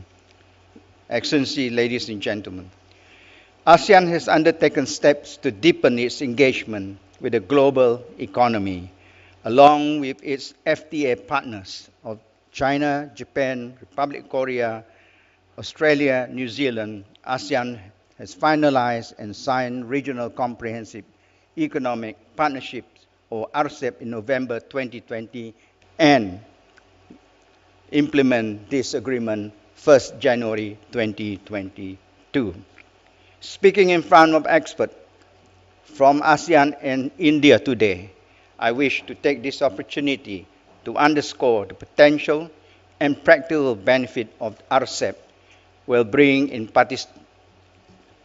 participating economies by providing new market areas, new market access, commitment, and more streamlined and modern rule discipline that facilitate trade and investment.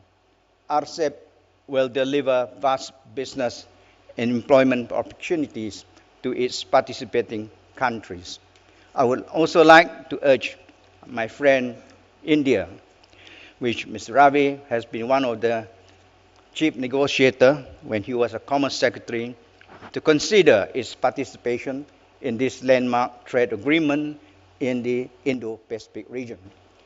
As an original participant of the RCEP negotiation, the door remains open for India to join these trade agreements. We believe that India's participation in the RCEP would further strengthen our supply chain connectivity, which will eventually contribute to the prosperity of the Indo-Pacific region.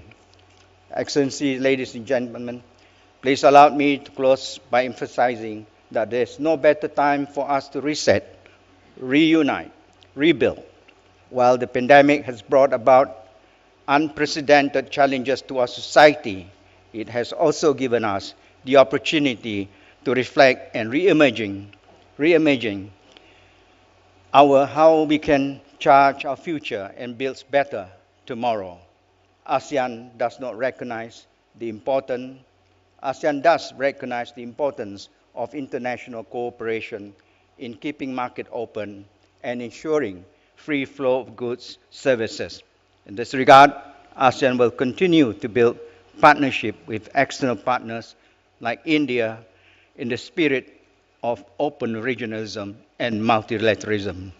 With that, I wish to thank everyone here for your attention. Thank you.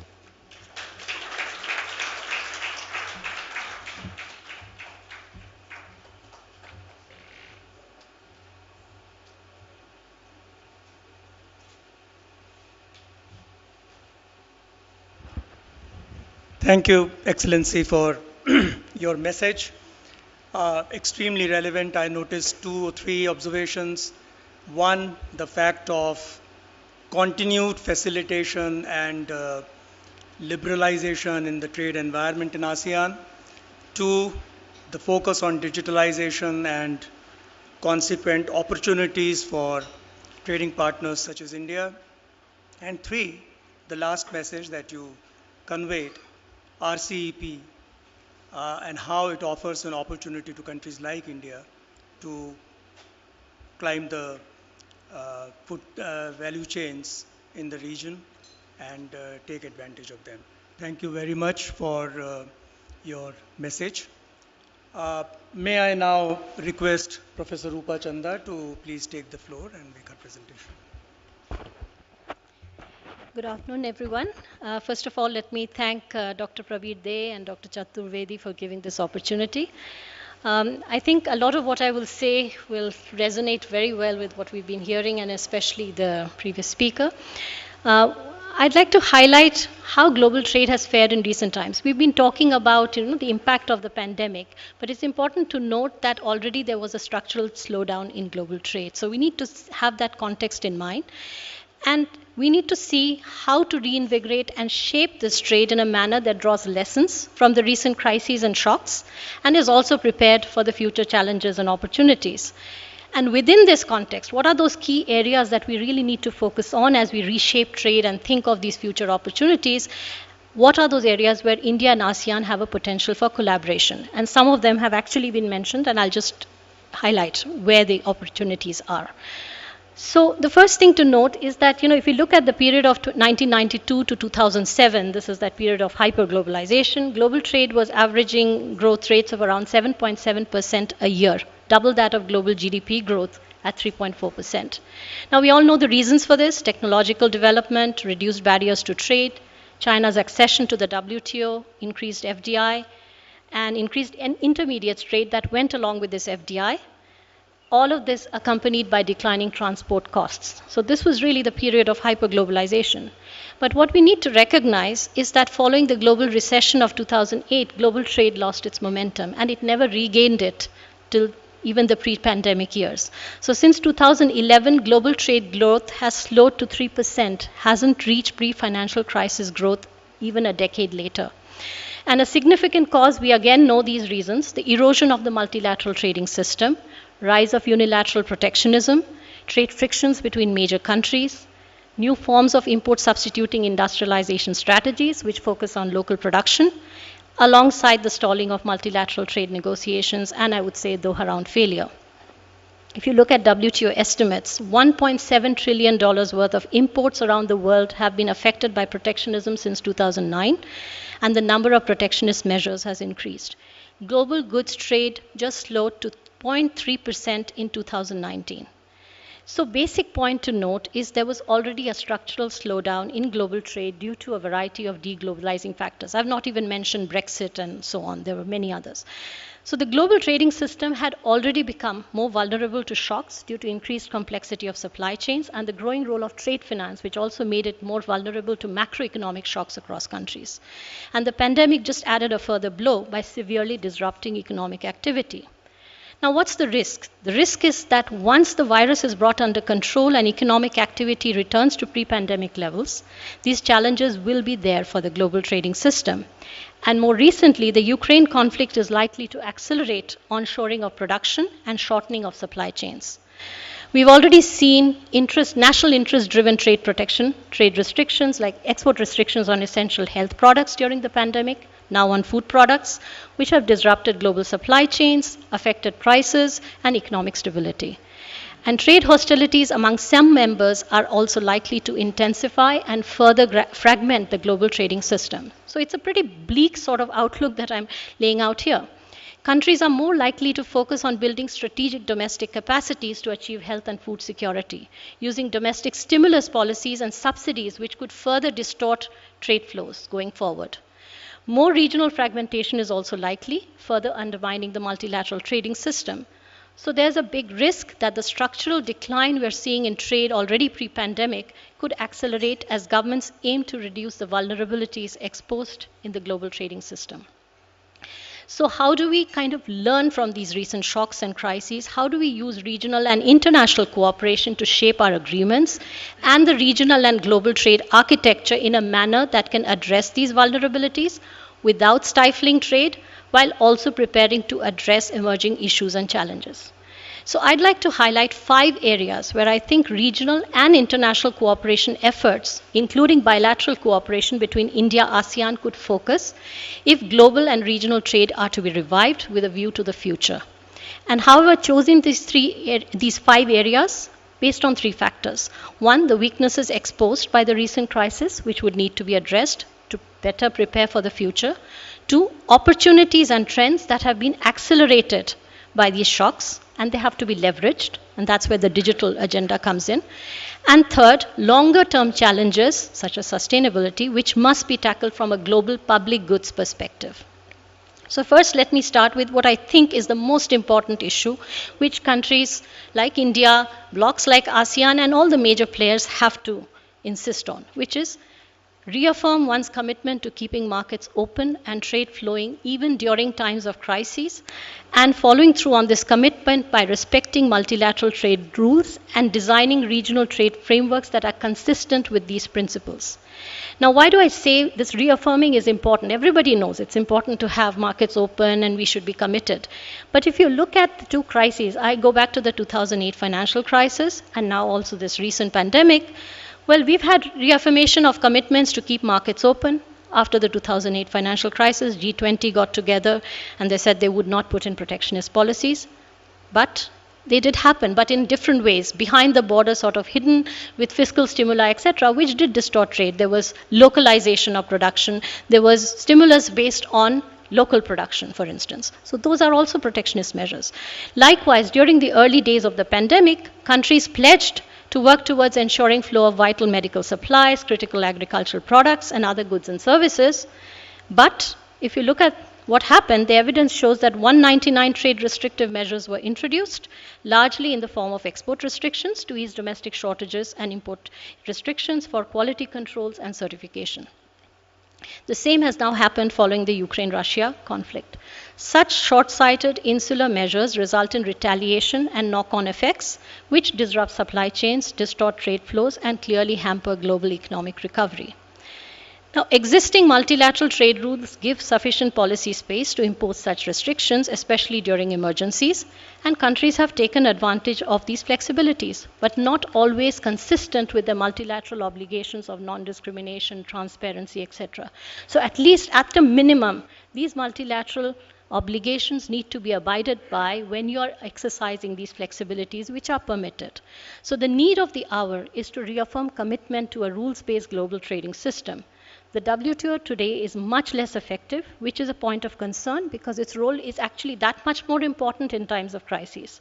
The pandemic has highlighted the need to cooperate, pool risk, increase global production of essential items, and have an open trading system.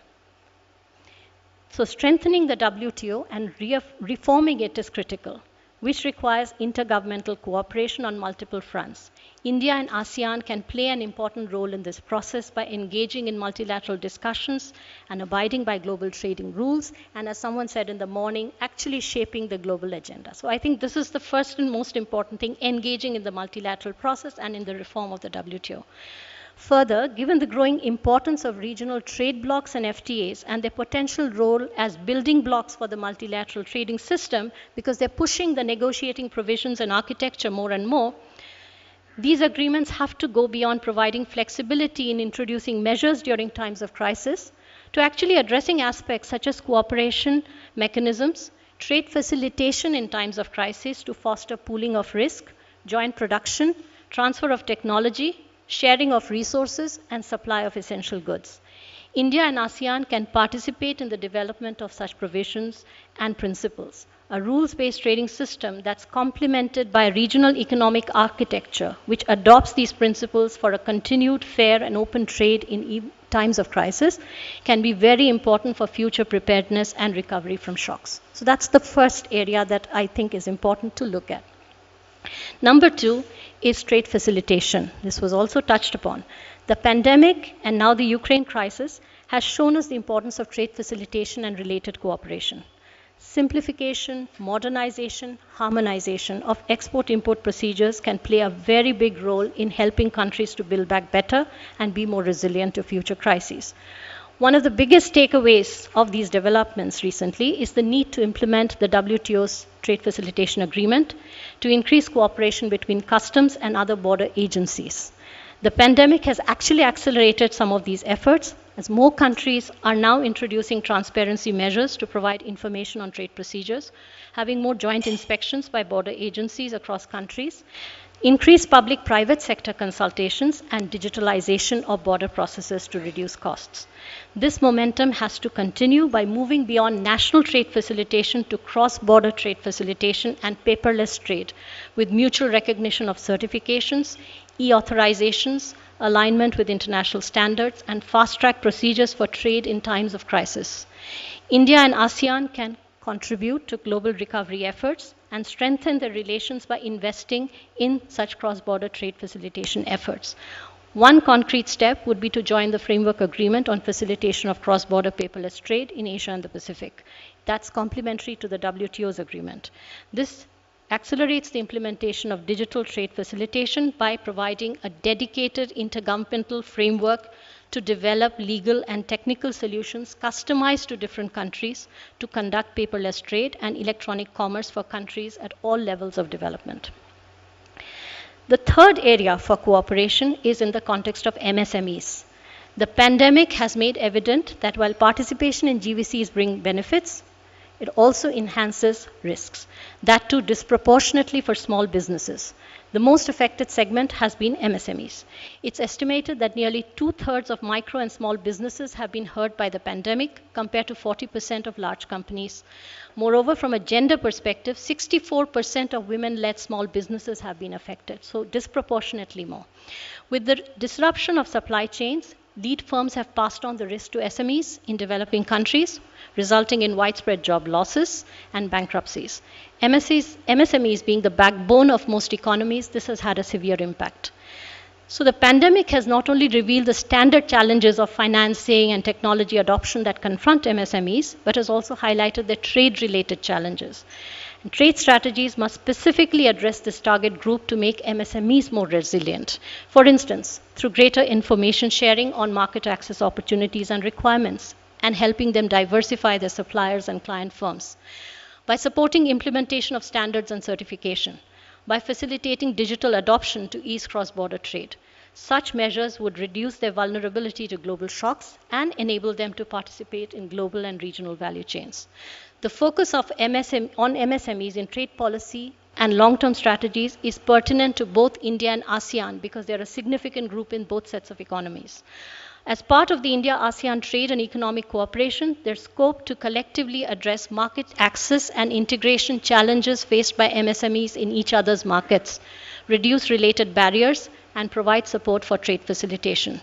There's also potential to learn from each other on how to provide trade support to MSMEs during times of crisis. The fourth important focus area is the digital economy. COVID-19 has given an impetus to businesses and individuals to adopt digital tools and has accelerated growth in digital services trade. The share of digitally deliverable services in services exports rose from 52% in 2019 to 64% in 2020. And ICT services grew from 10 to 14% of total services exports. So these trends reflect an increased reliance on digital delivery to continue services trade. The digital economy and e-commerce bring both opportunities and challenges. Challenges, of course, include widening digital divide, possible elimination of jobs and tasks due to automation, consumer protection issues, data privacy, cybersecurity. Opportunities include better access to global markets for goods and services, including for small businesses and startups. The digital transformation has reinforced the importance of addressing e-commerce barriers and making requisite investments in digital infrastructure, skills, and supporting regulatory frameworks. This is an area of mutual interest for both India and ASEAN. Both are undertaking initiatives to develop the digital economy. ASEAN has adopted the Bandar Seri Begawan roadmap to enable digital transformation, to accelerate economic recovery, and enable digital economy integration, and an eventual ASEAN Digital Economy Framework Agreement by 2025. India, on its part, is investing in digital infrastructure and has strengths in ICT services, which can be leveraged to expand its digital services exports. Digital economy-related cooperation and provisions will be very important in their prospective FTAs. This provides also an area of mutual interest and cooperation with potential implications for expanding services trade and especially services exports from India to ASEAN. This can also strengthen the basis for India's eventual integration with the region, including in RCEP, and its interest in accessing the services market in ASEAN countries, where it has not been able to really penetrate. So, cooperation in digital will go a long way in actually enabling the two sides to possibly deeply integrate within the India-ASEAN framework as well as in the context of RCEP.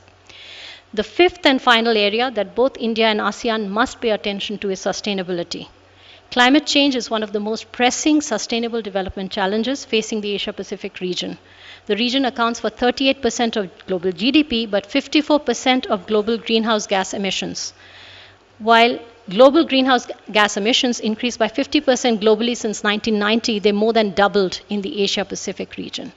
Both India and ASEAN need to factor the environmental costs of rapid trade and investment growth in their future trade and investment strategies.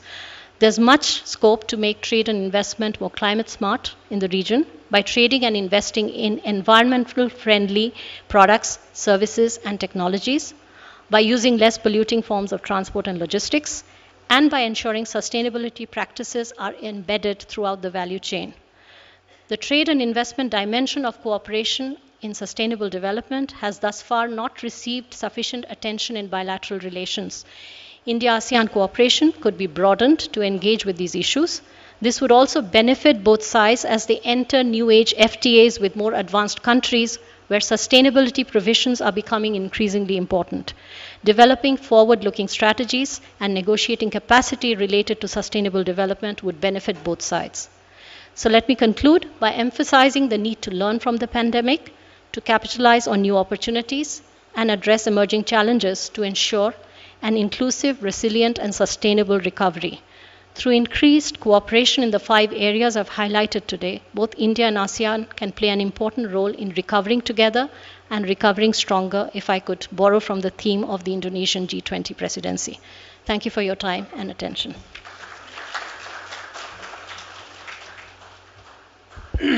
Thank you, Dr. Rupachanda, for that very succinct presentation. Friends, I won't even like to summarize what she said because it was very succinct and very clear. The Secretary General has to go for another engagement. So he has asked me if he would be very happy to respond to a question or a comment if there is one before we take up the next speaker. So any questions or any comments?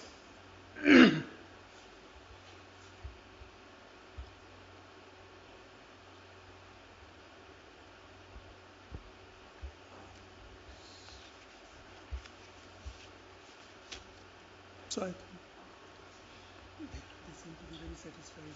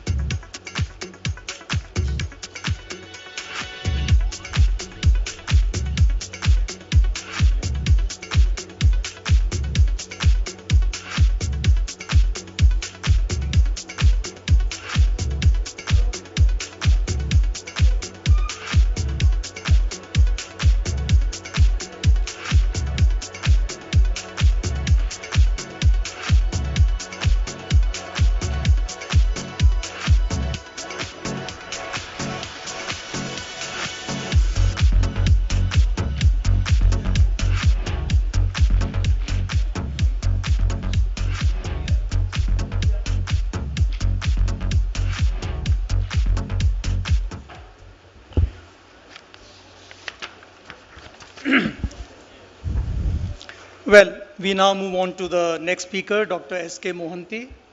Dr. Mohanty, as I have already said, is professor at RIS, doesn't need an introduction. He has done extensive work on trade in different regions. And I think I'll leave the floor to him to bring out his presentation. Thank you. Thank you, Chair. Excellencies, ladies and gentlemen. I will speak on India-ASEAN economic relationship. As you know that India and ASEAN are natural partners, and between these two regions, trade is thriving over last couple of decades. Now, it is very adversely disrupted because of the changed global regimes and continuation of recession for the last 2 decades. And both the groupings have got ambitious strategies. forward. Forward, no? So, both the regions have got very ambitious strategies. ASEAN has got the common market strategy to be held by 2025. India is very shortly to be the $5 trillion economy, and by I think 2030, the recent estimate shows that India would be the third largest economy in the world. So, uh, uh, in recent years, as the chairman said, that India has been engaged with several regional groupings. We have in the second phase of FTA regionalism has started with India, and in that we have got Mauritius. We have signed agreement with UAE, and recently with Australia, and many other groupings in the pipeline. Similarly, India has to engage with ASEAN in various high-tech sectors, particularly in trade investment, in other areas including technology. So I think the future cooperation is again is to be reconsidered, and the new development in terms of beginning of the agreement, the new negotiation between India and ASEAN in trade would really facilitate the process. I would like to that India is actually resurging after the pandemic. It has grown very fast after the pandemic. In 2021-22, India grew at the rate of 8.7%. The first time, India's trade went up to $1.4 trillion, both goods and services. Similarly, India has got huge foreign exchange reserve. Macroeconomic stability is very much maintained, but recently, of the prolongation of recession for such a long time, there is some difficulties in terms of high inflation. Otherwise, it is up to the mark.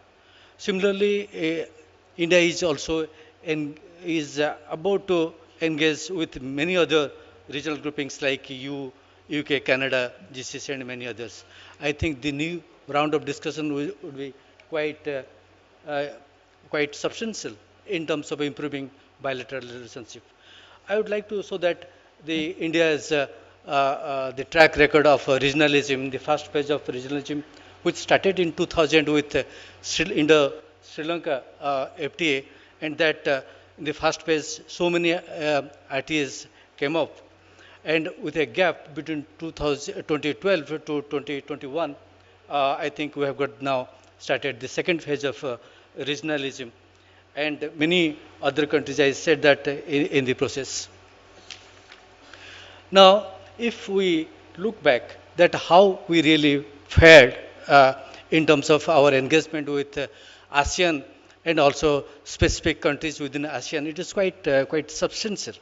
We took both exports and imports 5 years before the agreement and after the agreement.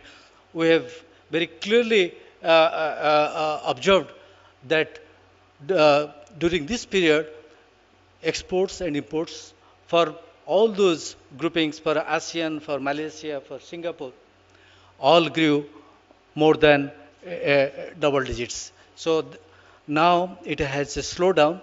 I think we have to take a view on this. Looking at the why a review is required, because one can see that the gap between the exports and imports of India with ASEAN is slowly diverging. The gap is expanding, and the gap is becoming more pronounced in the second phase of recession. I think that is very important to see. Looking at our performance with the ASEAN countries in terms of trade deficit, we have taken for each country and also for ASEAN as a whole, and also the old ASEAN 5, that what has been our relationship. And we have taken from 2002 to 2020. One can see that in many cases, trade gap is rising. I think it is favorable with India, with Myanmar, Cambodia, and Philippines, but unfavorable with many countries like Malaysia, Thailand, and Indonesia. Recently, two countries with whom we had got favorable balance of trade, now it has gone red, like Singapore and Vietnam. Now the question is that where is the area where you have got huge trade deficit? I think there are two areas, oil and machinery. These are the two areas where we have got a very large trade deficit with the ASEAN countries. But similarly, we have got also trade surplus in many areas like in agricultural sector, particularly meat, fruits and vegetables, processed food, similarly in automobiles in the manufacturing sector. But trade deficit in two areas, it is oil and in the machinery sector. When I refer to oil, it is both vegetable oils and crude oils, crude products. So I think we should really see that what kind of potentials we have and how best we can really manage to reduce trade deficit in this area. It would be interesting to know that India is a major importer of palm oil across the globe, and Malaysia and Indonesia are the two major exporter of palm oil globally. So what we have seen that the price trend that both the countries, Malaysia and Indonesia, offer to the rest of the world and to India, it is shown that in many occasions they offer relatively higher prices to India as compared to their price offered to the rest of the world. Coming to the FDI, it is very interesting to show that the FDI that we received, inward FDI, is about 2 to 4% during the period of buoyancy. But during recession, this has come slightly lower, but it is quite substantial in case of many ASEAN countries. But if you look at the inflows of FDI, it is quite substantial in case of Singapore, around 87.4 billion, with Vietnam 15.8 billion. Even in India, it is also quite substantial, 64.4 billion in 2020. Similarly, in terms of outward FDI, I think Singapore, it is around 32 billion, Thailand around 23 billion. India is also not lagging behind of 27 billion. Even between India and Singapore, it is quite substantial. So coming to the area of trade in services, my colleague Professor Chanda already referred to the services sector. In that one can see, if you look at individual countries in ASEAN vis-a-vis India, India has got competitiveness only 4 major sectors. But when one can look at ASEAN, it has got trade competitiveness in almost all the sectors. It's not a single sector where ASEAN is not having competitiveness. I think it is better that we should really consider about finalizing the agreement in services. Coming to the core issue of intermediates, I think this is the core as developing emerging country.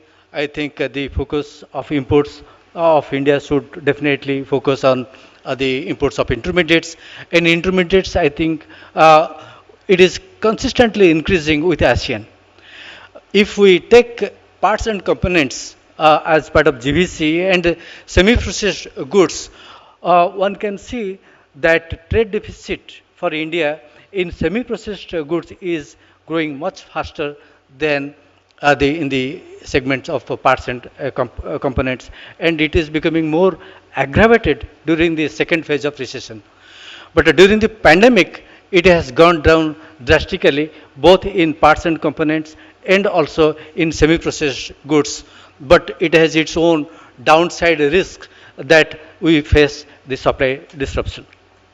Coming to the specific issue of parts and components, we see that in various segments of parts and components, how the trend. In terms of our imports from ASEAN, I think it is quite substantial in the area of machinery. Automobile also quite substantial, but it is following a declining trend. In terms of India's exports to ASEAN, it is again machinery which is the largest segment, but at the same time we are also quite substantial in the sector like automobiles and others. Many times it is discussed that India is unable to export parts and components because of it is lacking competitiveness. Actually, if we examine at a very disaggregated segments, we can very well see that India is quite competitive. I think ASEAN countries can trust on India in terms of its competitiveness. So the list clearly indicates that out of 356 total parts and components globally, India is competitive at least in 334 commodities. It is constituting nearly more than 93% of the total lines falling under the parts and components. So India is quite competitive, and sectors like machinery, base metals, where India can really contribute in terms of its trade with the ASEAN countries. Coming back to the impact of recession, I think it is quite substantial. Even ASEAN, which very consistently maintained its average tariff rate below 5%, it declined very substantially during the period of global buoyancy between 2002 to 2007, but it had to increase its average tariff rate to 4.2% in 2019. Now it has really receding. So if you again further see the tariff structure in ASEAN, I think in minerals and manufacturing it is quite predictable. It is very consistent, except only for the agricultural sector. So now when we there is a lot of discussion about Ukraine-Russia standoff. I think it has got a very negative impact on the global economy. We are all facing the difficulties. Russia and Ukraine, they have got partial or full monopoly in the global market in 277 products at 6-digit HS. If we analyze the price effect, particularly on the imports, it is quite substantial, and these products really caused supply disruption not only in Europe, in most of the part in the world. So what are these price implications? I think price implications are different for different countries. India would be moderately affected, particularly for those 277 products which are going to be affected directly. The price hike could be around 24% for India, but it is different for different countries. Laos, Myanmar, Cambodia, Singapore, they will be affected much, and others to a very lower level. Coming to a very important sector, that is the blue economy, which RIS has done a lot of work since 2016 to identify the extent of blue economy. We have found that more than 760 products falling under blue economy at 6-digit HS, and the results are quite substantial in the sense that the ASEAN countries would get or the gain from the blue trade globally, and countries like Brunei, Malaysia, Thailand, Vietnam already have a huge trade surplus with the world. Similarly, India has got also trade surplus. The last column will demonstrate that India has got a trade surplus with ASEAN, though you have a huge trade deficit in overall trade and goods, but in the blue economy goods sector, India has got trade surplus. I think India can really do something more in this area. So my last point is that I think India and ASEAN really growing fast in the coming 5 years. I think they will pick up to a very large extent. I think the buoyancy would return to the world economy. In that case, both the regions would do good. And now both ASEAN and India have now reached to a different levels, and naturally we have to prepare for that, for higher level of economic integration. There is more a need to negotiate intensively and to ratify different agreements in trade, services, and investment areas. Thank you.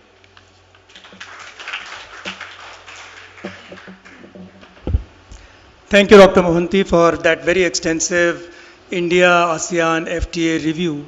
Very useful and very in-depth. May I now request Dr.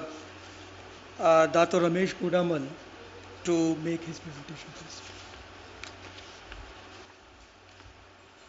please. Ladies and gentlemen, we are about 20 minutes away from the conclusion of this session. So I would request to keep that in mind. Not to worry, I won't read long speeches because I'm a hands-on speaker and I'd like to just stress points. Right. Mr. Rajiv, good afternoon, my panel speakers, Mr. Sachin Chakravarti, Director General of RIS, Mr. Parvirdi, thank you for inviting me today at the 12th Delhi Dialogue. I've been at many dialogues and this is one of the good ones since morning. I think all of you were really watching and listening to the speakers. When a speaker speaks, he stresses his point, and the point must be taken back. And today, I would just like to take a few minutes to stress some points, because we are talking of the global chain value. And the global chain value is only linked to the businesses. And I come from the ASEAN-India Business Council, and I have got my ears on the ground. And on the ground are the real problems. And these problems must be highlighted so that we can see where the problems are coming from. We can have a lot of statistics on the board, but to the man on the street, he needs solutions. And where are the solutions going to come from? At every Delhi dialogue, we talk of ASEAN-India relationship for centuries. We talk of ASEAN-India relationship from independence time. And today we are talking of ASEAN-India relationship for the last 30 years. It's very good. Our relationship is strong. We are moving forward. But yet, if we ask ourselves, have we done enough? The answer is definitely no. We can do more. Our trade figures are not very encouraging, to be very honest.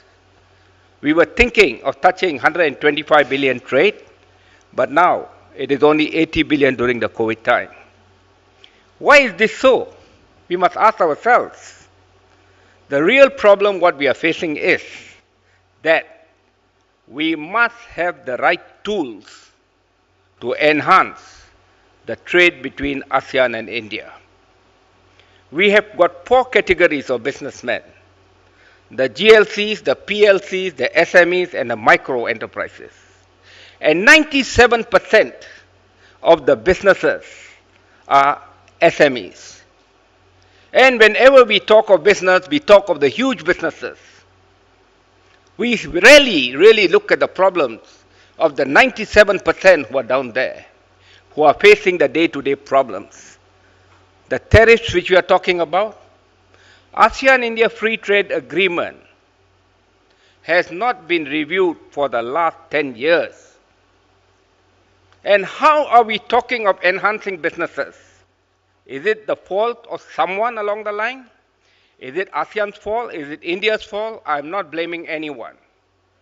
What I'm here to say loud and clear, that we must take note of all this, because unless and until we rectify things, the trade is not going to move forward. I, through my life, in the last 50 years of business, have gone through more or less in 5 crises. And every crisis has taught me a lesson. But this crisis is something unique. The pandemic is something unique. And now we are having a problem with the Russia-Ukraine war. This morning when I opened up my phone, US has increased 75 basic points in interest rate. Where does the problem fall to? It falls back on the small businessman, the SME. How are we looking at this sector to see that how 1.3 billion people in India and 650 million people from ASEAN can look at this problem and try to solve and move forward? You ask any businessman, their OPEX and CAPEX is going up. Is there a solution for these problems? How would India look at it to find solutions for ASEAN? And how will ASEAN come up with solutions to see that we can work with India? How are we going to enhance our trade? These are today's questions, my dear friends. I think the solution is very simple. First and foremost, whenever something is put between the ASEAN government and the Indian government, it must be acted on immediately with a time frame. Let's not drag it on. Let's take it on. If we need to do something, let's give a 6-month time frame, 3-month time frame. Let's not delay matters. If you want to enhance trade between ASEAN and India, let's all be hands-on. I think my Secretary General just said that India is most welcome to join the RCEP. We also feel India is most welcome to join the RCEP. But I too do know in my heart, let us first rectify the ASEAN-India Free Trade Agreement, which is an important sector to trade. This bilateral trade will enhance only if we take action. We have got another problem, that is, whether information is being passed on rightly to the businessman downstream. And ASEAN-India Business Council has taken an initiative to see that it links with all the chambers in ASEAN and India. It is not about linking with one business association. It is to link with all the business associations along the line in ASEAN and India so that the businessmen do know what's happening. They do know the supply chain. They do know how to work with their counterparts, and they know how to enhance their business to a different height. These are the things which we must do. So I urge all the governments of ASEAN and India to humbly expedite whatever is pending in the ASEAN-India FTA agreement. Also, humbly, if there are any requests from both sides, to resolve it immediately so that we can take this agenda forward. And I'm very sure that the future is very bright for us. ASEAN needs India, and India needs ASEAN. It is only when we join two hands together we can march across the storm. And this storm, you never know when it is coming. What comes next, we all will be wondering. And let's not wait for it to come. Let's work together closely as we can. Let's move forward. And let's say that ASEAN-India, within the next 30 years, will be a power to be reckoned with in the world. And I'm very sure we all can achieve it. All you present here, please play your part. All those who are doing research, please play your part. All those who are linking with businessmen, please play your part. It is not only that a single person plays a part. If we collectively take the effort, I am very sure we will be there. With that, thank you very much.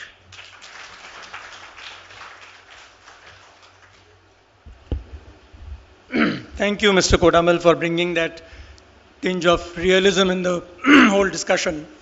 Yes, I agree that it's not agreements alone, or it's not, unless the agreements are implemented in the right spirit and facilitation is ensured, trade will not increase.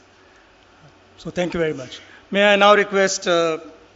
Dipen Rughani to kindly make his presentation. Thank you.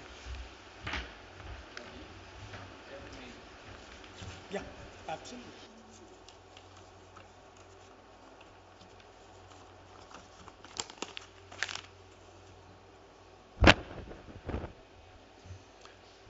At the outset, I'd like to thank RIS and Professor Chaturvedi for inviting me to this distinguished platform to speak, particularly to have somebody or a second person in this arena to speak from Australia. So thank you very much.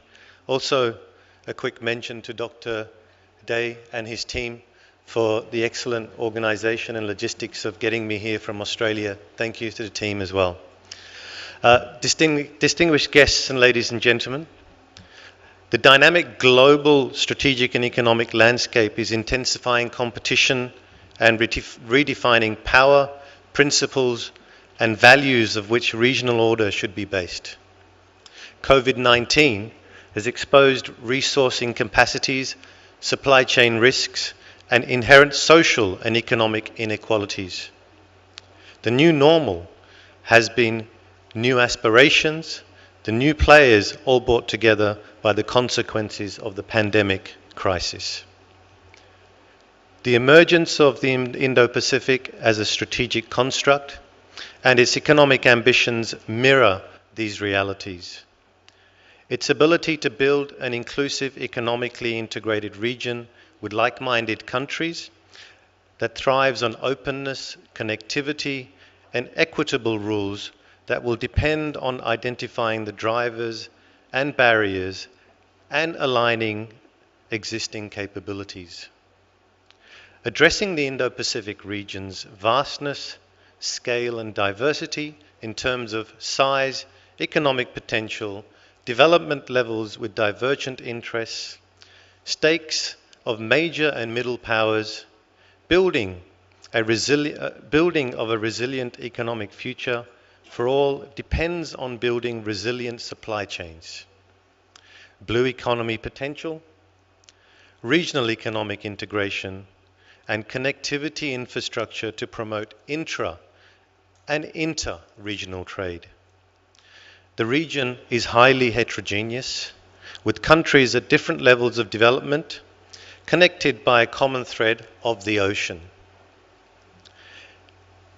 In recent years, the rise of minilateral frameworks have been defining characteristics of multilateralism in the Indo-Pacific. Australia and India are situated in the most dynamic region of the Indo-Pacific, which is a center of economic and strategic gravity today. Through this distinguished platform, I intend to provide a perspective of trade and investment between Australia and India and how both countries are building new partnerships.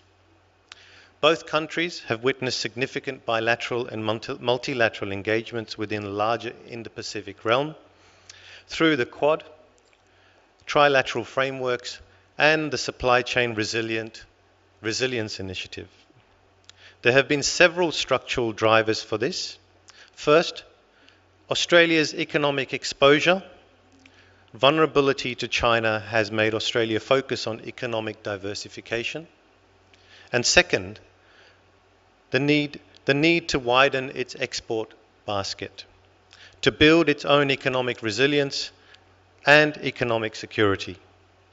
Most importantly, the elevation of the Australia-India bilateral ties to a comprehensive strategic partnership in 2020, and the signing of a free trade or interim free trade agreement called the Australia Economic Cooperation Trade Agreement, also known as the AIEPG, has given new fillip to bilateral relations. The AIEPG is India's first trade deal with a developed economy in a decade and only its second trade deal in the span of 11 years. It is indicative of how Australia's bilateral relationship with India has grown in leaps and bounds recently. The AIEPG will allow for tariffs to be eliminated in 85% of goods exported from Australia and 96% of goods exported from India to Australia. Australia's goal is to lift India into its top 3 exports markets by 2035 and to make India the 3rd largest destination in Asia for outward Australian investment.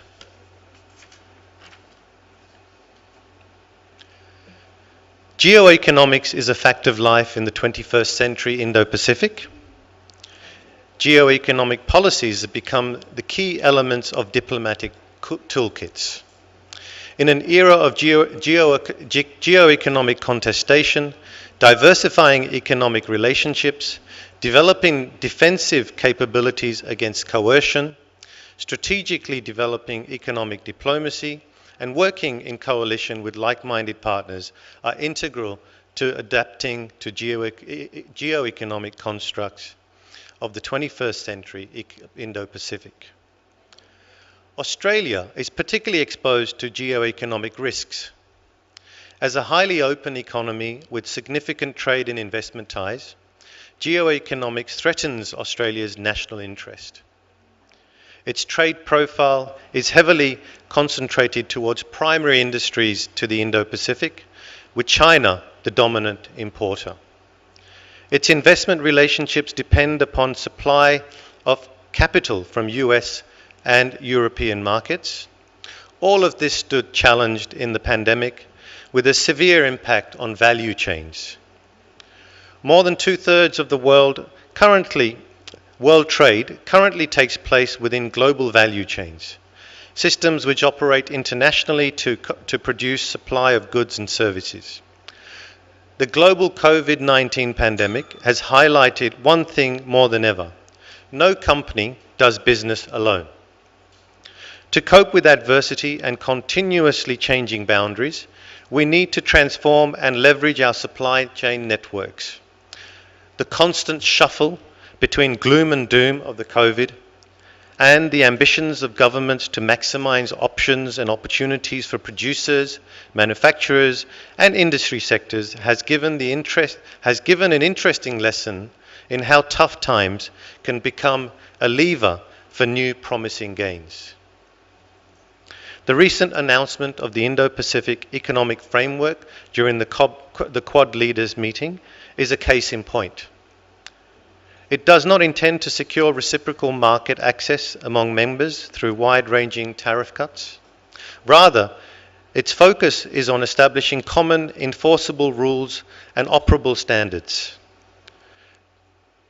that would set rules on issues which would impact regional trade and investment, such as supply chain resilience, robust digital connectivity, cross-border data standards, decarbonization, energy efficiency, and the conduct of fair business. The message is clear. To bring structural resilience to address concerns related to exports, supply, demand, logistics disruptions, and affected in end industries. For instance, the combined GDP of the Quad countries sits at $34 trillion, with all four countries having a balancing capacity to fulfill each other's needs and make up their respective economic weaknesses. Among Quad nations, India needs attractive financing for its infrastructure goals, technology, and access to raw materials, particularly critical minerals and rare earth elements. The other Quad members are looking for market access for reliable destinations for investment. What better way to enhance this economic partnerships than with US technology, Japanese financing, Indian production capacity, and Australian logistics to build on resilient supply chains. Be it securing supply chains for semiconductors critical for technology, for hardware, software, and services, or be it securing critical minerals for several finished goods, including automobiles, mobile phones, wind turbines, computers, aircrafts, and advanced manufacturing, high-tech applications. Clean energy technologies, or securing APIs for pharmaceutical manufacturing. As an example, Australia imports over 90% of medicines and is at the end of a very long global supply chain, making the nation vulnerable to supply chain disruptions. Indian pharma companies have a great opportunity to assist Australia on its health security. According to the World Bank, 50% of world trade involves global value chains, with fragmented production, processes into various tasks and based in various geographic locations, where particular tasks can be conducted most efficiently to achieve efficient production systems. The criticality and the need for securing these supply chains cannot be overrated. The opportunity here is for countries to be innovative and imaginative in how they engage. Connectivity and infrastructure within the Indo-Pacific remains a key defining feature. Australia and India have launched the Australia-India Infrastructure Forum to promote two-way investments in infrastructure and support broader trade investments and bilateral objectives, along with a low-emission technology partnership and an ever-evolving critical minerals partnership. The need to mobilize private capital in infrastructure cannot be overstated. Out of the $50 trillion of global stock of capital managed by pension funds, sovereign wealth funds, insurance companies, and other institutional investors, less than 1% is allocated to infrastructure. Sectors like auto, pharma, medical devices, advanced manufacturing, healthcare, education, infrastructure, science, innovation, and technology transfer could offer opportunities for regional recovery to build substantial intellectual capital to address shared challenges. There must be greater convergence of goals, supported by coordinated actions.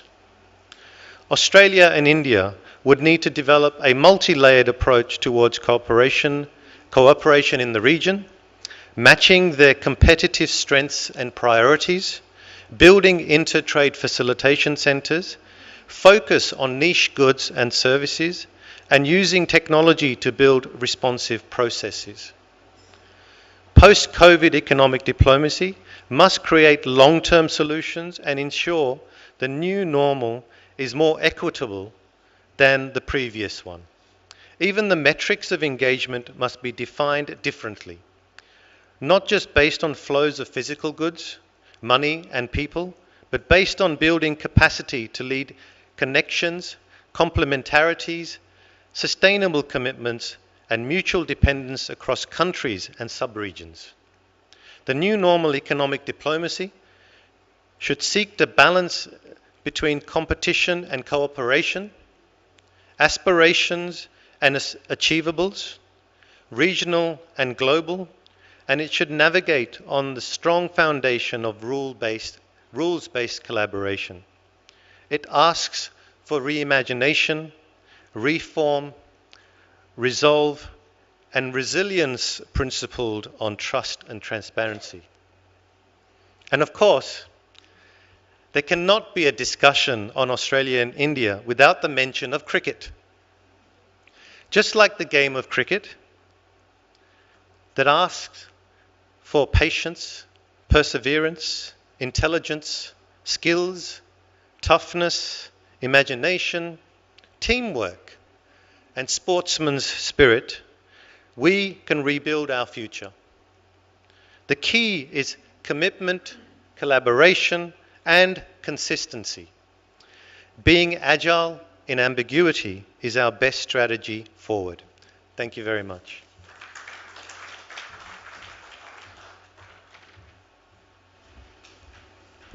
Thank you, Mr. Roghani, for bringing in that excellent narration of how India and Australia can get into a deeper economic engagement, and particularly I like that expansion on the economic content of Quad that you explained.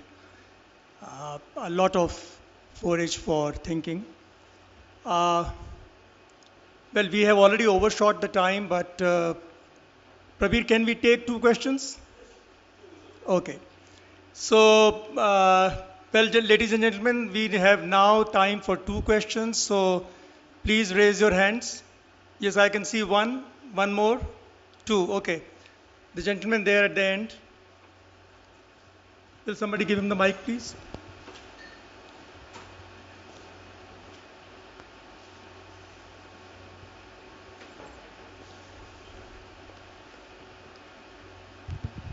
Sorry, the first.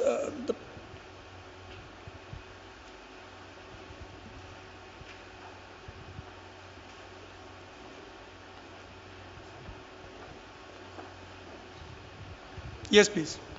This question is pertaining to the last speaker. You talked about AFTA. This is interim FTA. How long this interim period is? This interim period. What is the purpose of such interim period? What purpose it will serve? So could you elaborate on that? I am Joshi Paul from Center for Airport Studies. My question is to Dr. Ramesh Kondamal. The chair and other few speakers have also talked about the IPEF, the US new economic strategy. One of the core pillars of this strategy is supply chain, and I believe that is the core pillar. One of the four pillars, this is the core, I believe, core pillar. Because the purpose is to isolate China by creating a web of supply chain, a network of supply chain countries. And the last speaker has already talked about the alternative model also. So my question is, do you see a China-Southeast Asia decoupling, especially in the semiconductor sector? Because massive Chinese investments into Southeast Asia during the pandemic period in the manufacturing sector, and the Southeast Asia is the largest trading partner of China and the second largest investor. But can Southeast Asia take a stand to support IPF and follow a decoupling with China? Thank you. Thank you. Well, I think we have permission to take two, so we'll take two. And I would begin with Mr. Rogani, please, if you could respond. We'll go from there. So thank you for that question. Look, the Australia-India trade negotiations have been happening for about 11 years. And it's been a stop-start relationship with the negotiations. And it really depends on who's in government in Australia. When Tony Abbott was in government in 2014, 2015, and Narendra Modi visited Australia officially after 28 years of an Indian Prime Minister visiting Australia, there was enhanced activity. The Trade Minister then, Andrew Robb, visited India 5 times in 1 year to negotiate the deal with Nirmala Sitharaman at that time. Unfortunately, none of that came to fruition, and then the governments changed. There's always been intention between the two countries, and there are a lot of complementarities and synergies between the two countries, not least of all the English language, the Westminster legal system, the Commonwealth, and of course cricket. So there was always a push to get the deal done as soon as possible. What had happened was the pandemic happened. There was a lot of coercion from China. There was a lot of aggression from the trade perspective. And Australia, as I said in my speech, needed to diversify, needed to find a bigger basket of exports. And so there was a will, there was an intent. And also India, through the relationship of the Quad, through a number of other initiatives that had taken place, was also looking at ways and means of getting closer to Australia. Last year, our former Prime Minister, who is very close to Narendra Modi, Tony Abbott, was appointed as the envoy, a special envoy for the country. And he is a Rhodes Scholar, very smart man, had unfinished business from 2015. And so there was an intent from this side too. So in order to get the deal done, there were some barriers. For example, dairy, agriculture, etc., and investments. And both countries had an intent. And so what they decided to do was look at the low-hanging fruit. And this low-hanging fruit is quite comprehensive when you look at 85% of Australian goods, getting rid of tariffs on those goods, and also 96% of Indian goods. So the interim period is going to be for 12 months, which has been publicly announced by Piyush Goyal and our former Trade Minister in Australia. We've just had a change of government. So to answer your question, it's a long-winded answer, but it's going to be 12 months. But also, I think it was important for you to know and understand the history at a very high level as to why it's taken this long and how long it's going to take. So the next part, the easy part is done. The next part is looking at agriculture and looking at investments. Thank you. Mr. Kodamal, would you like to respond, please?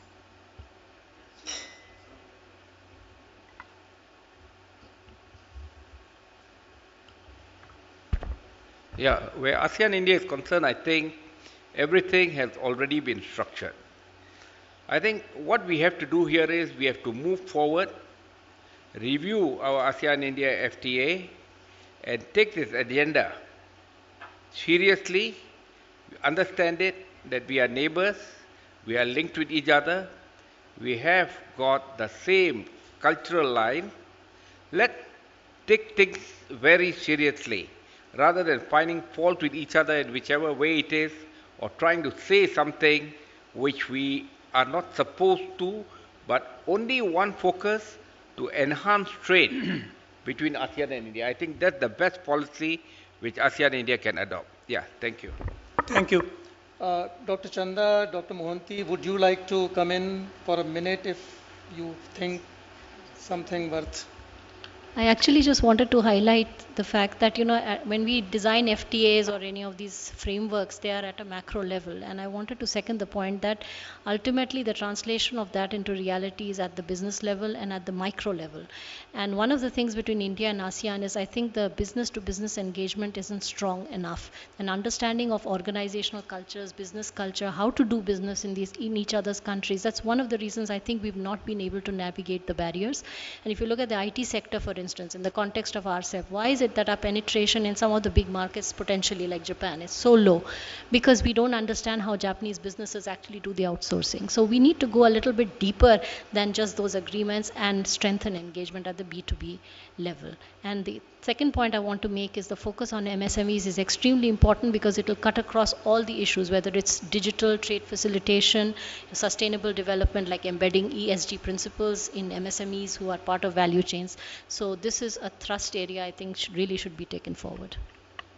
Thank you. Dr. Mohanty? Actually, we have seen that India-ASEAN trade grew very fast when we signed the agreements, and there has been huge potential, I think, for various regions, persistent recession and various other factors really impeded the growth process in the external sector. So what we have seen in various studies that there is tremendous potential both the trade, investment and services sector to grow.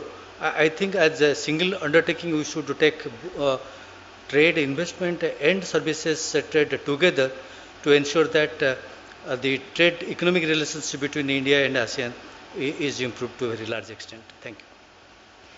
Thank you. So friends, as you would have seen that the four speakers have actually now there is a storyline in the manner in which each of them has presented made their presentation. Dr. Mohanty brought in the analysis of the existing trade agreement and how well it has done and what are the potentialities. Dr. Chanda brought a very wide and deep cover of what all needs to be done even within an existing paradigm. The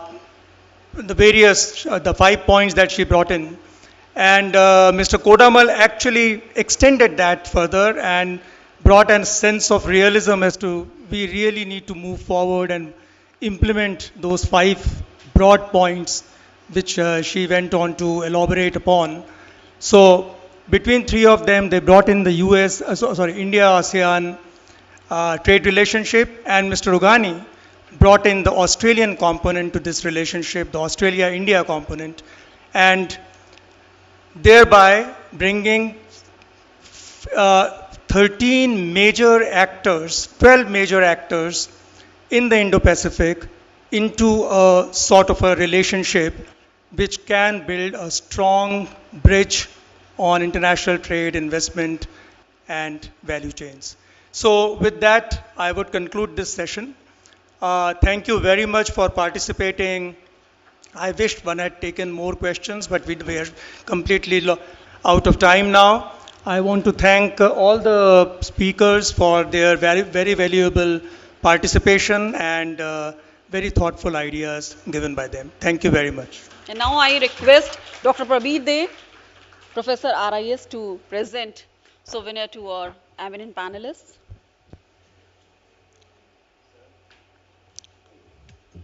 Thank you so much for being part of this session.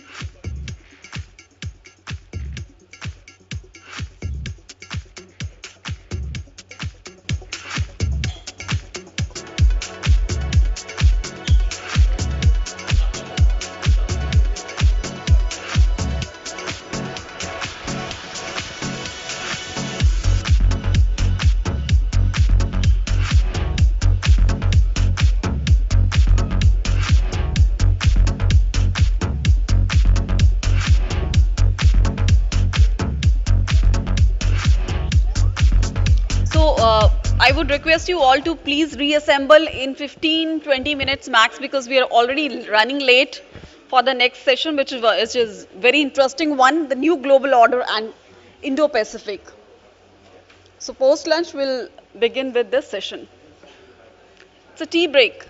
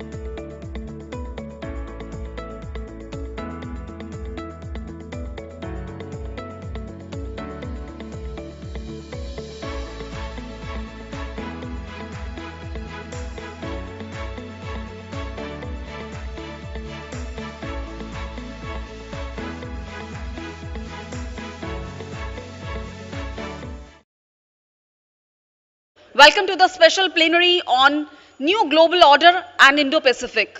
Today, the new global order talks about the G20 Quad, the IPAF, and ASEAN-led EAS. In this session, the speakers will not only deliberate on the present context of the Indo-Pacific, they will also discuss the future of the Indo-Pacific in geostrategic, security, economic, societal, and cultural terms. To chair this session, we have on the stage Ambassador Riva Ganguly Das, former Secretary East, Ministry of External Affairs, Government of India, New Delhi. We have eminent panelists for this session, Ms. Anita Prakash, Senior Policy Advisor, Office of President, Economic Research Institute for ASEAN and East Asia, Area, Jakarta. Ms. Indrani Bagchi, Chief Executive Officer, Ananta Aspen, New Delhi. Dr. Shamika Ravi, Vice President, Economy Policy Observer Research Foundation, ORF, New Delhi.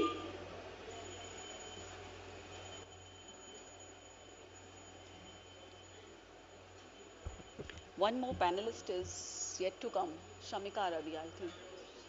She's not coming. Okay. So now I hand over the session to the chair.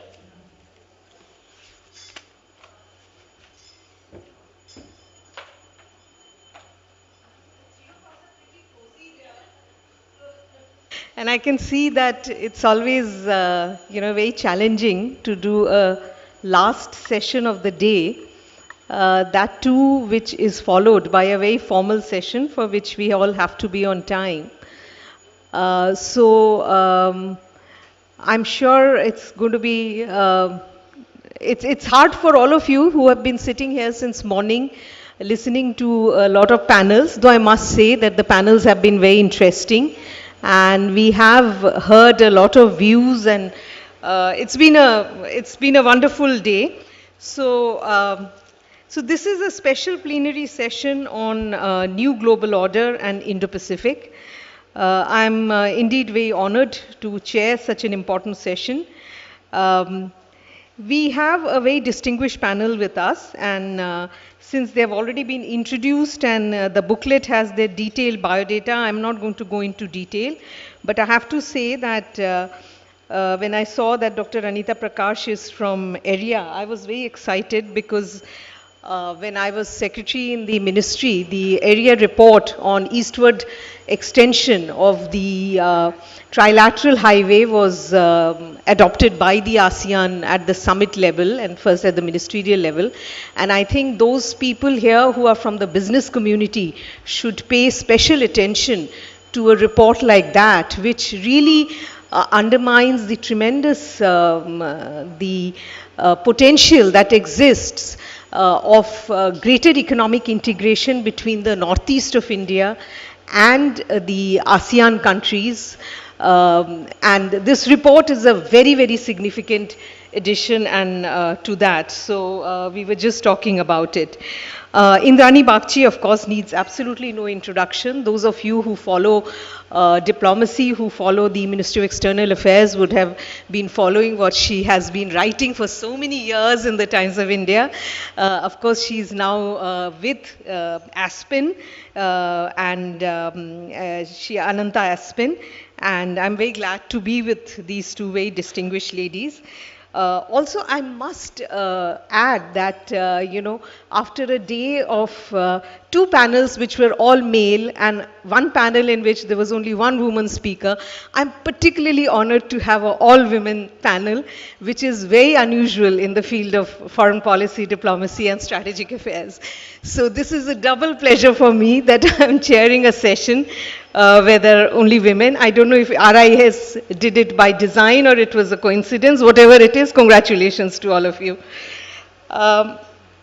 So Indo-Pacific is the sub-theme under the overall, today's discussion, our discussion of new global order and the Indo-Pacific is a sub-theme under the overall theme of Delhi Dialogue 12, which is building bridges in Indo-Pacific. As we've heard from other speakers, the Delhi Dialogue this is the 12th edition, and this is a very important dialogue which takes place. It's a track 1.5 dialogue which takes place, which was taking place every year, and we are meeting after a gap due to COVID. The aim is to identify further areas of cooperation leading to the strengthening of the strategic partnership between India and ASEAN. This is also a very significant year for India and ASEAN as we are celebrating 30 years of our relationship. And this is, as I don't know if any of you followed what the External Affairs Minister said in the morning, he's reiterated the importance of ASEAN, the centrality of ASEAN and the importance of ASEAN in India's vision of the Indo-Pacific. The various panels since this morning have largely followed economic issues, and the first panel in the morning was on maritime affairs. So it's good to get away from that theme and to discuss something which is a little broader in scope. The Indian and the Pacific Oceans have always enjoyed a deep connect, facilitating the flow of goods and people and building trade and cultural linkages. In the 21st century, the interconnectedness of the Indo-Pacific is finally coming into full play. A motivating factor for this is the region's emergence as a driver of international trade and prosperity.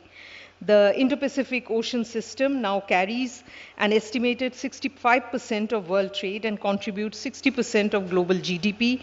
90% of India's international trade is carried on its waters. With greater globalization and a rebalancing of power, this vast region has experienced strong and sustained growth. Spreading from across the Pacific Rim to Southeast Asia, South Asia, the Gulf region, and all the way to east coast of Africa. For the countries in the region, including India, the shift in the economic trajectory from Atlantic to the Indo-Pacific has been hugely significant. Now, many countries have articulated their own concept and vision of Indo-Pacific.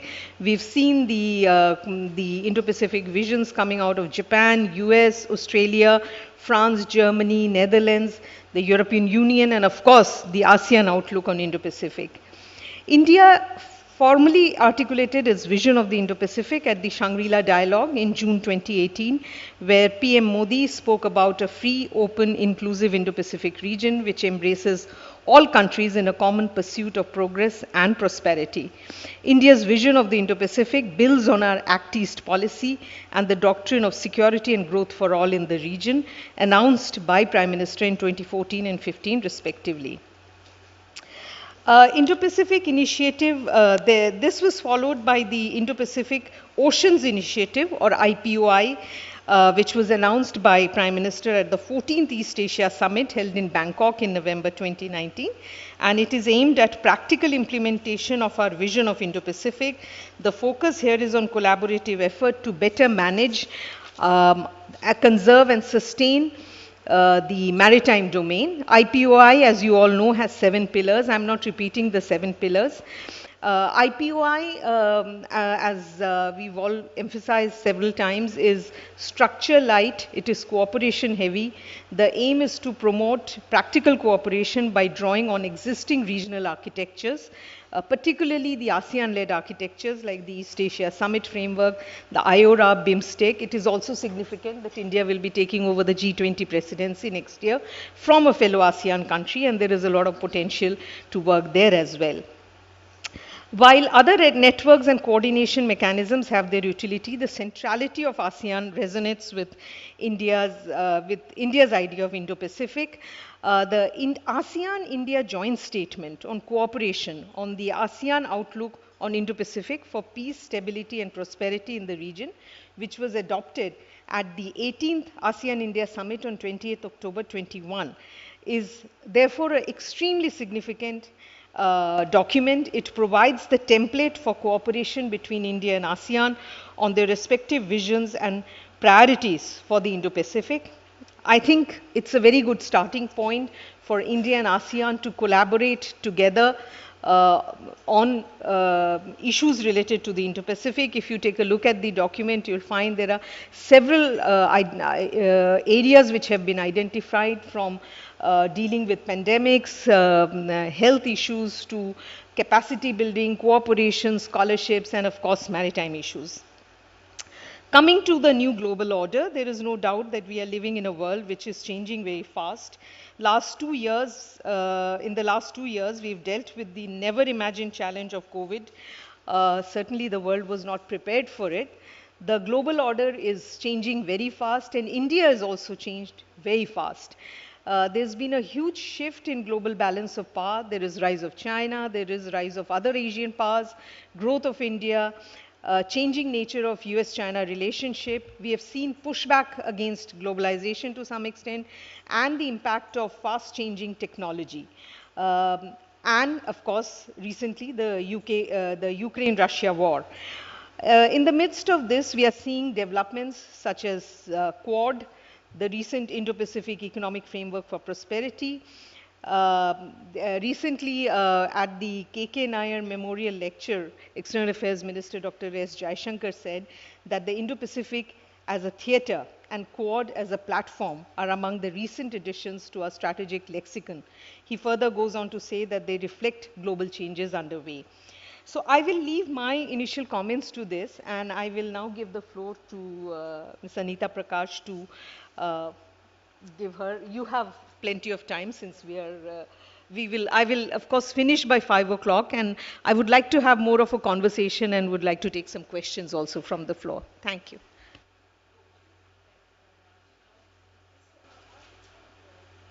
I would have liked to use the PowerPoint if that's possible.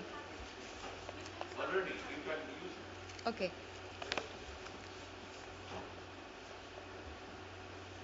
Can I go there? I need to go there?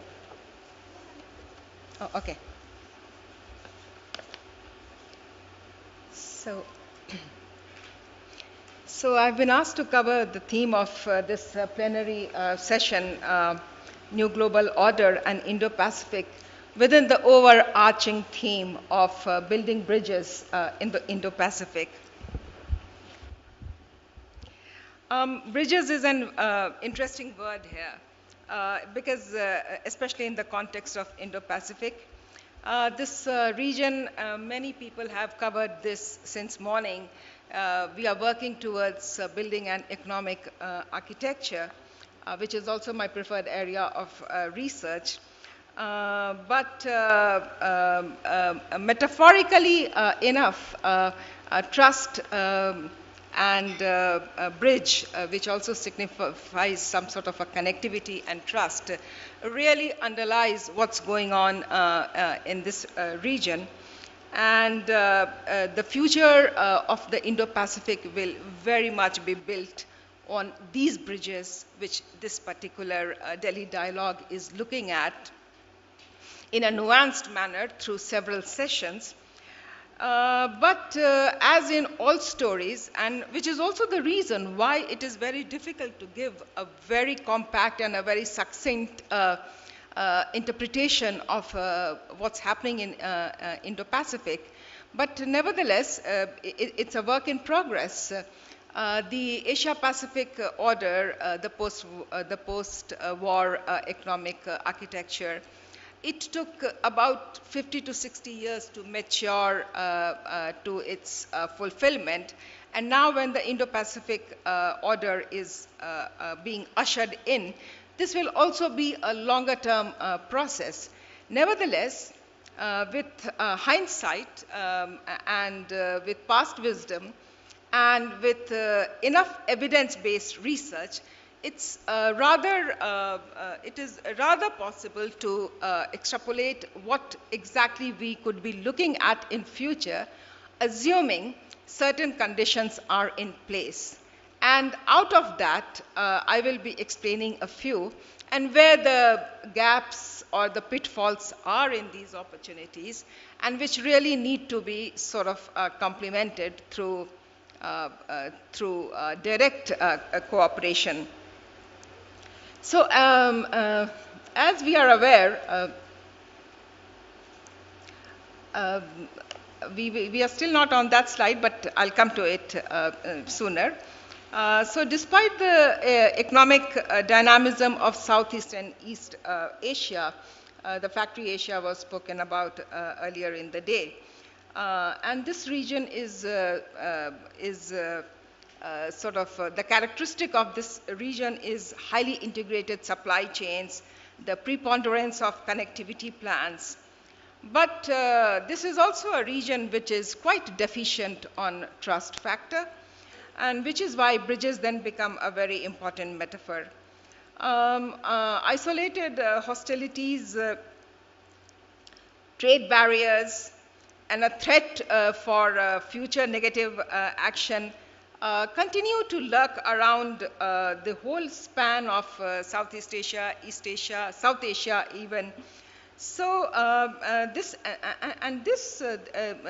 these threats or prospective threats become particularly aggravated by moribund global machinery on several important aspects of international growth. Trade comes foremost to the mind, climate, sustainable development goals, the new frontiers of a digital economy. These are just to name a few, where the gaps in the global order are impacting the differences in the Indo-Pacific region even far more greatly than they would have done otherwise.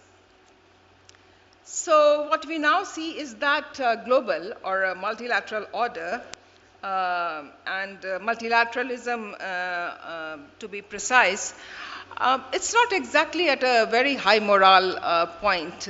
There is quite a sense of diffidence, if you may say, if not actual negativity, prevailing among all members. And this goes for even selective multilateral bodies such as G20, APEC, the WTC ministerial, which is going on at this point of time, extended by a day. What sort of expectations, despite our brave words from these platforms, what is the real expectations? Not very high, if I must say. And before I forget to mention sometime later in my presentation, perhaps that is also an opportunity for G20 chairmanship of India next year. And we are expecting that development cooperation, inclusive G20, and G20 itself assuming more leadership in global matters, these become important dynamics next year. But more on that later during the question-answer session. And to make matters worse, the two mega crises, that is the health and associated economic crisis, have brought out these differences in a larger profile.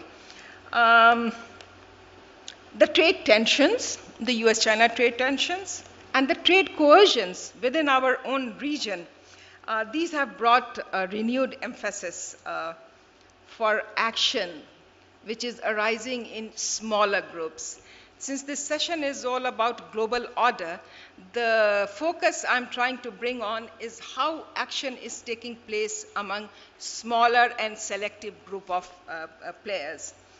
So the challenge, the quite obvious challenge before the Indo-Pacific economic architecture is navigating around the China centrality of the supply chains in Asia, more particularly Southeast and East Asia.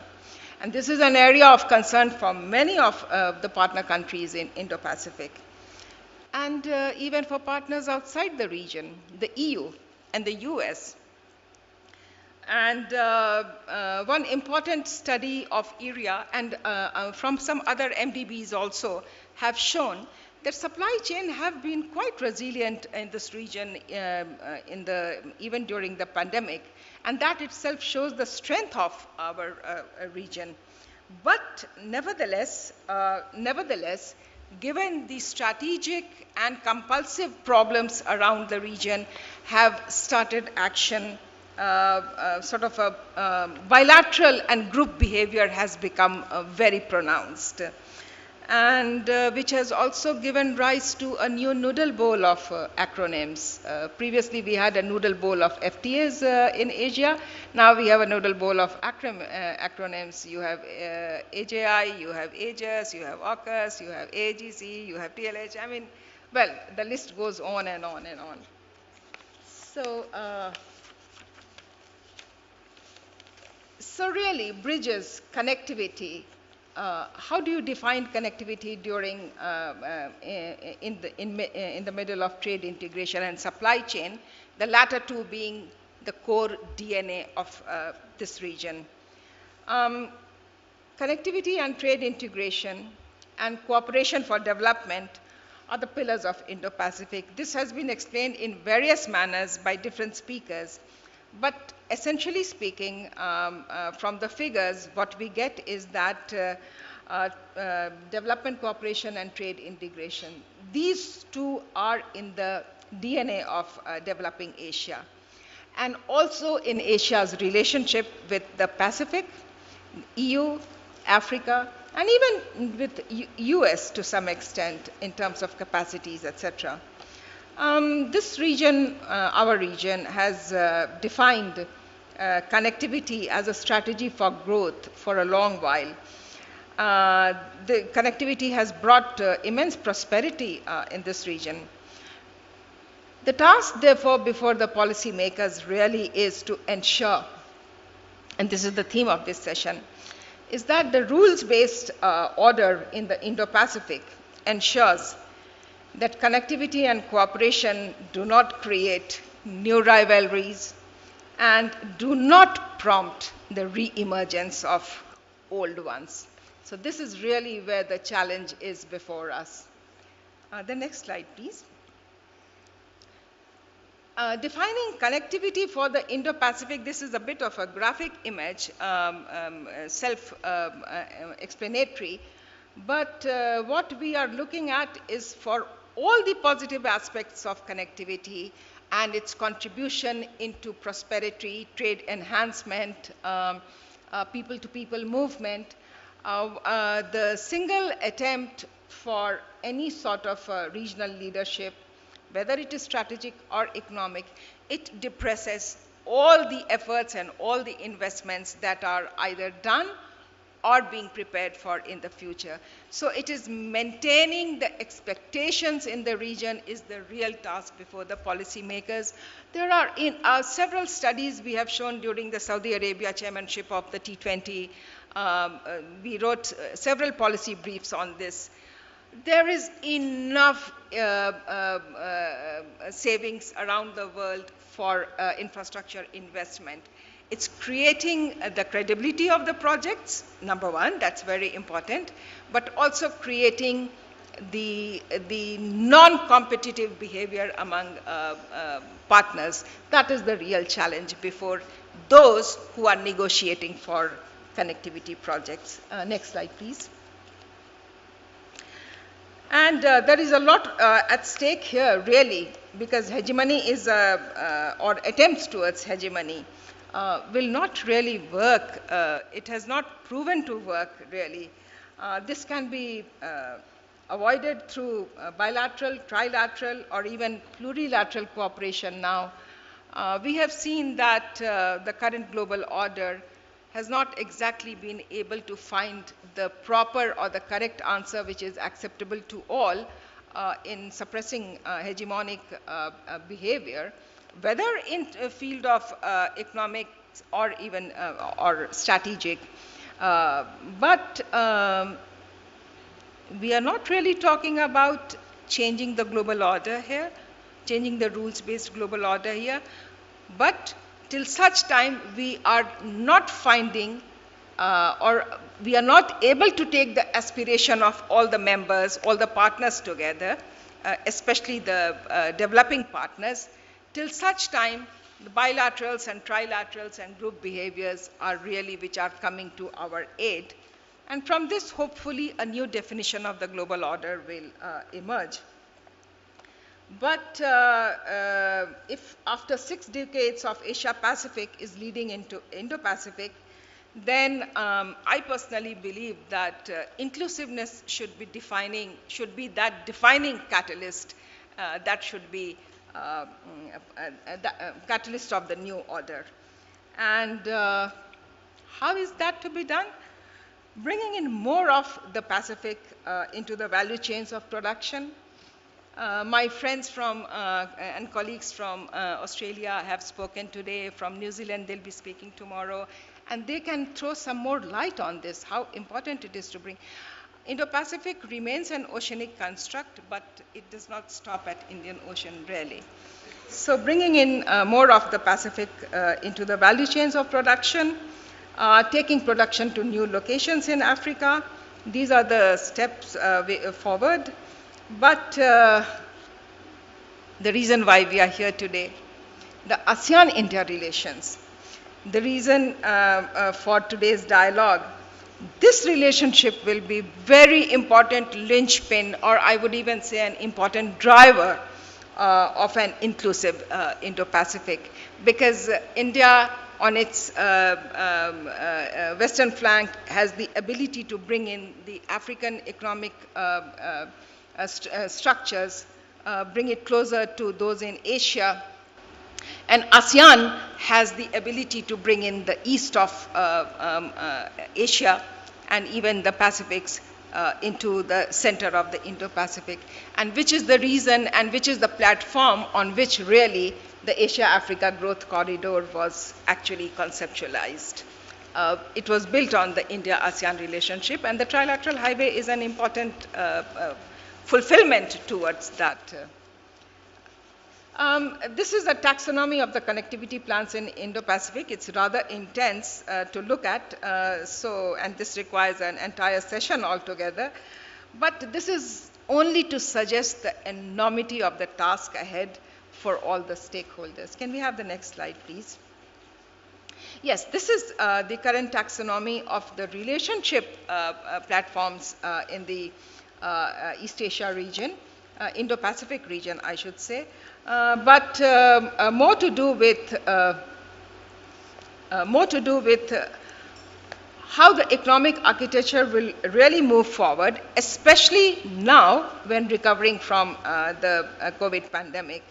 So we have opportunities here and then we have the knowns and we have the unknowns, and those are clearly defined there. As you can see, you can take a look at it later. These can be shared by the organizers, really. This region, the East and Southeast Asia region, is definitely going to be the cradle of the Indo-Pacific. But by understanding the strengths and weaknesses of the partners, I should say the strengths and opportunities from among the partners, this will really show us the way forward. The RCEP and CPTPP are much talked about architecture of this region. As much as these two are about trade, they are also about the rules-making process in the Indo-Pacific region, and which is also why we have partners from outside, such as the UK, who are so much interested in have applied for membership to CPTPP. As also the new supply chain linkages, the master plan on ASEAN connectivity, the AJI, AAGC, I mentioned these in the beginning, the EU-Asia connectivity, the Global Gateway project of EU. These are some important initiatives which policymakers must really need to converge around for getting the architecture of the region right.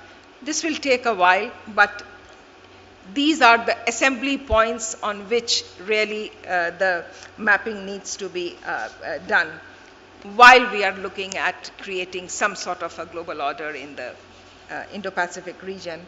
And my money is on the fact that with the onset of digital connectivity, the rules-based economic linkages are guaranteed to take a quantum leap. So that requires that much more. Next slide, please. No, not this.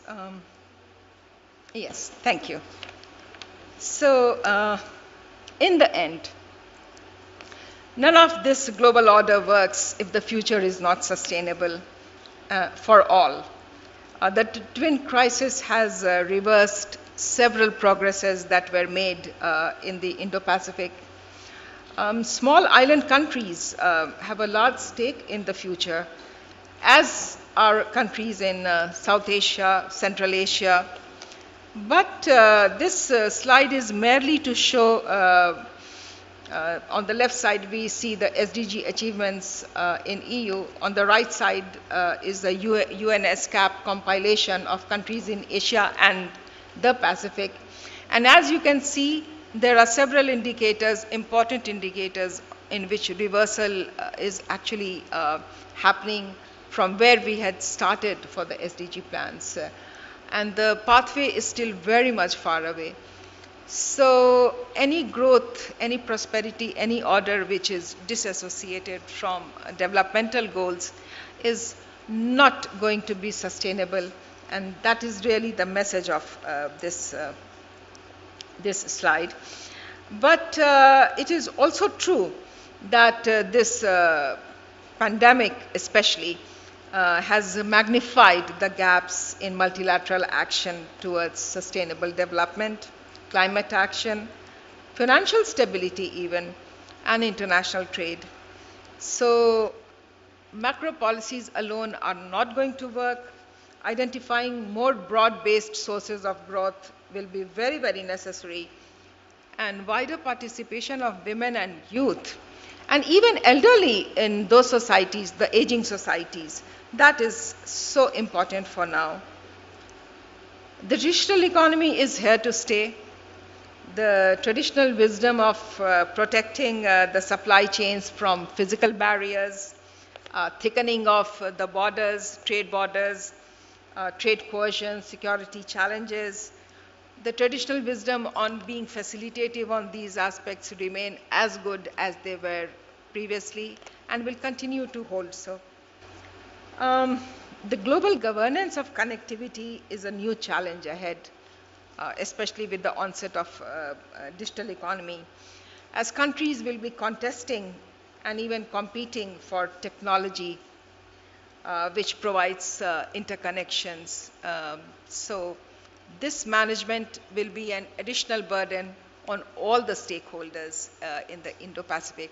And this is not additional in a supplementary manner. This is actually one of the pillars that, of policy management that is ahead. So the only takeaway, therefore, is that economic linkages in Indo-Pacific should redefine by example a global governance which leaves no one behind. The final slide, please. So I'm ending where I had actually begun, but to say, of course, there is one more slide after this. Can we see that, Sampa? Yes. There are some important hanging questions out there which have to be addressed, if not upfront, but at least in a sustained manner.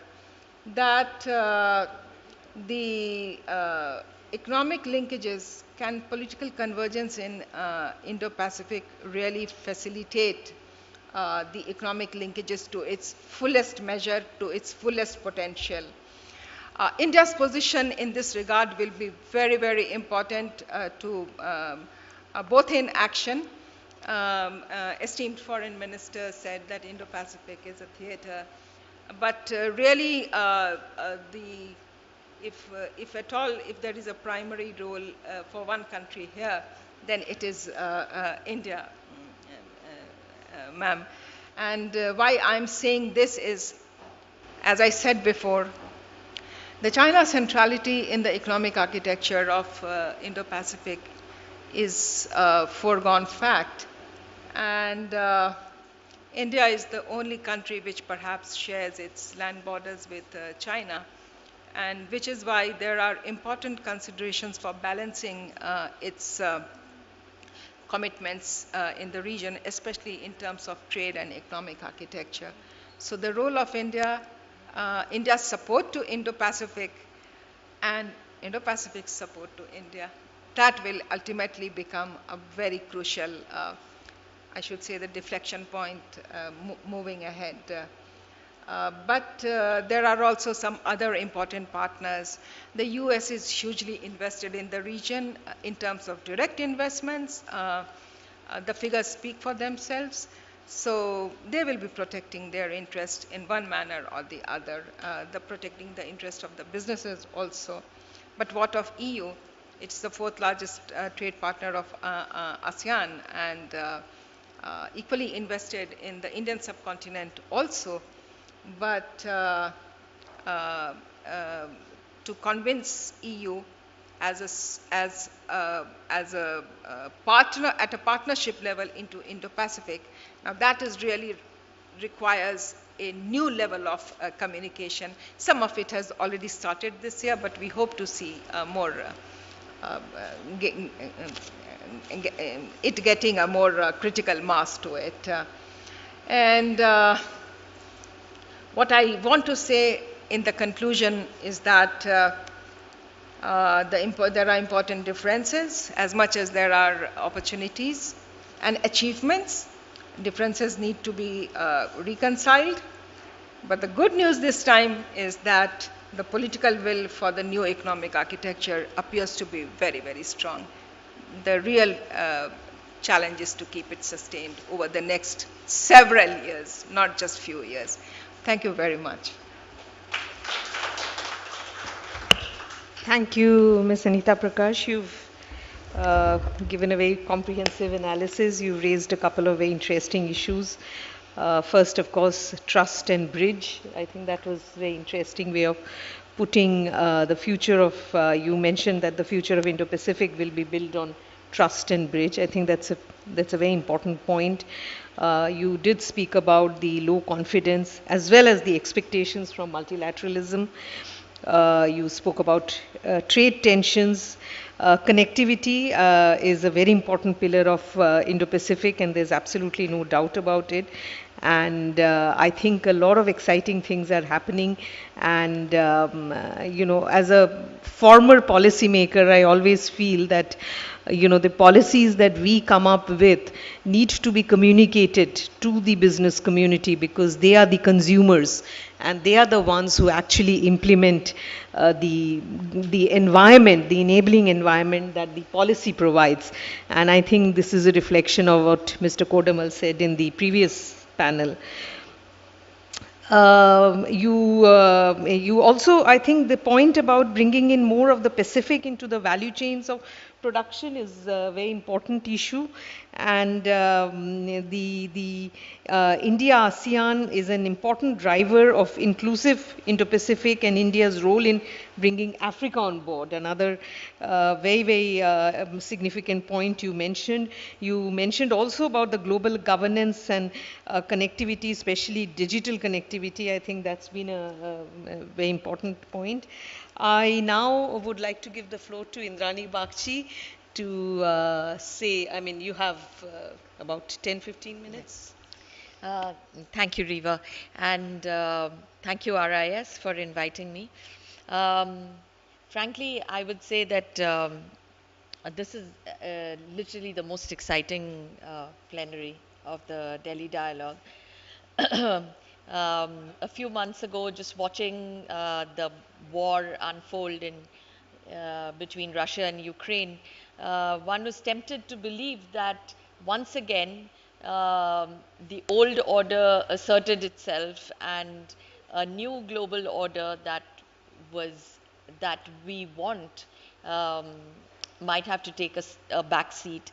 But over the past couple of months, I have reversed my own opinion on this matter, and what I see is a renewed determination to put on the ground elements of a new global order. Let me explain. It's not merely the Indo-Pacific as a geographic space has been very well alluded to and talked about in great detail. The Indo-Pacific as a strategic space requires a little more attention. The Indo-Pacific didn't happen out of nowhere. As you all know, it started from the former Japanese Prime Minister Shinzo Abe's address to the Indian Parliament back in 2007, where he talked about the confluence of two seas. But that evolved later.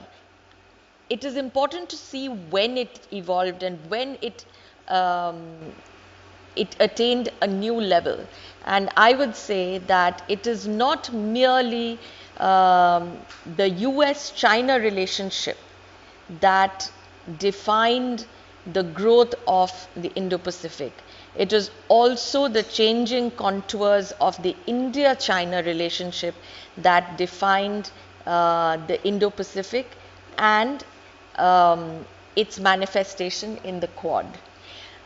We talk less about the India-China relationship and much more about the US-China competition. China is, of course, 5 times India's size, but the fact that India has, over the past at least since 2010, I would say, been living with the unfortunate realization that that India growing and China growing would not be a smooth affair, that China would use pretty much all the elements in its possession to check India's rise. India came late to the party. India came late to this particular realization, and this came after several very high profile efforts to engage China, came at the cost of putting the border issue to the sidelines while we engaged them in other areas, including after several instances of Chinese incursions across India's borders, across the line of actual control. And this has happened in 2013, in 2014, in 2017 was Doklam, and of course in 2020, Chinese troops and Indian troops are ranged across the Himalayas, just hundreds of meters apart, in absolutely inhospitable conditions since 2020.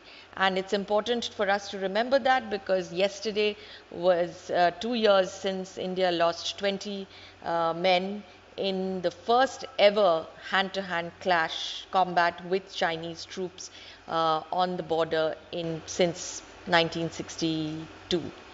And it's important to remember that because the definition of the new global order, or the definition of the Indo-Pacific as the new strategic theater, is and will be defined by the investment that India puts into it.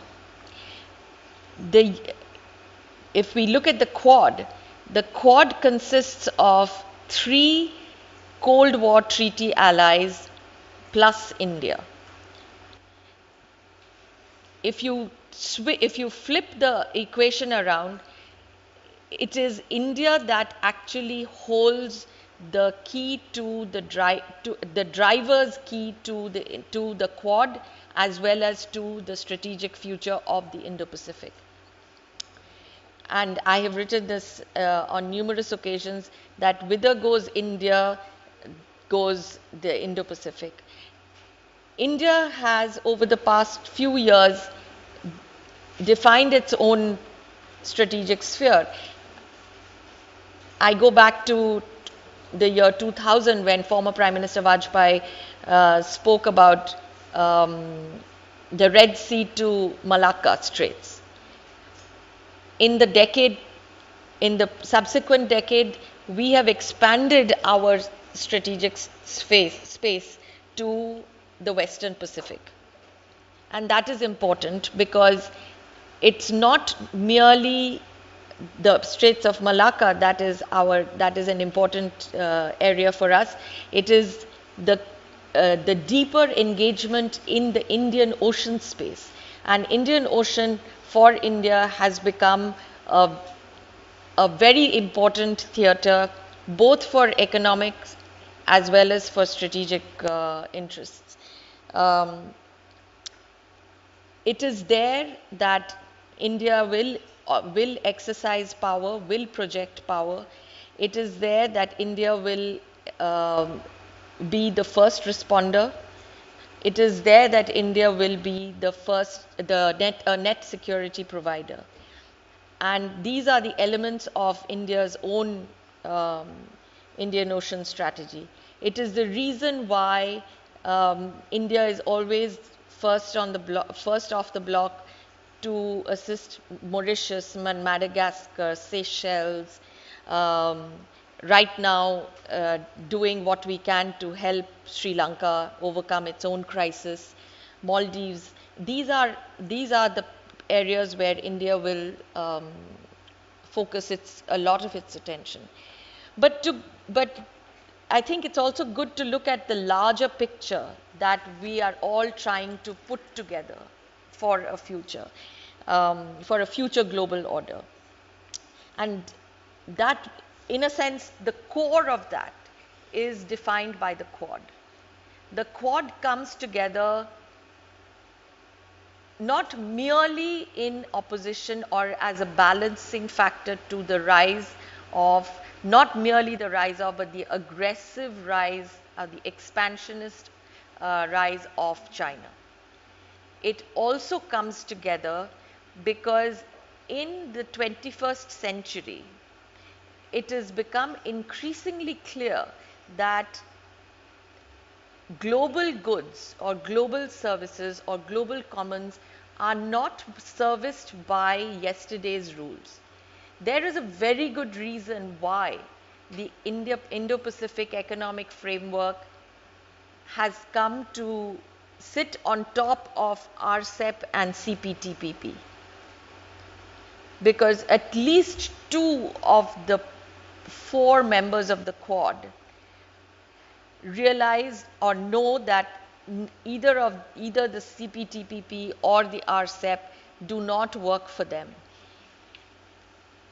Trade as we knew it, or the rules of trade as free trade as we knew it, are no longer valid. It is no longer a sine qua non of global trade that market access has to be given.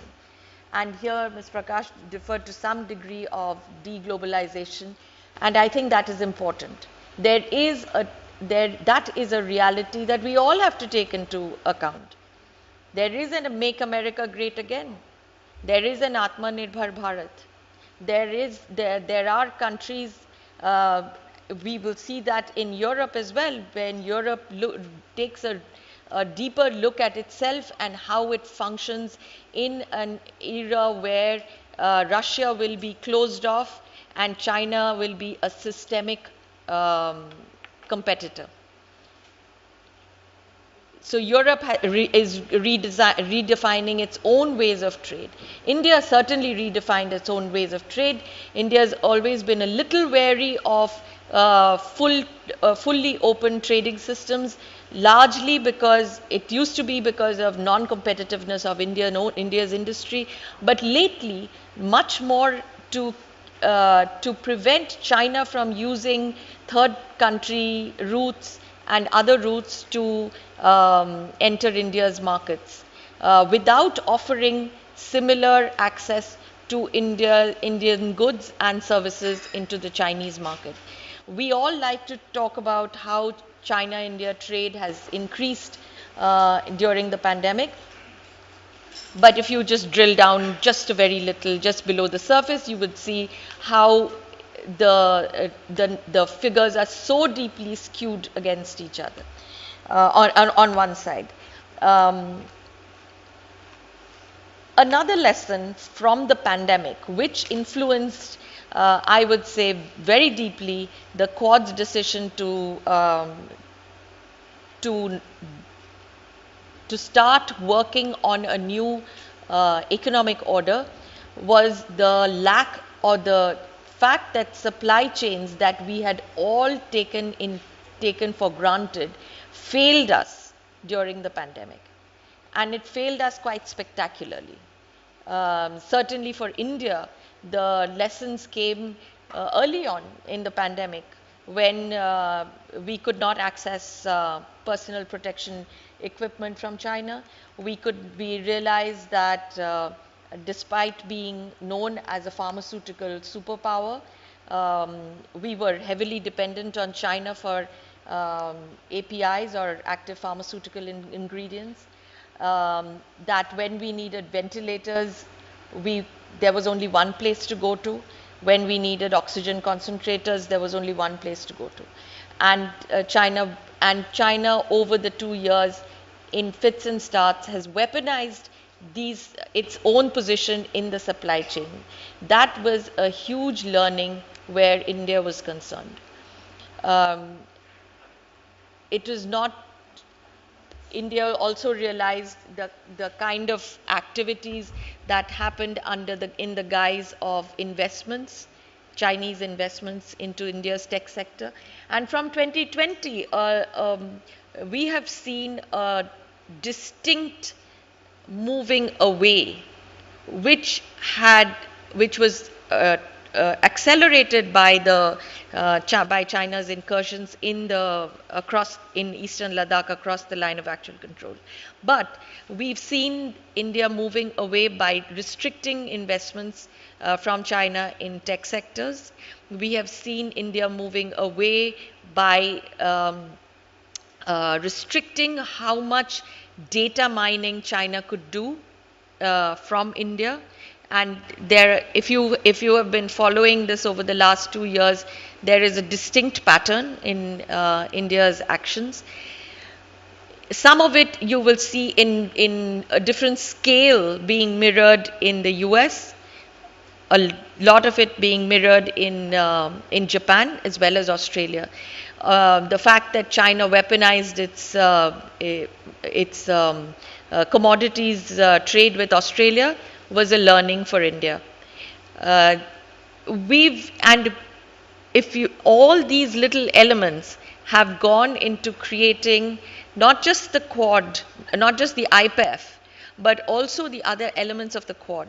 If you go through the Quad for the last 2 years, it's vaccines, it's supply chains, it's critical minerals and technologies, climate change.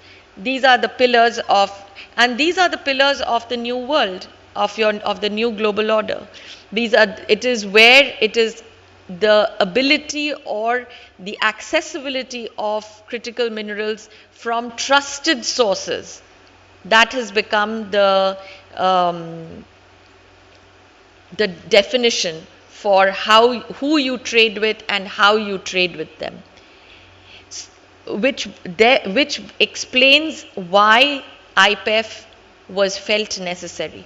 It's for many people who are obviously trade economists, they look at IPEF and say it's empty. There's nothing there. There is no market access. There are no lower tariffs. But it's a lot more than that. It's not going to be about lower tariffs. The lower tariffs will come much down the road. It's a lot more is about setting the rules for the new kind of economic engagement that we are beginning to see. It will take time, obviously, because these are really big economies. It's a very big space. So I would urge you to look much more carefully at these elements. Critical minerals, these are very, very important as you move to a renewable energy future, as we move to, say, electric vehicles, as we move to more semiconductor chips, and as you've seen, the weaponization of semiconductor chips has been a story that we have all followed for the last 2 years. On climate change too, what are the elements of climate change? What are the elements of adaptation, mitigation, adoption of new technologies, green financing, or a green transition from fossil fuel to a renewable future?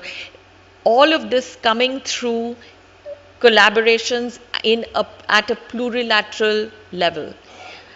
It speaks very strongly for a negative vote, shall we say, a vote of no confidence of the current existing multilateral order, because clearly the WTO doesn't work for us anymore. The UN does not work for us anymore. Neither does, frankly, as we saw in the first few months of the pandemic, there were questions about the World Health Organization. All of the, when we are looking at where the world is going, we do need to look at the signposts of the new world order. And I would say a lot of these are coming through in the signposts. I know that there's been a lot of discussion on the maritime issues, so I will not go there. Obviously, the Malabar would have been discussed. The very important agreement on the maritime domain awareness and illegal fishing that was signed during the Tokyo summit of the Quad. It has received far less attention than it should have, but in my view, it is actually one of the most important agreements that came through during the Tokyo summit, because illegal fishing is actually, in some senses, it is also a breach of sovereignty. And I think one of the things that the Quad would intend to do would be to help smaller countries fight illegal IUU or illegal and unauthorized fishing that we see in our waters, certainly in the Indo-Pacific region. The arrangement of the new order, and if the Quad is at the core of the new order, I would say we should also look at the peripheral arrangements that are slowly growing around the Quad. And I call these Quad pluses. There, at least in the past 2 years, I have counted at least two Quad plus meetings. The first was the Quad plus Vietnam, New Zealand, and South Korea, which was basically mainly on vaccines and supply chains. A second Quad plus meeting that I tracked was the Quad plus South Korea, Israel, and Brazil on vaccines and pharma technologies. In a sense, these are the kind of arrangements. I think the External Affairs Minister, Jaishankar, has spoken quite extensively about how these plurilateral arrangements are few countries coming together with converging interests, with converging concerns, without anything that says that you cannot go and have a similar relationship with another group of countries. And this flexibility and openness is a hallmark of this new thing that is emerging. I think one of the aims of certainly the Quad and other Indo-Pacific arrangements is to be able to provide better global goods. And we come to this space largely because of the US, which used to be the guarantor of global goods, no longer being so. No longer being the power that automatically is the first provider of global goods. You then are seeing countries like India, like Australia, like Japan, South Korea, Vietnam, Singapore, coming together to add their muscle and to add their resources to being the providers of these global goods. Now, unfortunately, given, of course, the strategic competition that we see in the Indo-Pacific region,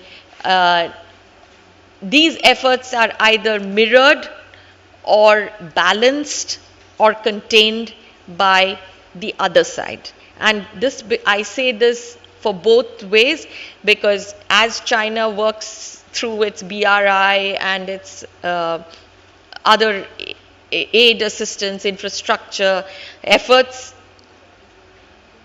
you can see the Quad and other Indo-Pacific organizations coming through with their own kinds, their own versions of infrastructure assistance with a different criteria than what China offers.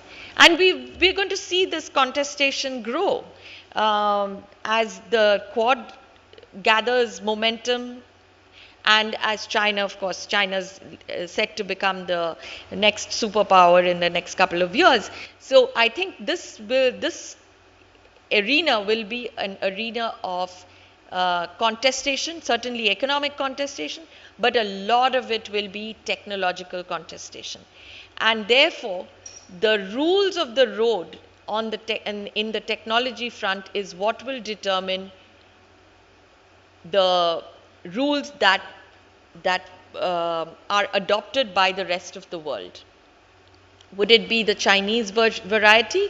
Would it be the Quad variety? And I think you can see already rules, technology rules being worked on in all of these countries.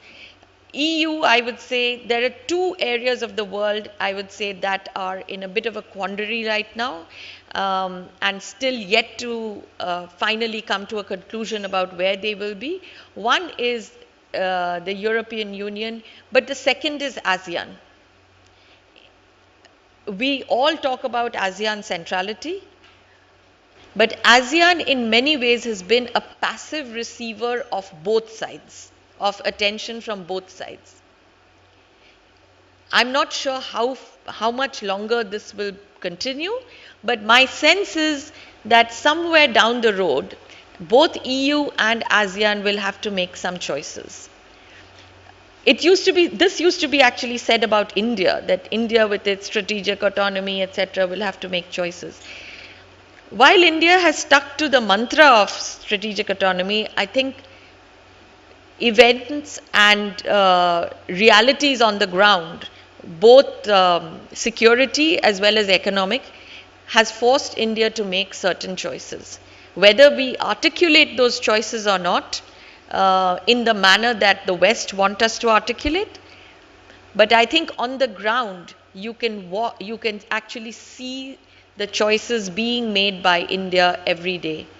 How the new global order pans out in the Indo-Pacific is, of course, I would say it's too early to say, even though you can see so many elements of it being put on the ground.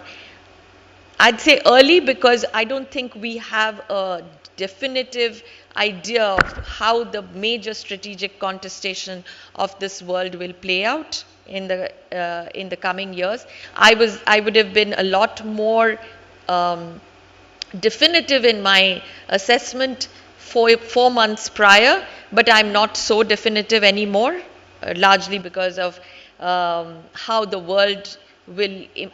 Russia-Ukraine war will impact the rest of the world, and we haven't seen the last word on that yet. But it is certain that both in Washington, Delhi, Tokyo, and Canberra, certainly, we see a growing convergence on how the Indo-Pacific should be defined and how it should be lived. And on that note, I will stop for the time being. Thank you. Thank you. Thank you, Indrani. There's lots of very interesting and important points that you've mentioned, but I'm afraid we've completely run out of time because we've another engagement. Is there any time for one question at least? Yeah, so one question, the gentleman here.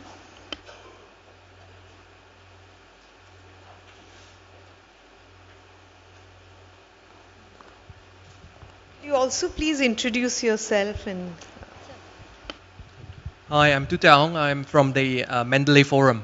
I have a question directed to you, Ambassador Des. The whole panel has been very fascinating. What I'm pretty keen to know is we have talked about trade, but most of it is around tangible goods. And I have this feeling that the certain hidden gems of India, such as, not even hidden, but like Bollywood and the education sector, are not mentioned as exports. I mean, Britain thrive on education exports, and why can't India? And of course, what Ms. Bakshi mentioned about the choices being made. In places like Myanmar or Laos, sometimes choices are made because of the availability of choices. When there's a scholarship from China versus China, then of course the choice has already been made. So I guess that is, it is being a social constructionist, and I believe the future and the global order is open for social construction, and that India can also play a role, and hopefully it will. Thank you. It's interesting. Yeah, I just want to add that, in terms of scholarships and capacity building, we do offer a lot, 1,000 scholarships in IITs in India. It's a huge thing. And even during COVID, the courses started, the PhD students joined online. So I think, it is there. But it is through forum like this that, we can publicize this and more people get to know about it. Over to you, Indra. Please do more. I think my request is more on doing it more, because there's definitely, we are talking about reaching the ASEAN, and there's definitely a lot of space. But there is, I think there are also some practical issues in terms of things, very simple things like scholarships, and there are the scholarships that are the 1,000 scholarships to IITs. Frankly, should eclipse pretty much anything that anybody can offer, because IITs is still, the top-notch institutions in this, certainly in this region. But about Bollywood, I think we don't have to do anything about it. Between it's an organic export. It happens. It's like weeds. It grows everywhere. Thank you, Indrani. This gentleman there, I think this has to be the last question. Yeah, Indrani, I think you have your own reservation to jump to conclusion about China is leading to be number one or superpower, because in recent 2 years or during pandemic and Indo-Russian-Ukraine war, the way it has played its game, even USA is also quite scared of China, the way growing, and India is losing its game because its friend Russia is now collaborating with China. So do you think now we are on the losing ground in our relationship because of China? No, I don't actually think that at all, because I think we come with inherent strengths. And I don't think the last word has been spoken on whether the US is winning the war or whether China is winning the war. I could say that there are deficiencies and strengths on either side. I don't see the kind of Cold War that was there between USSR and USA playing out between China and the USA, or even between India and China. I think in both India and China have been fairly mature about how they handle their differences, and the differences are very deep and deepening every day. But I certainly don't think we have lost out yet. Thank you, Indrani. Maybe half a second for you to say a few sentences. Yes, thank you, ma'am, Riva ma'am. The last word is this, that when we speak in terms of Indo-Pacific, no doubt there are undercurrents in the Indo-Pacific, that it is built on a principle of underplaying the role of certain stakeholders, or even excluding the role of some stakeholders. Now, this is a conundrum into which, if the Indo-Pacific moves towards, then this is a kind of a cesspool situation. We are moving into a conscious and a naturally and facilitatingly evolving situation. Just as the way Asia Pacific was designed step by step through facilitative measures of the governments of those days, we are looking at a similar approach in Indo-Pacific with a more diverse group of stakeholders this time, and taking into the new realities and the new powers which have come up, especially, sitting here in India, it is unnecessary to underline whom we are mentioning, really. But it also means that we are looking at other emerging players like Africa, the Eastern economies especially. We are also looking at the principles of inclusivity. We are not just looking at the principles of economic gravity and efficiency and returns, but we are also looking at principles of inclusiveness and a more just development. So on that note, ma'am. Thank you. Thank you. Thanks to both of you. Wonderful speakers and a very engaging conversation. I really wish we had a little more time. There is no time to sum up the points that have been mentioned by both our very distinguished speakers. But if I may borrow from you, I will just say that, I like the way Indrani said that definition of the new global order is and will be defined by the investment India puts into it.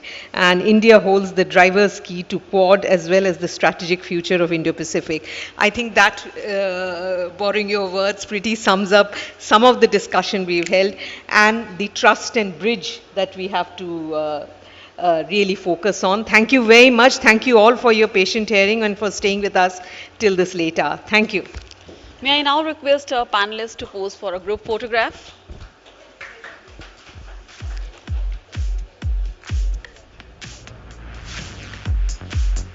And we'll now present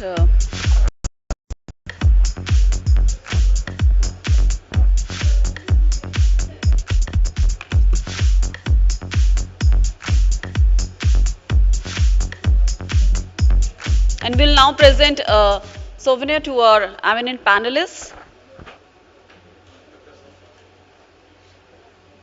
Dr. Shampa Kundu from RIS, please present a token of appreciation to our eminent panelists.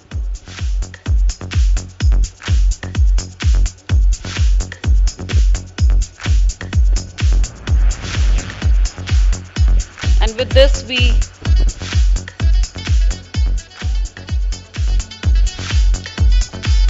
end the day 1 of Delhi Dialogue 12 edition. At this venue, the ministerial session will commence at Taj Palace from 6 p.m. onwards, and I request those who have the invitation for this session to please proceed to Taj Palace, Shah Jahan Hall, those who have the invitation. And thank you so much for attending today's session and making this discussion fruitful. We'll meet tomorrow at the same venue at 9 a.m. for the final day of Delhi Dialogue 12. And so those who have invitation for the ministerial panel, car is available at the Posh, and they can